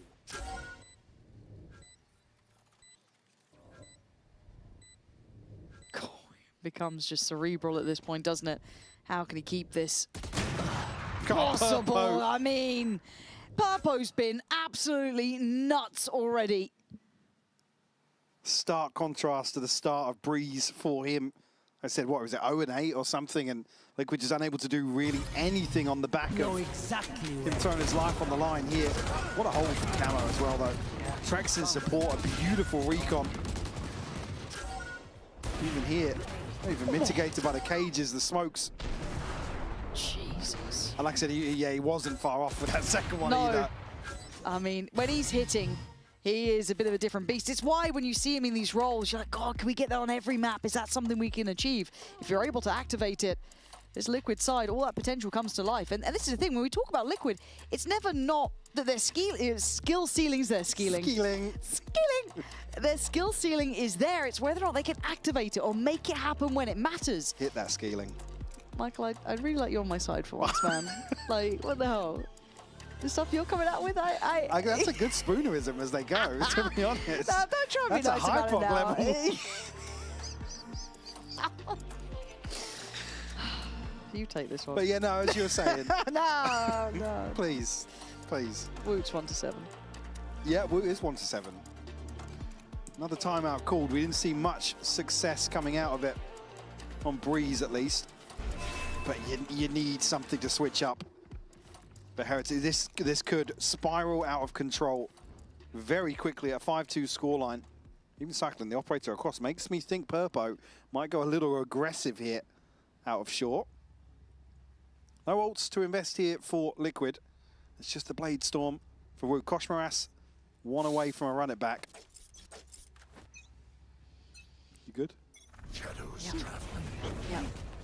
Well, there's the aggression. My God, where is he going? Look at this pathing. And you can see why it's set up to succeed, but it's been handled. But there's layers to this Camo. On the push out from A at the same time, all eyes turn towards Purpo. It is just able to connect. That would have been exceptional. Trex setting it in motion with that dart coming in. Oh man, you could see that potential there, but still, it's actually only a 4v4. I mean, Heretics do really well to actually damage control here. Woot, the one to actually find the kill. He's trading out though. Pause for thought from Heretics. Liquid 2 on either side of the map. Benji's going to try and plant the seed. Moved out towards B. And he's got the engagement here, but Nats is going to shut him down. They're going to know very quickly now there's nothing behind this. Kicks played in with the op. Why are they all so good with this? Mechanical monsters. And a 4v2, Rienz and Koshmaras. You're going to need a bailout somewhere. 2 kills. Freebie. Oh, it's not looking all that free until then. Koshmaras gonna get one and send Camo back. Gonna get another. Can they punish maybe some poor scaling in? No, it's all buttoned up now. Camo wants his time in the sun as well. Liquid just looking different here, Mike. So well drilled at finding an opening engagement, then reverting to a really robust retake plan. That was a mouthful. I'm near on that one. Send it, man. Send it, dude. Just go confident. Yeah, it's this situation at top mid, though. It's a miracle they get away with this. It's only really Camo. Want to offset that ever so slightly. Boo just desperate to get somebody onto an angle. Yeah. Out through main, unfortunately. Desperation on display We're smashing here. them 6-2. I don't think it works. You're right. Yeah, you are smashing them 6-2. That's what, 5 successful retakes. And the 2 rounds with a pistol. Contextually, that's tough for Heretics. And look, that first map, they are humans. That's got to be weighing heavy on them too. As much as obviously it's a high note for Liquid, it's going to be sour on the other side. Purpo going to keep Koshmaras from being able to dig any further towards that B side. Now it's to reset though. Trek seats a little bit of damage. Veal gets off though. Doesn't ping anything out for him. It's a bit of a weird exchange here. Nats will fall after finding one at least, and Purpo allowed to exist for the time being. They're waiting on the timing, but I don't think he knows about Woot yet. I don't think that's been... Yeah, there it is. Woot's going to get the kill and the follow-up on Camo. Just not considered in that position and runs away with some brilliant impact for himself. This time, really, Heretics are the benefactors of a little bit of that chaos. It's Woot to run away with that one. He needed around that. I think, what, that was 3 in that one, or was it 2? But he's only on 4 kills. It's not been a big half for him yet. Really well to play the timing. Not going to be too much of an impact in terms of money here, but not a lot left behind this buy for Liquid. And 4 members under 1,000. So it's been costly to get here. Still a 3-round lead, though. Purpo, you can see he wanted to get on that. I wouldn't even doubt his timing, if I'm honest. He's being so active in this, already getting over towards Tree. Maybe considering... A little bit of misdirection as well, that the drone comes out so quickly behind the cage. Take flight. And making Heretics really figure things out as they go. Operator will now be spotted, though. Pulled off for the time being. Purpo takes a stab in the dark, but no connection. Heretics are getting close, though, aren't they? They forced them away on Cat. Forced him deeper towards almost heaven on 8. They just need to stick the landing. Easier said than done. These entries feeling pretty tough. They have been getting towards the sites. They've been getting the plants down. Careful now. Cosmos, yeah, looking to probably posture up a little bit here. Feign some further presence, but... Don't know about Trex yet, though, do they? That's my concern. Does he get much Good of ping. this? Yeah. Very good ping. Oh, it's lovely. But a great trade. Rihans was so quick onto that headshot. Do you still think there's potentially 2 backside, though? You don't know about kicks, but you don't know about the additional body of Nats here as well. And it's just a trap well set by Liquid. They had the players in the right place. Purpo off the angle. Oh, come on. Come on. Being a little stylish with it now. And really for Boo, he'd just like to keep his life if he can, but I don't think he's going to be afforded that luxury at this point. Flashed up and dead. Liquid in full control. Running rings round them. Perfect time for the TP from Kicks as well. Allows them to stay so late. It's 3 on the other side of the map. Unfortunately, Heretics not able to springboard off round 9. Back down to pistols. We've got a TP, 1 away from a Hunter's Fury, 1 away from a Neural Theft as well, but not many to really swing this in their favor. Really struggling to find comfortable positions to play from here. Liquid doing so well to continue applying pressure, Lauren. You hear a rifle out for Boo, actually. They're ahead of this, though. Yeah, Heretics here. Incredibly quick. Utility maybe just a little off in the timing. So Heretics will get a springboard in towards the site. Purpo trying to hit some mad shots. And, I mean, I don't feel like he's far away from some of these. That one, if it actually connected there onto Benji. Spike planted. Heretics, though, continuing to find what they need to. It's a 2v5 here. And plenty of upgrades, and I think maybe Nats and Purpo considering the save. It's definitely the angle to explore. I think Nats probably conscious to apply some further pressure. Maybe keep them guessing. Maybe force a couple of rebuys. Now, thinking better of that. There should be some nice upgrades here just to round this out. Don't know whether he want that on attack, but he's going to have it. Might just go chasing at this point. My ult's ready. That's finding kills away. You found Koshmaras there. Thrifty.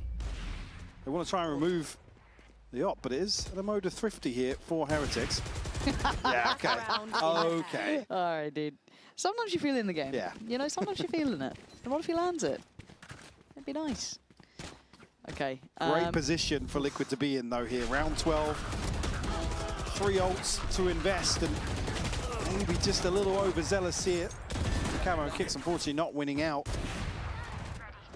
Give up 2 free entries towards the A site. Last player standing. And Heretics stick the landing. Only the Hunter's Fury for Riens on the side of Heretics. I've enjoyed the versatility towards middle, though. It's been hard to kind of pin down the approach from Liquid the whole time. And this is just like aggression. Doesn't it from the very word go. Trying to be kept alive by the smoke on Cat. Camo can be sent away, looking to be shut down on Benji. Actually going to fall into the trap almost here. It's chaotic from the word go. Riens and Boo, the last two alive for Heretics. But Boo's got a good foothold towards A, but he's very alone here. Riens needs to get there fast, and I don't think he can get there quick enough. No, he's going to be caught out. But Drex punished. Riens going to keep this round alive. The plant could be a possibility now. Riens, though, he was held back by the molly. Now by the wall. That's at 30 HP. Has to be the one to potentially deny the plant. Another 10 seconds for a recon here for Riens, so this freeze will suit Heretics down to a T.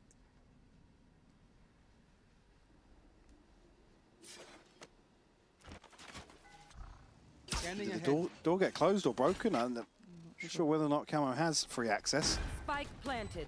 No, it's still open, yeah. All right, well, that's going to be the first spot on Riens. Understanding that Boo will be alone on site, but can they make that cross in time? Camo. I mean, with the plant, they've got to know he's hell. Yeah, very readable. Right here. Camo closing in. Just going to set them up with a cam. Good work from Boo and Riens there at the end. Really stable stuff. I mean, the fact that they brought this back to a 7-5 feels almost miraculous. And if anyone, Liquid should be aware of what can happen when the scoreline gets a little closer. However, we're going in from Benji just prior to this game.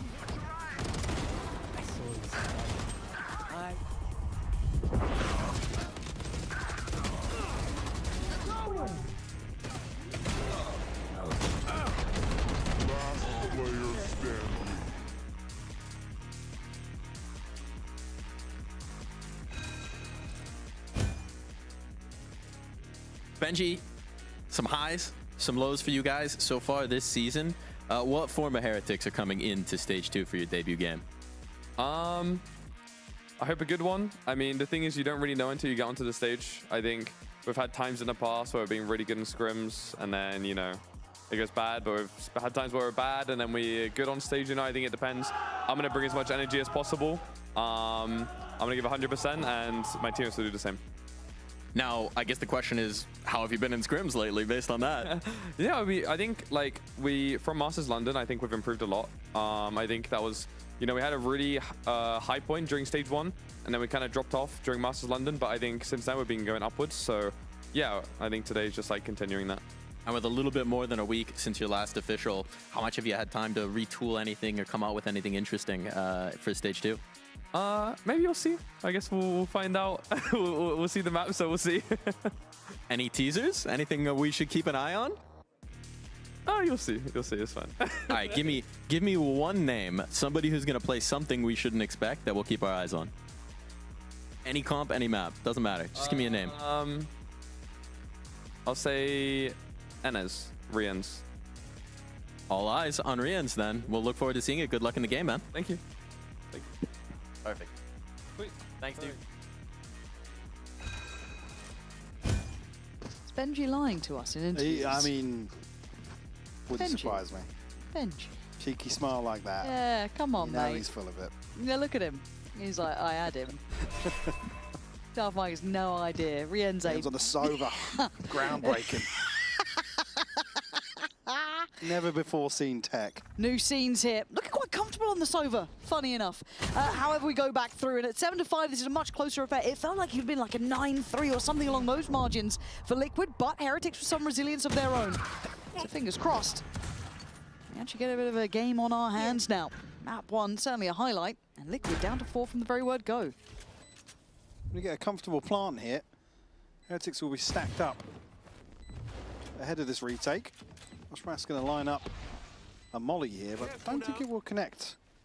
It's yeah, on towards Gen, but I mean, Liquid, nobody challenging this here. They're going to be able to funnel out from heaven. Yeah, they've made it out towards site pretty comfortably, which is a bit surprising, but apparently Purpo's fine with that. Let him out. Give me a chance, and if he gets caught trying to get through towards Gen, Riens' patience pays, and Heretics going to pick up the first in the second half. Not sure if that flash maybe connected a little bit. A couple of people trying to hide from the dart. Great util from Heretics. Again, you expect the challenge to come through at least onto one of these players. Going forwards. And catch onto Nats is at the worst possible time for Liquid as well. Just as they're creating that pressure onto A. Let's go, nice guys. So again, pistol on the board, but that hasn't necessarily been one of the problematic areas for Heretics this evening. Although one thing Benji didn't lie about was the energy. He is still trying to get the boys back online, feeling out the game a bit. I think that is a constant, though. Yeah, he is always the one to try and rally the troops. Woof. Great util here to force Boo a little deeper. Too much damage. Well, I mean, it doesn't account for much, though. He'll catch Nats and Purpo. That had to have been through a couple of smokes or something. That just feels almost too easy. Maraska try and singe them on the way out. Boo on the pre-fire. He's got the help from Woot there. Heretics keeping this well and truly in hand. Kicks and Trex would like to make it a little bit interesting, but they've suffered so much. Yeah, flawless though would be absolutely heaven sent for Heretics. I feel like Liquid have been really lacking in the pistols. Are they 0 to 4 on this one? I believe so, yeah. Yeah, just again, I may be wrong. Do forgive me if I am, but I'm a bit concerned that those are just not quite there for them yet. But once they got into the buy rounds, it was a very different affair. Tied up though very quickly. 7 apiece here. Early progress going to be Rien's, maybe Woot. He's about halfway to the knives, but won't necessarily be a factor here for Liquid to overcome. Still some gaps in the inventory, an SMG, a Guardian and a Bulldog. So certainly an advantage here come round 15 for Liquid. You can see as well Purpo looking to carry across that momentum from the first half. All eyes on him for me. It's been electric so far here on Ascent. I must wait a moment. And luckily, it's back over the spray from Nats. Yeah, I want to see how that kind of Purpo camo synergy works as well on the attacking side. See if they can kind of get on the same page a little bit. As you said, looking to pick up where he left off, really. Again, that tempo is there, the pressure already right up middle. Happy to shoulder a lot, and the first dart going to be invested over towards B, but at the same time, Camo starting to show presence towards Tree. So Liquid happy to show a bit of map control here. And Purpo's continuing to dig deeper. He's been given a fair bit of freedom on this. You can see with that dart coming in, they don't know that he's not progressed yet over towards potentially Switch or anywhere else. So there is a little bit of concern. Because what, it's 30, 40 seconds ago, the trip is dealt with towards Market. But they're happy to tuck in here with Benji and Rien's. Faith in this setup. They could be overwhelmed so easily. She's going to be 30 seconds left. Wild from Rien's here. He's had some big rounds from this position, but still, you got to have some help in it. Otherwise, they can, as you said, simply overwhelm. It's some stunning shots, though, but just too many bodies. He's brought it into a realm of reality that they could potentially still do some work with. Nats needs to go huge, though. Oh, he's spotted Boo. Diligence here to hold on to that. It's just Trex and Kicks. Who's going to be the hero now? 3 players. Got the dart here for Trex. Tries to go early. Boo again. Does better. Leaving Kicks in the 1v3. They're already making progress up, Cat. He's going to get a fair fight on one. He'd love a couple more. Oh, but you can see the utility in play. Just going to force him off the angle. And now that plant not so favorable. And he can't get past Kosh Moras. Defuse will be there. And try and get Kosh Moras posted up on that ult nice and quickly. And the Heretics a dreamy start in the second now. Absolutely. Barely missing a beat here. Conversion on top to give him a massive, massive buffer. Neutralized. 3 consecutive retakes here. I mean, Benji actually just sticking out of the cage a little bit. Again, this catch here from Boo. Beautiful shot. Like I said, Nats is the one to really throw things to the wind in terms of this post-spawn setup. 3 ends an early Hunter's Fury available. Only the TP for Kicks on the other side.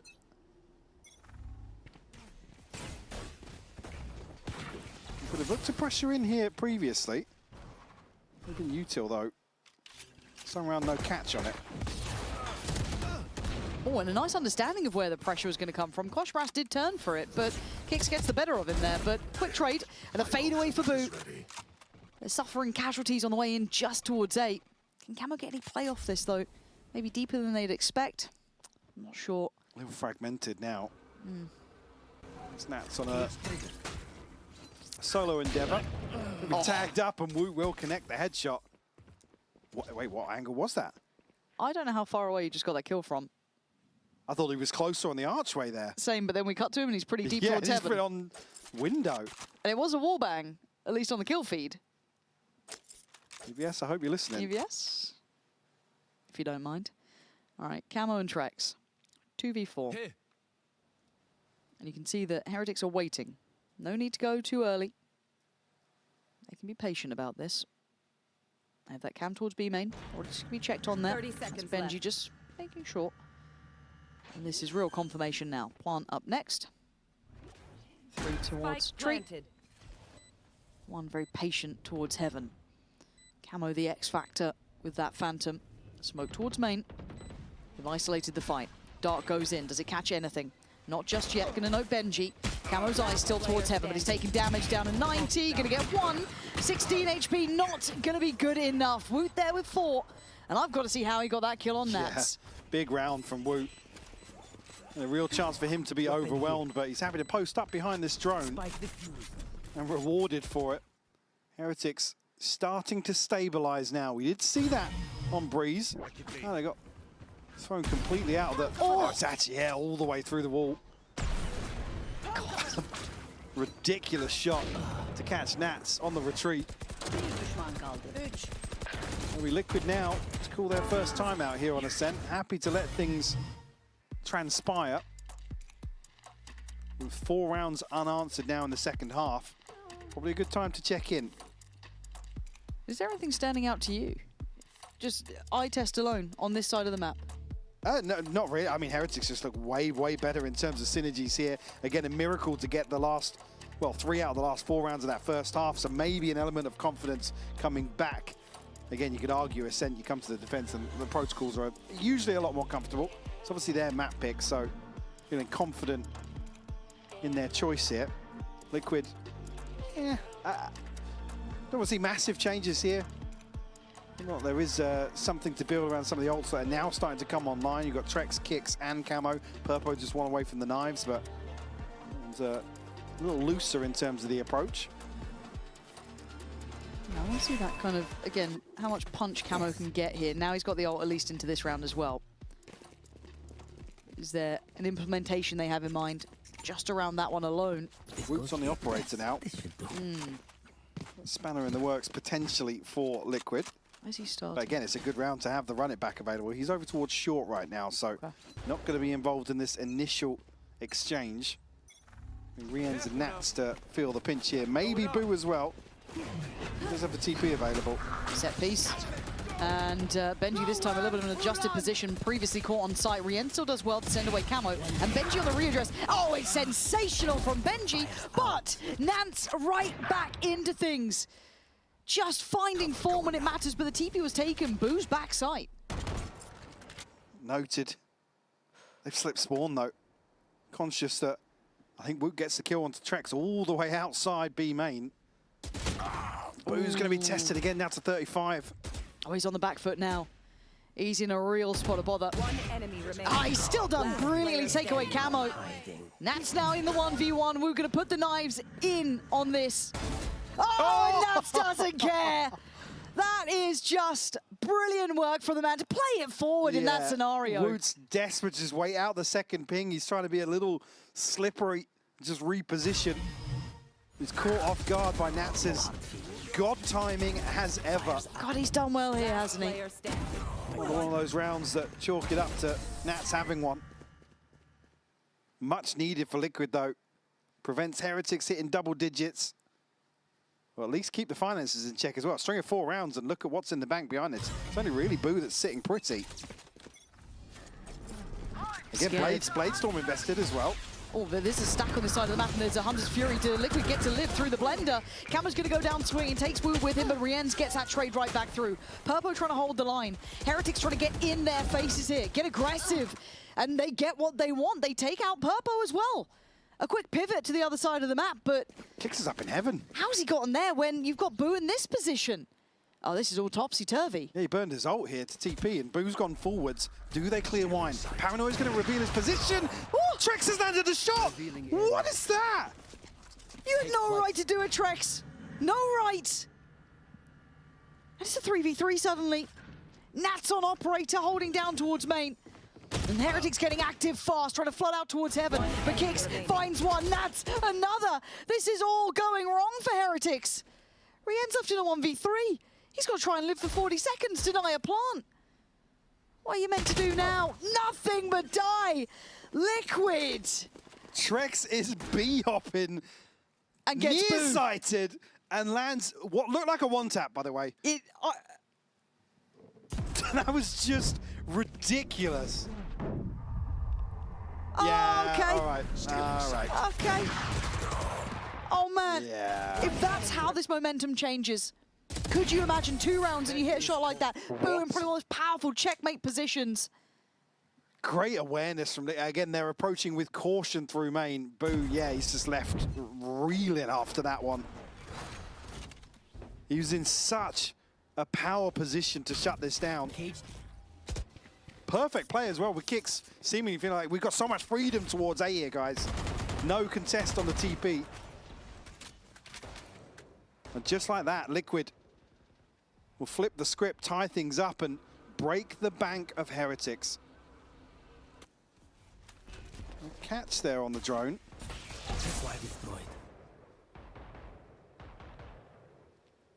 So Benji a chance to do something from logs. Boo actually in a position to kind of bait him in as well, but gives up that spot on stairs.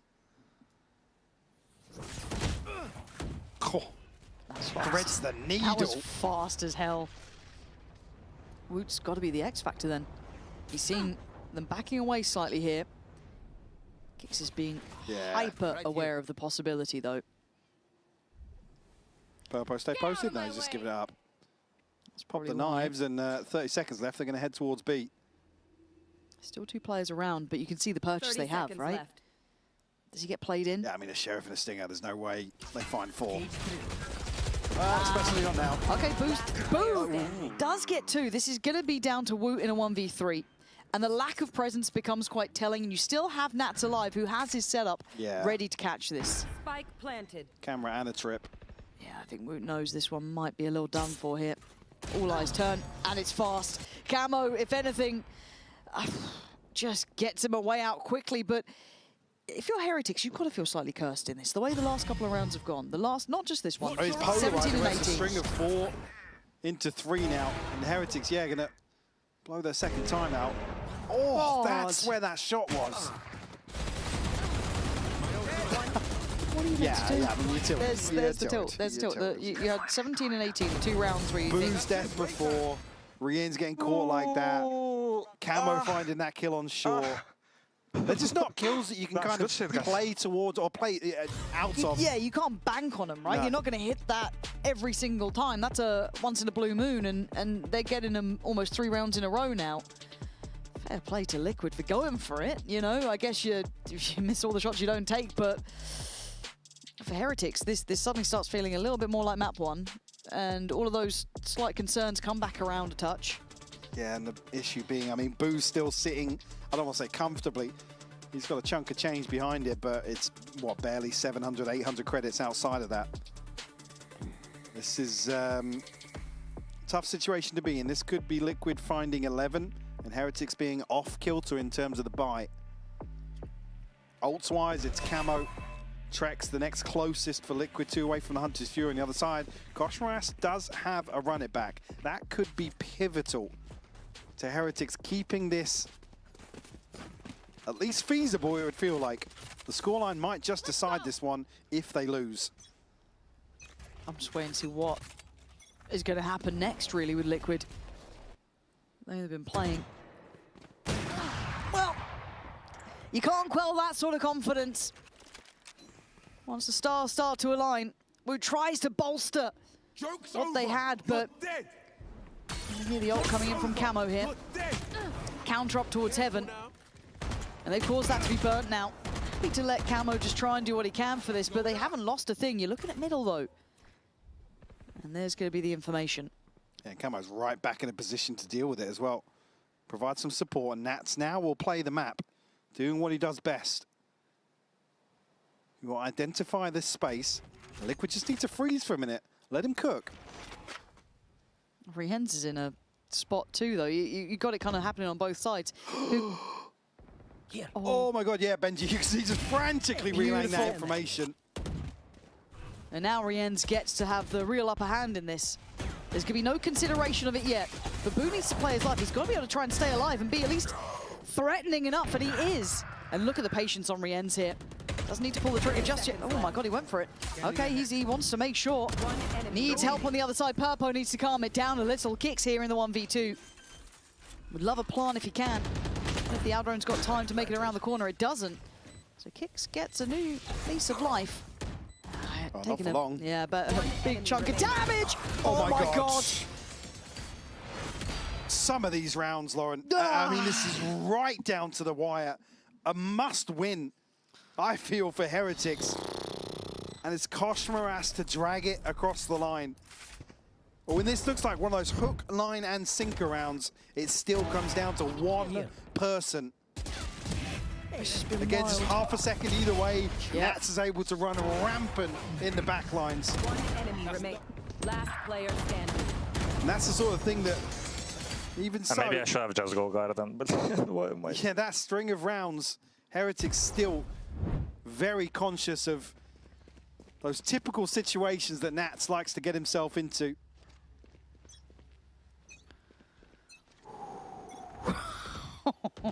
It's just heating up now, isn't it? Spam on the smoke. Trying to take their time here. It's Woot patrolling over towards short with that operator, but gets no play early on. Liquid have won out in middle. It's quite, I don't want to say pacey, but it's direct towards A. Trex trying to set this in motion, gets a good catch there as well. Boo! He's buried, he's gone. It's on Woot, really. He's here early. He's got help on the way, but they're already going to be on site. Dash expires, he can't really go much deeper on this angle. He's optics, it still connects. The fact he's gone for it, and Koshmaras at the same time going to find another. Papo goes deeper, gets one back towards heaven. You can see the hesitation on Trex now. Do they still commit on this? Benji's looking for Nats elsewhere. Nats is living rent-free in their head at this point. He's closer towards the side this time around. Plants in. Liquid have the time on their side. That's going to play this very late from short.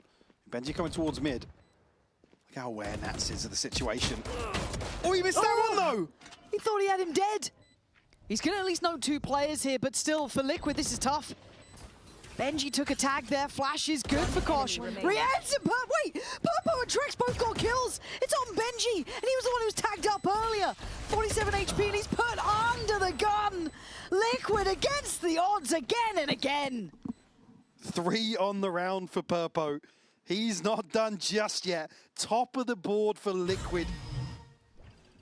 Again, it's going to rattle the purchase for Heretics. Again, Koshmaras does so well to get ahead of Woot, by the way. Dash is expired, and they're still happy to take such a ballsy angle. Just crazy rounds coming together now for both teams. And they haven't got much to prevent number 12 on the side of Heretics. Neural theft to TP. Koshmaras, one off a running back, but you don't want to throw it in here with a pistol in hand. Trying to maybe play somebody in towards Pizza. For Liquid, their sight's set. Oh, just eats that flash. Purpo still willing to entry up on the Outlaw as well, just head first on it. A site's theirs. They're going to noted that Sheriff shot earlier towards middle. And already you can see the post-plant positioning looking solid. So little for them to bank on here for Heretics. It feels like 12's going to be coming. And such late util to invest as well. Ooh. That's a good catch. Only a scope to drop, though. It's not a rifle upgrade. No, but it's a player gone at least. And they are investing. They're going. This feels wild. Kosh Moras desperate to do it, and he's doing so damn well. Gets the upgrade, but for how long? How much can one man do? He's got 4 already. Need all 5. He's got to find the final man, and Kix is playing ahead. Oh, he's spotted him! Kosh Moras has seen him, but time. Kix has to play it to the clock. That is exactly what he's doing. That's what defines the outcome. What a valiant attempt from Kosh Moras, but composure winning the round. Well, eat my words. Throw the ult out with a pistol. He got 4 to try and make this a successful retake. Just ridiculous round from Kosh Moras. I guess the second here off the molly. Oh, it's beautiful. Last player standing. Beautiful stuff from him. Kix, unfortunately, able to cut sight lines. Run the clock down. And that's Liquid up to 12. Full buy, though, in hand here. The best they can do. Couple of light shields, sure, but it's not the end of the world. It's Purpo's ult. Could be coming in. Benji's got his. Boo's got his. Trying to get a little active towards B early on. You can already see where Woot's posted. Here.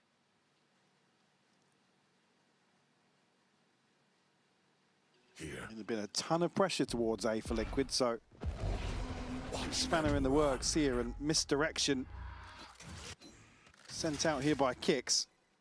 And considering he TP to Heaven before now, and with a much deeper hold on A, they have to send somebody out. You saw the amount of respect it's garnered. Rien's had to invest the dart towards backside as well, right? This has all just happened because of that TP. He's given the foothold now for Liquid to start building. Reaction, it's there. Boo, punishing Nat's slow and steady creep here. It's the B site, really. That's going to be the crunch point, and Rien's is without that dart. Spots camo. Doesn't want to risk his life on it, but Benji was chomping to get on that swing, but thinks better of it now. 3 on B site. TP's in. Stand on B. Can you hold what's coming your way? Benji on lane, overwhelmed. So many more bodies, and Camo's up for all of it. Boo! Trying to do what he can, but he falls in the end, and it's down to the 2v2. Camo, get out in of play. this. You're right. That's what we've got to look for. Can he be, I guess, an instigator at this point now? He's going to go fishing. He's going to have a chance to find a kill here. Woot and Kosh Moras both doubled up! He's found one. And the molly's expired already. Camo makes it back in time. Going to sit deep, sit safe. As Wu left in the 1v2. Camo and Purpo to find. This has been heroics from them. Purpo going to finish with a flourish. 13-10, Team Liquid. What a different side from that first half on Breeze. I mean, I don't even care about the vibes discussion now. The resilience to bounce back on Breeze and carry that across to Ascent and put on a fantastic display on Heretics map pick nonetheless. Usually a cornerstone for them. What a display from Liquid. Night and day from that day 1 series as well. I'm almost speechless, to be honest. It's not often you see an overall series like that, and it's very rarely Liquid to do it. Yeah, any other day of the week. But again, it's that kind of amalgamation of all the raw talent that's there. With a leader like Nat, I know we can kind of, you can try and chalk it up to, oh, he's a good leader, he's good, but the difference, as you said, from that first series to now is just so stark. If this is the potential of this team, can you only imagine what can happen when it gets consistent? God almighty, terrifying. And for Heretics, I'm sure frustrating here.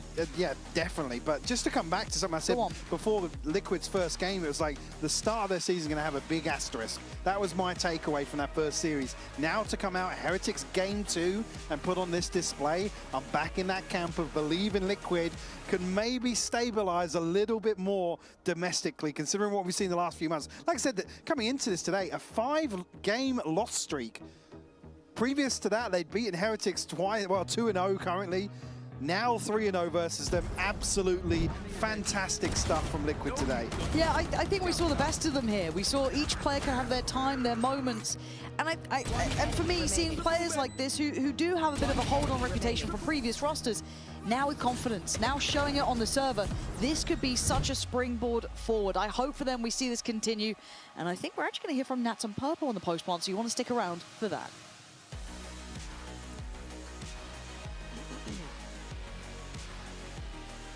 Welcome on in. We do have Nats indeed here on the post plant, joining Purpo as well. Congratulations, guys. One hell of a series. Thank you, thank you. Thank you. We were talking about it. The big word on everyone's mind is resilience, right? That first map in particular demonstrated it. You guys coming back from that kind of a scoreline, then coming in strong to this one. The mental, what was the difference between map 1 and map 2? I think he should go. I already kind of mentioned that. He mentioned it. It's all you, Purpo. I mean, I will say about me, I think it was hard start. They had a really good, I think, game plan overall, because the stuff that I faced on attack side personally I didn't expect. And for me it was like, you know, shaky a bit. Playing new role, you know, just try to feel the game. But yeah, so the start was really, really rough. And, you know, when 2-11, you just want to have a warm-up and go for the second and third map. Who was expecting the comeback, right? So we just played round by round, believing in it, without even saying it loudly, you know, like that we need to come back or like stuff like that. So just naturally everyone was like locked in, focused, round by round. That's how we came back. And I mean, on the second map, just reset and move on for me personally. Yeah, but I noticed though, you had a bad start, right? But it was when you had the Vandal. But as soon as you picked up the scope, it went pretty well for you. Yeah, I mean, also the first game that we played with the coach, Ivo, you know, that we had a bad start, I would say. So for me it was important to just reset and move on, kind of forget about, you know, there's some, in your life there is something that you want to forget, and this is what this day was in my life, I would say. What I was wondering, well, there was some Sova and from Phoenix ult rounds from Heretics. Were you planning to counter them? Because every time they had these ults, were you expecting a hit and you had a good read? I mean, we're speaking about Breeze or both maps? I mean both. Both? I mean, since we run similar things, we know what is the win conditions for those things, and we know what we need to take care of, where we need people, and I think we just were doing pretty good on the side holds, and I think the boys were overall doing very good on the side holds against all of that, because I don't think we struggled a single time against both of these ults together. Yeah, I agree. It looked like you were countering them and shutting them down instantly with these ults. I gotta ask, Nats, how much sleep are you getting these last few days? I mean, since I'm here alone, since the wife and the kid is in Russia. Okay. Right now. But last 7 days I was not getting good sleep. I was, I mean, no, but it's okay. You know, there is extra energy. I don't know how to explain. You just have extra energy, and I think that's first time ever in my life where I don't sleep and I have energy. But yeah, these past days I slept. I feel a little bit. It feels awkward because the wife is not sleeping and I'm sleeping. I don't think it's supposed to be like that. But no, yeah, I think these past days I slept pretty well. Understood that, understood that. Is it challenging now being away from home so recent to a huge event like that?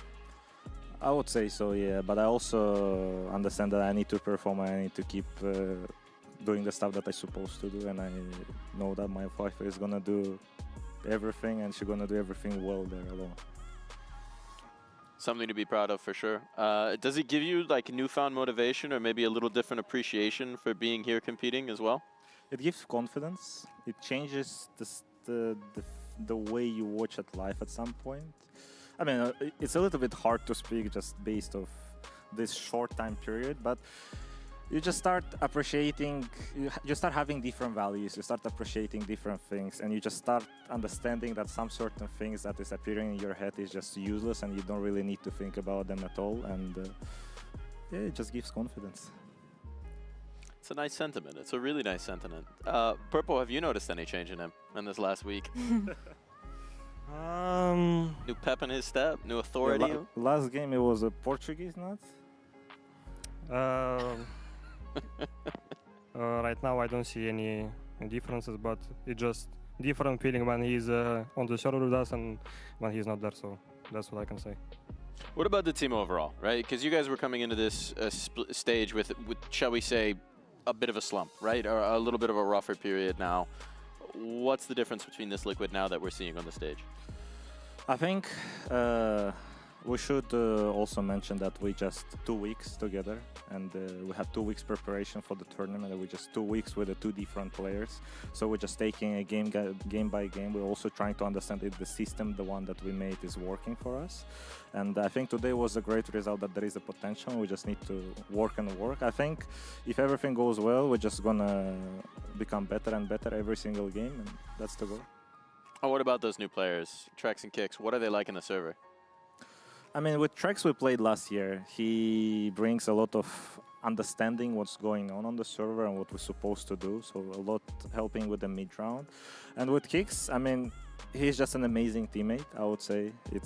I think it's very important to have a person like that is just ready to do anything for the team, and also at the same time he is doing it on the high level.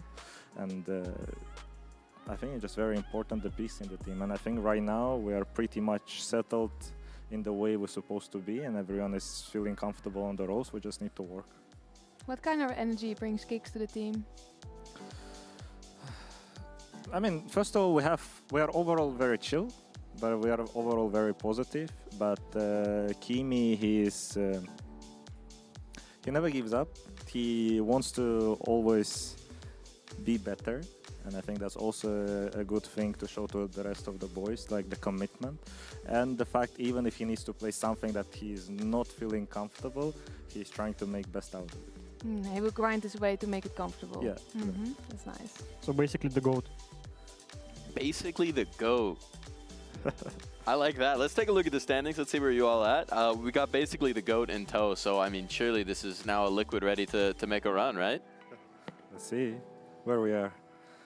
We'll find out. 1-1 right now, 7 championship points. I mean, the possibility of champs still definitely on the line here.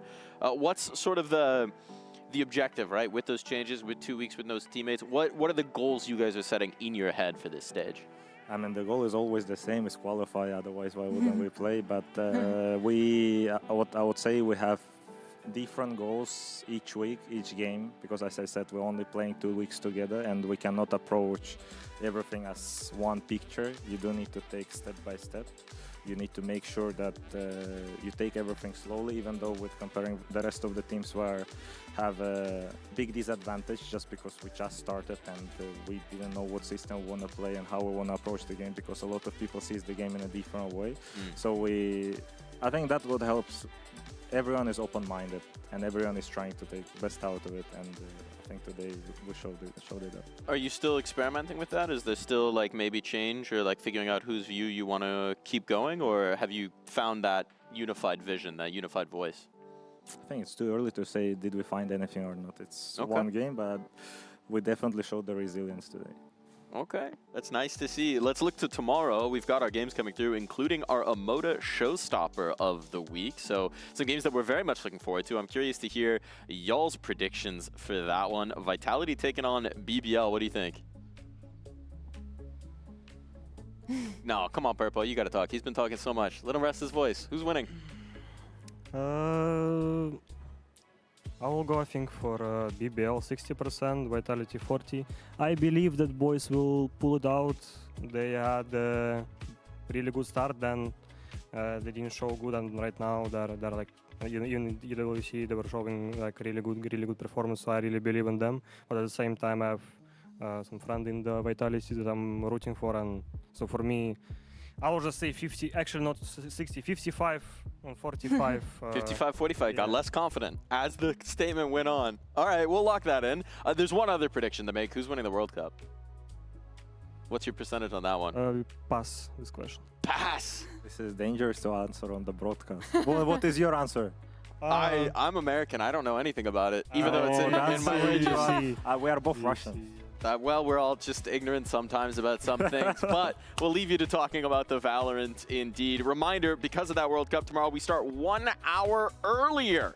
That's the key. We can watch EMEA and maybe Kakuka win the World Cup. That's going to be the big question. Thank you for watching today, folks. That wraps up our show. We're going to let these gentlemen get some much-needed rest, I'm sure, and we're going to say goodbye. Please enjoy the Razor end-of-day highlights.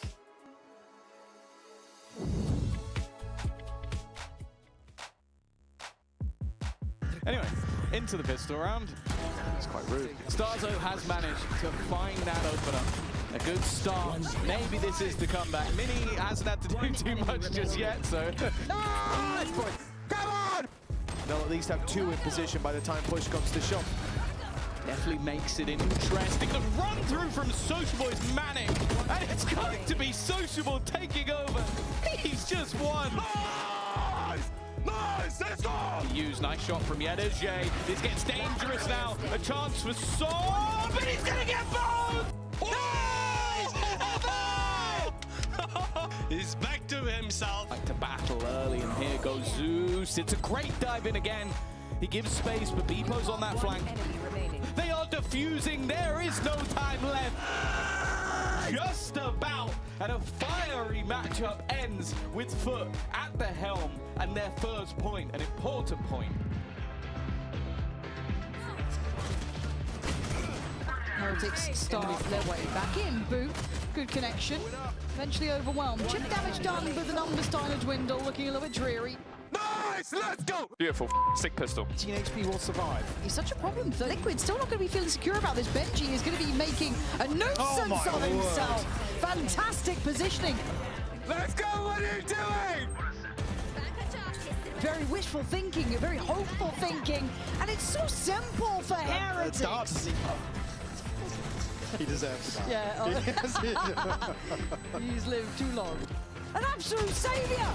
Gosh, Moraz had him dead to rights. Trek should be 6 feet under and he's still standing tall. Woot and Rienz, what a turnaround from Team Liquid. Let's get a bit dangerous as Trex and Camo get involved.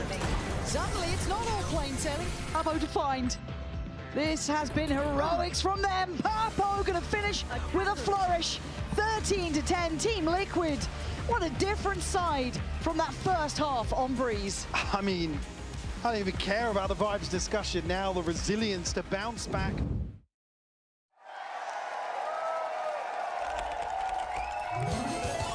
Red Bull gives you wings.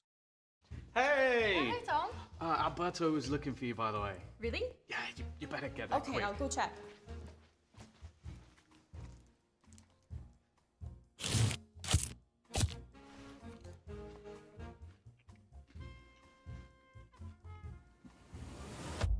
Have a break.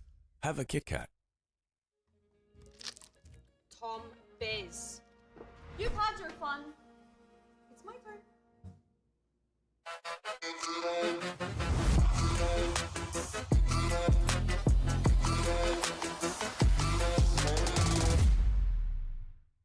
Want to find your fastest server every time? Express like a pro and optimize your connection in one tap. Express and game without ISP throttling. Express and shield yourself from DDoS attacks. Express and choose the VPN trusted by gamers everywhere. Express VPN. Experience gaming the Express way. Fast, stable, competitive. Outplay the world. It's time to Express. Unlock free cosmetics, including Lightning Kicks Buddy and more. Scan to subscribe.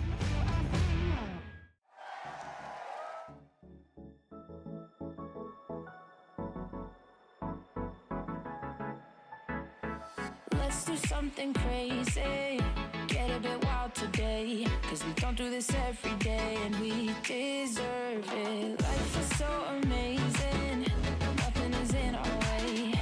Baby, let's fly away. Do you feel it? Is your heart rushing the way my heart's rushing when you take it all in? Baby, this is where we come alive. Do you feel it? Take the world by storm, 'cause you and I can't believe it took so long to realize what makes us come alive. Oh, what makes us come alive?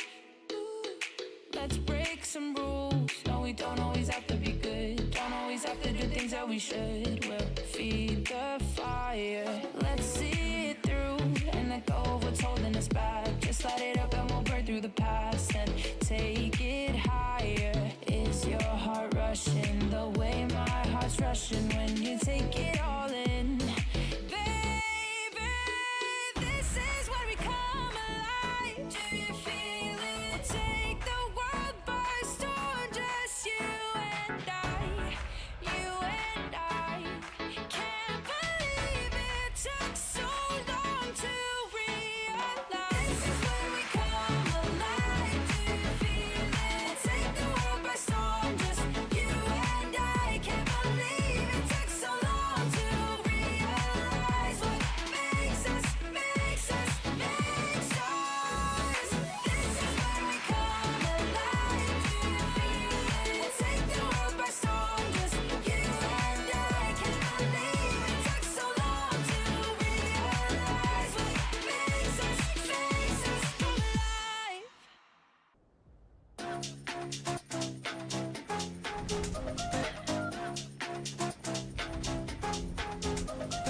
속도가 돈이라면 Vans on me 더 세게 괴롭혀봐 나를 rain